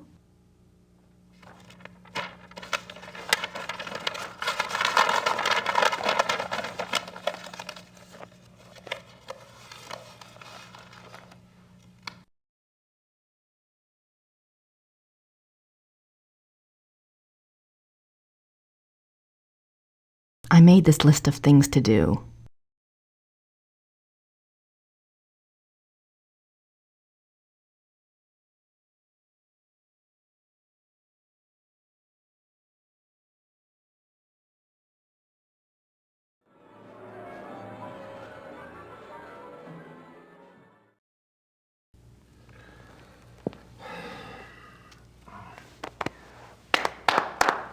We have 1 hour, people. Herr Emmerding. Herr Emmerding. Yes, Mr. Costello? Herr Emmerding, I must again protest about my lack of vocalization in Act 3.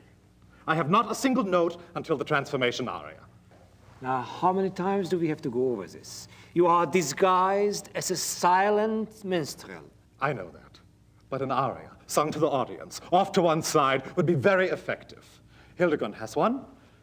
Yes, but the audience is not supposed to know it's you until the transformation into a wolf. It's a surprise. You know, surprise. I realize that's the way it's written.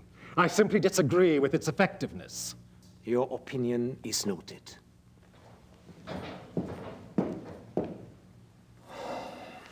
It's time to get ready, Georg. You go. I want to go over this one more time.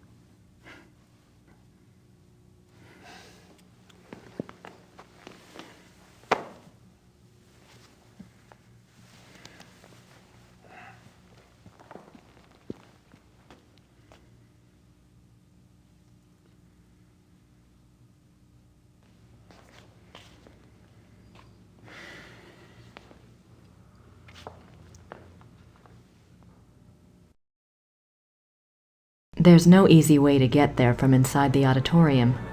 Grace Nakamura.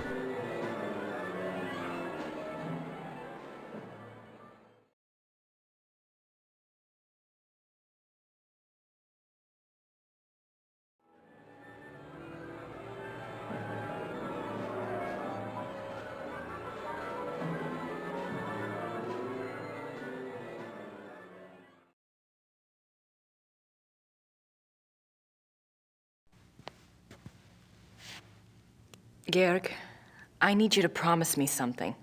What? There may be some distractions tonight in the audience in Act 3. I need you to keep playing no matter what. What distractions? What are you saying? Don't get upset. It's just, well, it is opening night. The audience might be a bit rowdy, you know? Are you serious? But we have extra security lined up, so if anything were to happen, it would be taken care of. So just, you know, keep playing. Grace, I do not even want to know what you are talking about. This is a brand new Wagner opera. I am not going to stop the performance, even if Wagner himself comes floating out on stage. Great. That's exactly what I wanted to hear.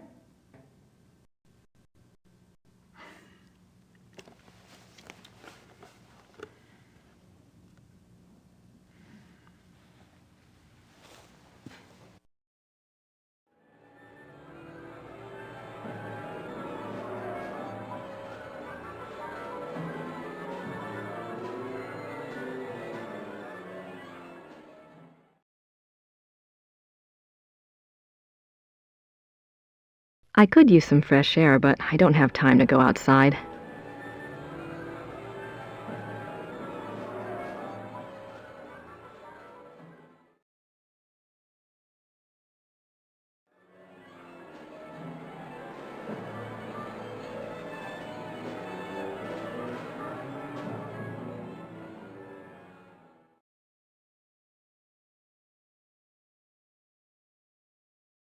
The dressing rooms are back there.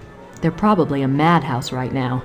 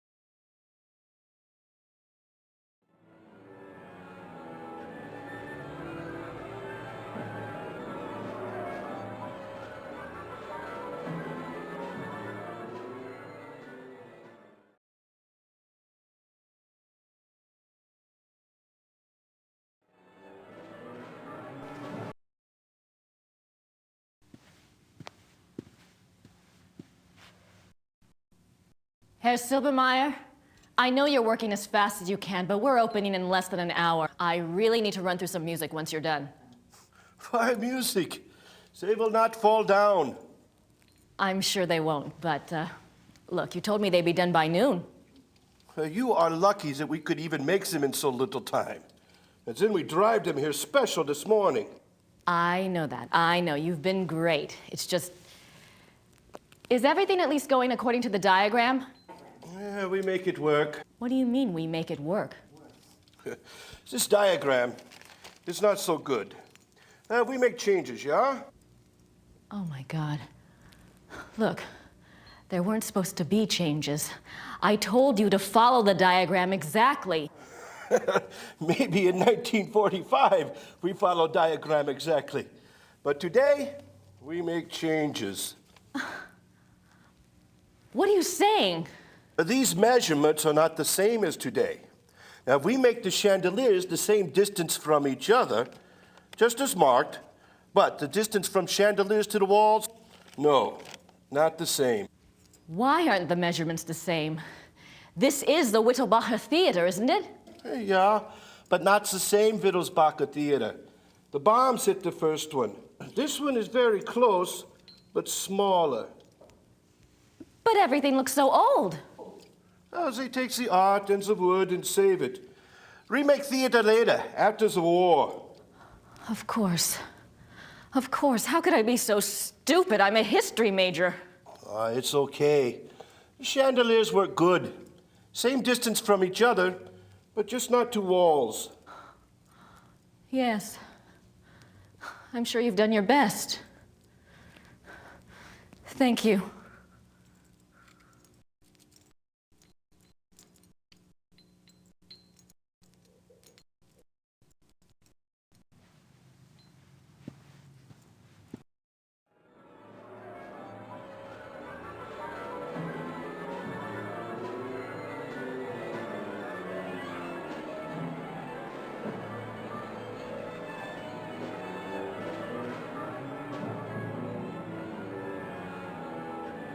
I suppose that large X had something to do with the seating arrangements. It's in a nice line from the chandeliers.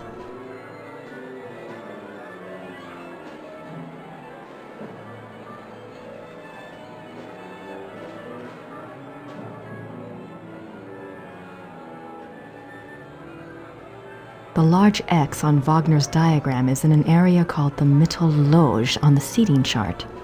I'd better check it out.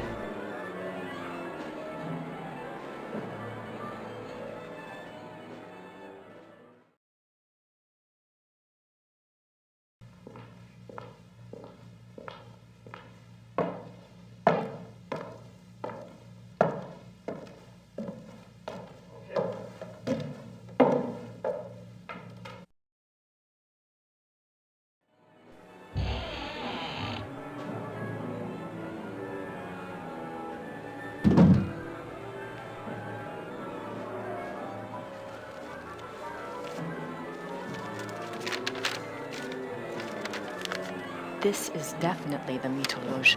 According to Wagner, von Glauer gets seated here, Lieber too. Now I just need to find a way to block the doors.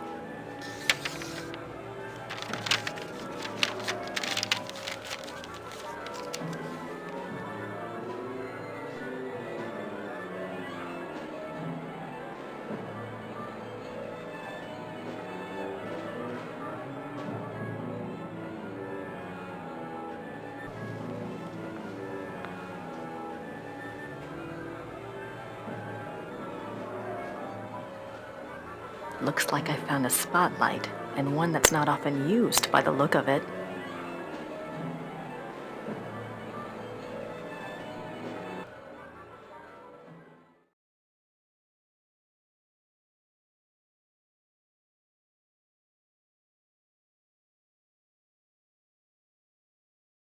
There's the hot seat.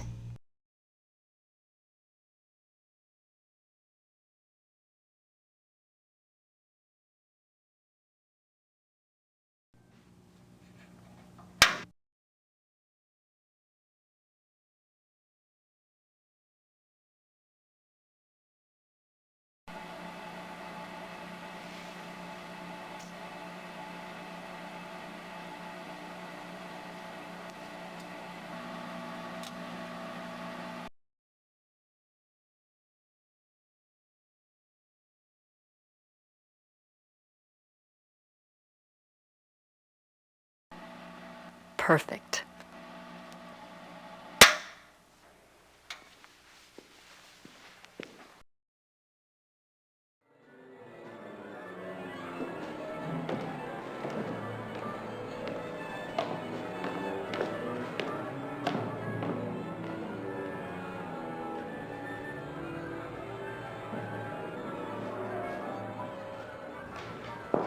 Paul. Yeah. You're going to see 2 special invitations tonight. One is addressed to a man named Baron von Glauer, the other is Kommissar Lieber. Both will be seated in the Mittelloge. I have it marked here. No problem. Oh, and when Kommissar Lieber arrives, please find me. I need to speak with him before he's seated. Yes, Frau Nakimura.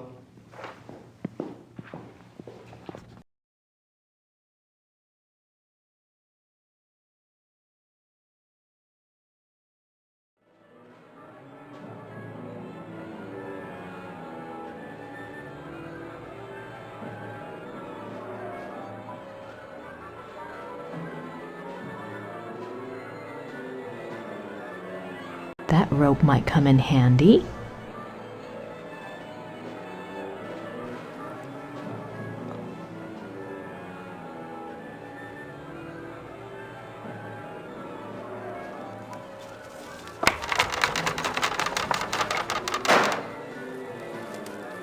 Oops.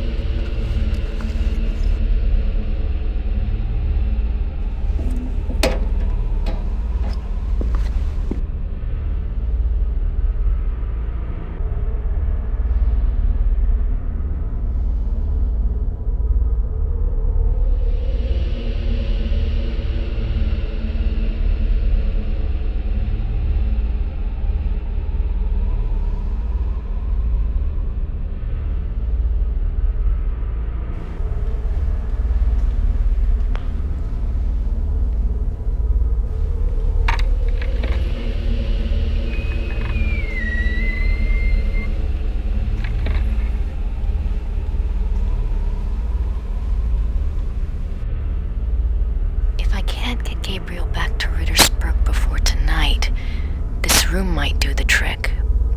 But I need to be able to lock it.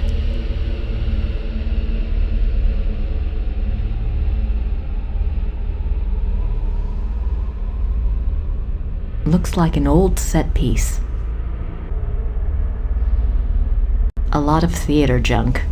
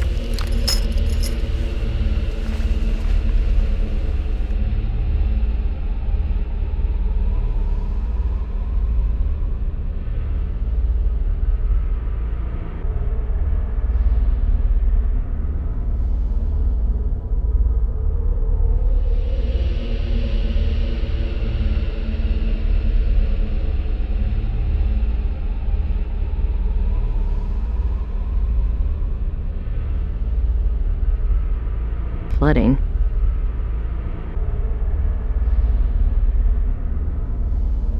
The furnace doesn't appear to be running at the moment.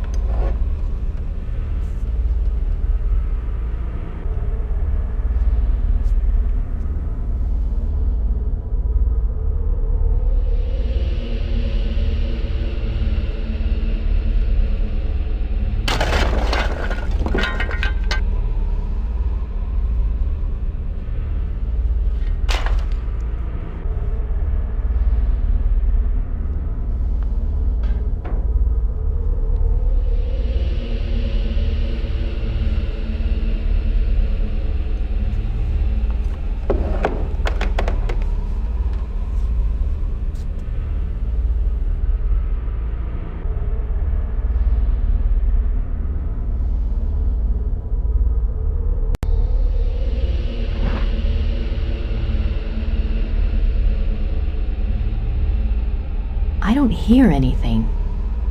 There we go. The furnace is already lit. The furnace is already lit.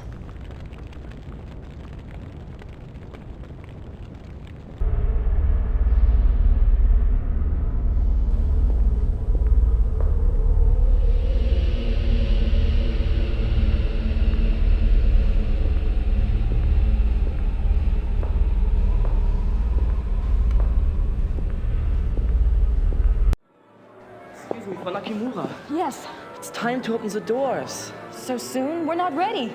The performance starts in 15 minutes. The people have been waiting outside for over an hour. All right, just give me 5 minutes, okay? Okay. The doors will open in 5 minutes.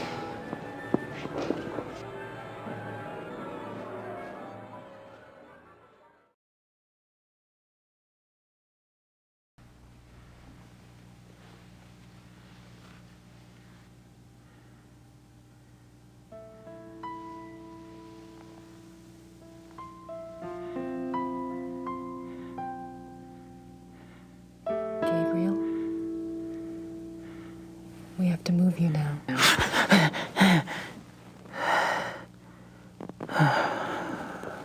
Sorry. Is it time for the test? No, we don't have time. I found a safe place for you downstairs. You'll be all right there. But the test? It's too late to change anything now, even if we could test it. Come on.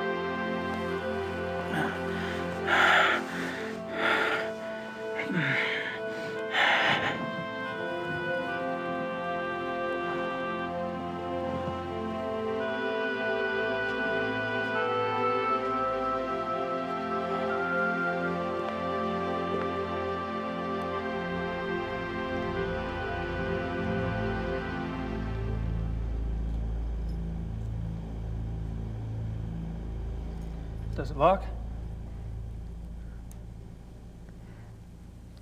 Plug your ears and you probably won't feel a thing. Yeah, I still wish we tested it. We're not going to get another shot, Gracie. Just rest. I'll see you later.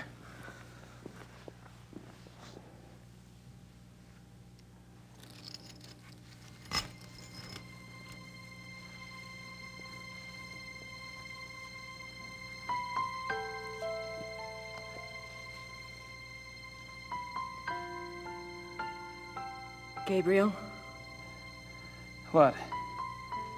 I have to tell you something. I screwed up. What are you talking about, Gracie? The chandelier foreman had to change the measurements. It's the theater. It's not the same Whittlbacher theater. It's been rebuilt, and this one is smaller. I'm not sure the crystals will work. I can't believe you did this. God damn you, Gracie! You did it on purpose, didn't you? Gabriel, Open the door! Open the goddamn door! No. You open the door this minute. If you can't manage a simple goddamn fucking diagram, I'll take care of things myself! Myself, do you hear me? Open it! I'm sorry. I'll do the best I can. Gracie! Gracie!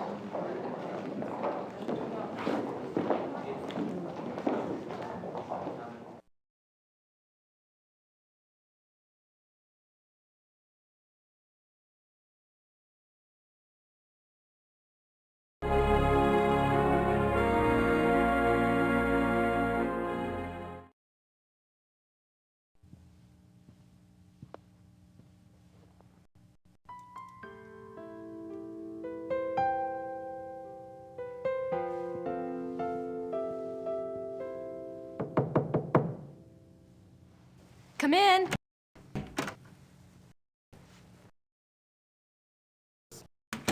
Kommissar Lieber at your service. I'm one of the show's producers, Herr Lieber. Thank you so much for helping us out this evening. You came with another officer, and you came armed. Is that correct? Just as the invitation specified. But why did you ask me? The Ordnungspolizei usually supply extra security. One of our producers is a fan of yours. We needed the extra security, and he wanted to make sure you got good seats for tonight's performance. Oh, they are very good seats, very generous. But is there some specific trouble you're expecting this evening? Believe me when I say that nothing at all will probably happen. I hope you're all right. I would like to meet this van after the performance. I hope that will be possible, Kommissar. Thank you again. My pleasure.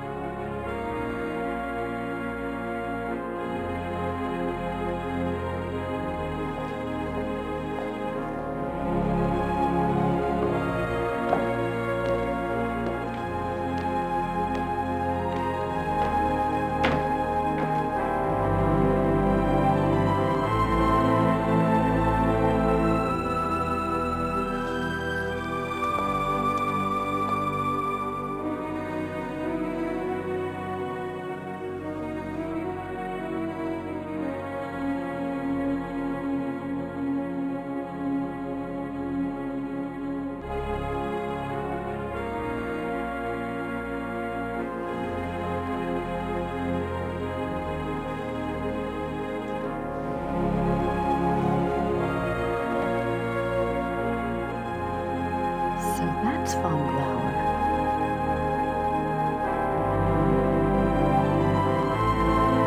Looks like he's clueless about the trap. Now I just need to make sure he doesn't get out.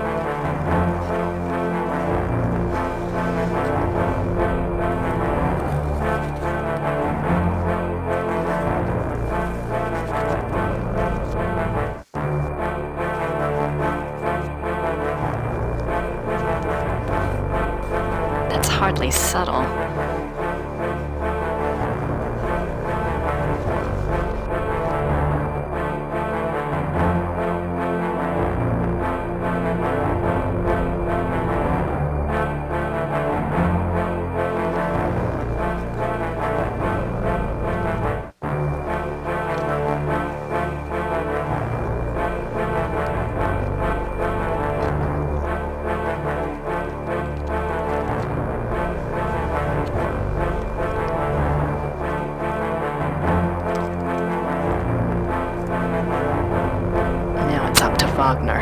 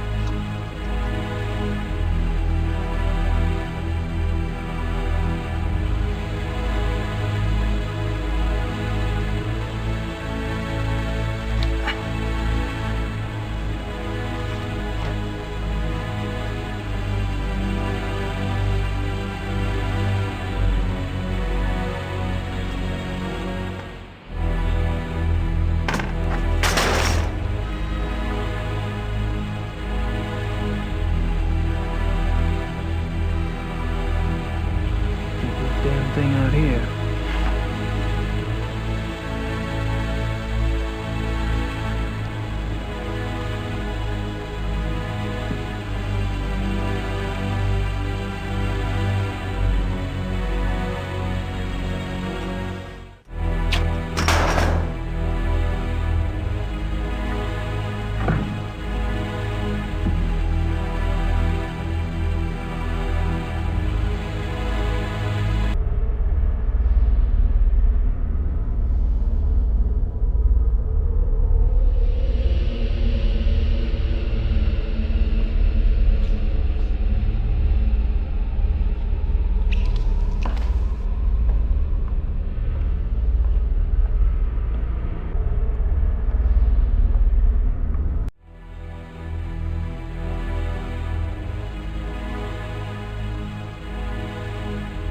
That roll of tape might be useful.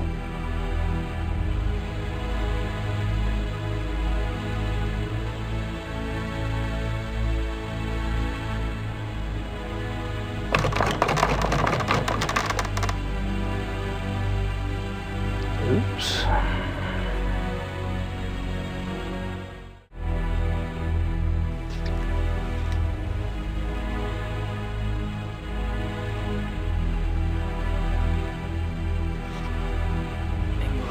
Minstrel costume.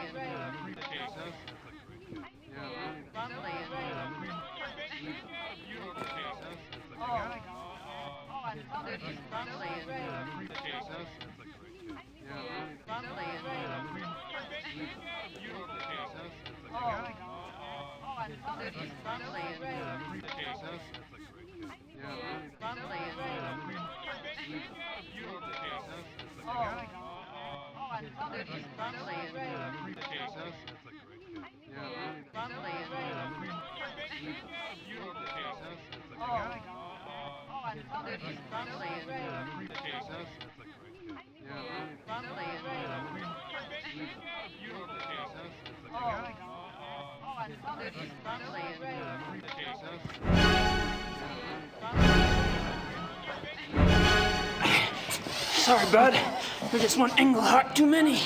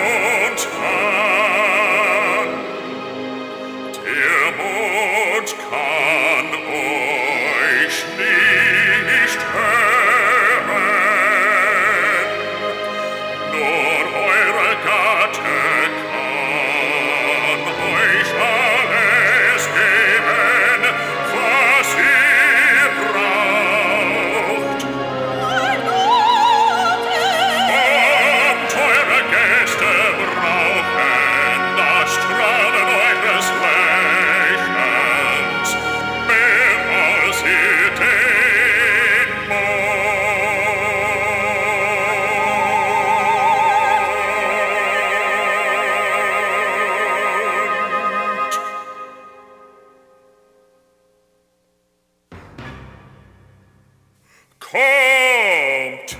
Wo ist die Musik? Wo ist die Musik? bringt die Sänger.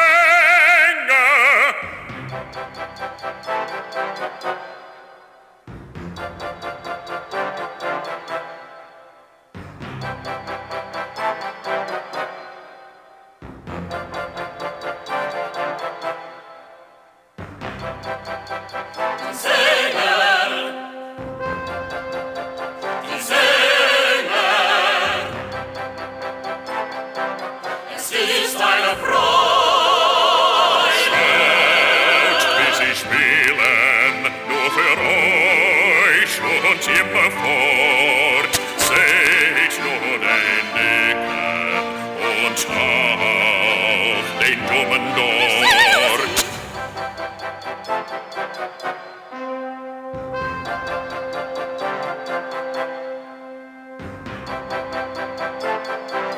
Es ist eine Freude. Der Dumme, ich hab ein nie zuvor gesehen. Vorteil, noch niemals lachte ich mehr. Doch schaut bekannt aus, aber nicht so fröhlich. Ihr habt keinen Sinn für Humor, wenn ihr so denkt.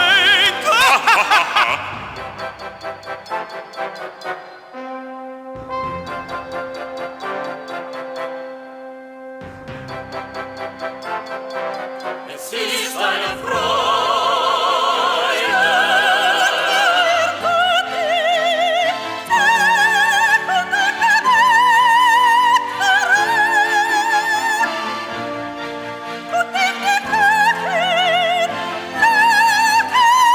Hört auf eure Mutter, ihr seid doch kein Mastkalb, spielt nicht den Märtyrer. Laut, laut.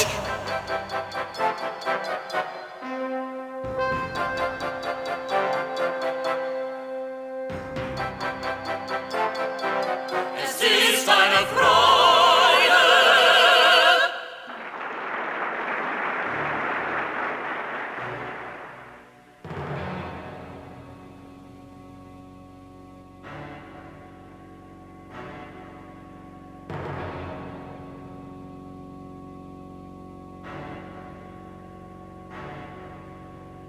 Nicht zu verstehen, ich vermag. Es ist doch mein Hochzeitstag. Der Jäger, beschleicht sein Opfer. Es ist nur ein Scherz, Baron. Ich hoffe, Sie fangen den Dummen. Euer Witz ist so stumpf, wie eure Schwerter Schmied. Der beschleicht sein Opfer.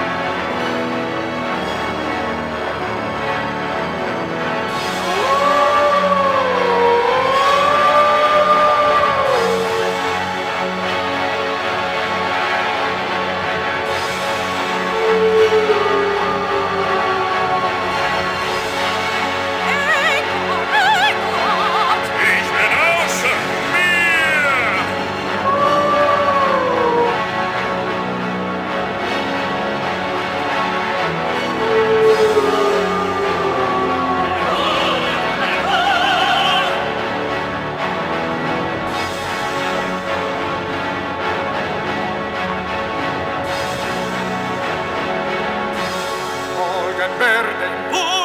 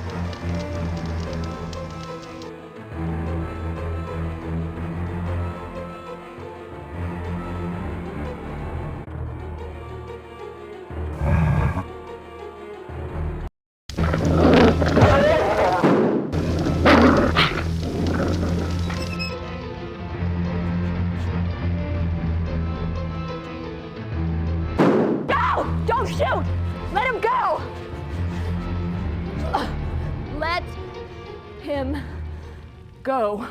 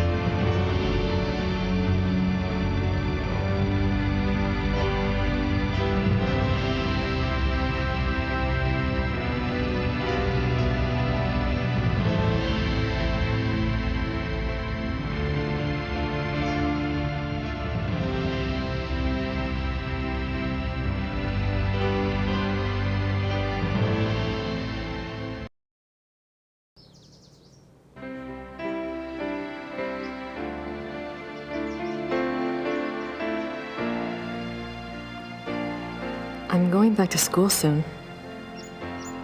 It's all arranged. Don't do that. You didn't even want me on this case. It came up so quickly. Give me a break. Fine, I wanted you safe in America, so sue me. It won't happen again.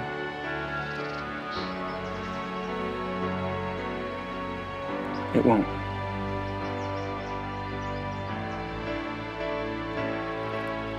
What was Von Glauer really like? I liked him. Haven't you ever wished you could just follow your instincts? Live for the moment? Yes. That was Von Glauer. Von Glauer? Was that pit of bodies?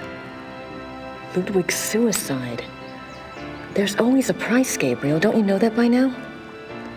I made my choice, Gracie. So you did. Do you know why? I guess when it comes right down to where the buck stops, I don't want to be like that.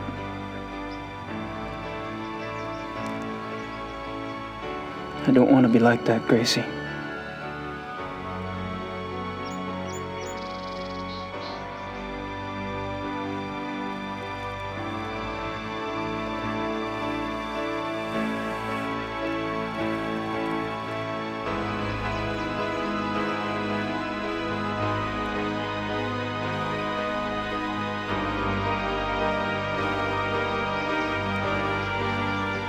They won't stop testing you, you know.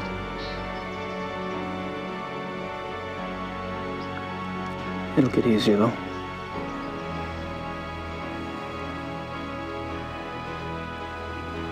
Don't you think, Gracie? Don't you think?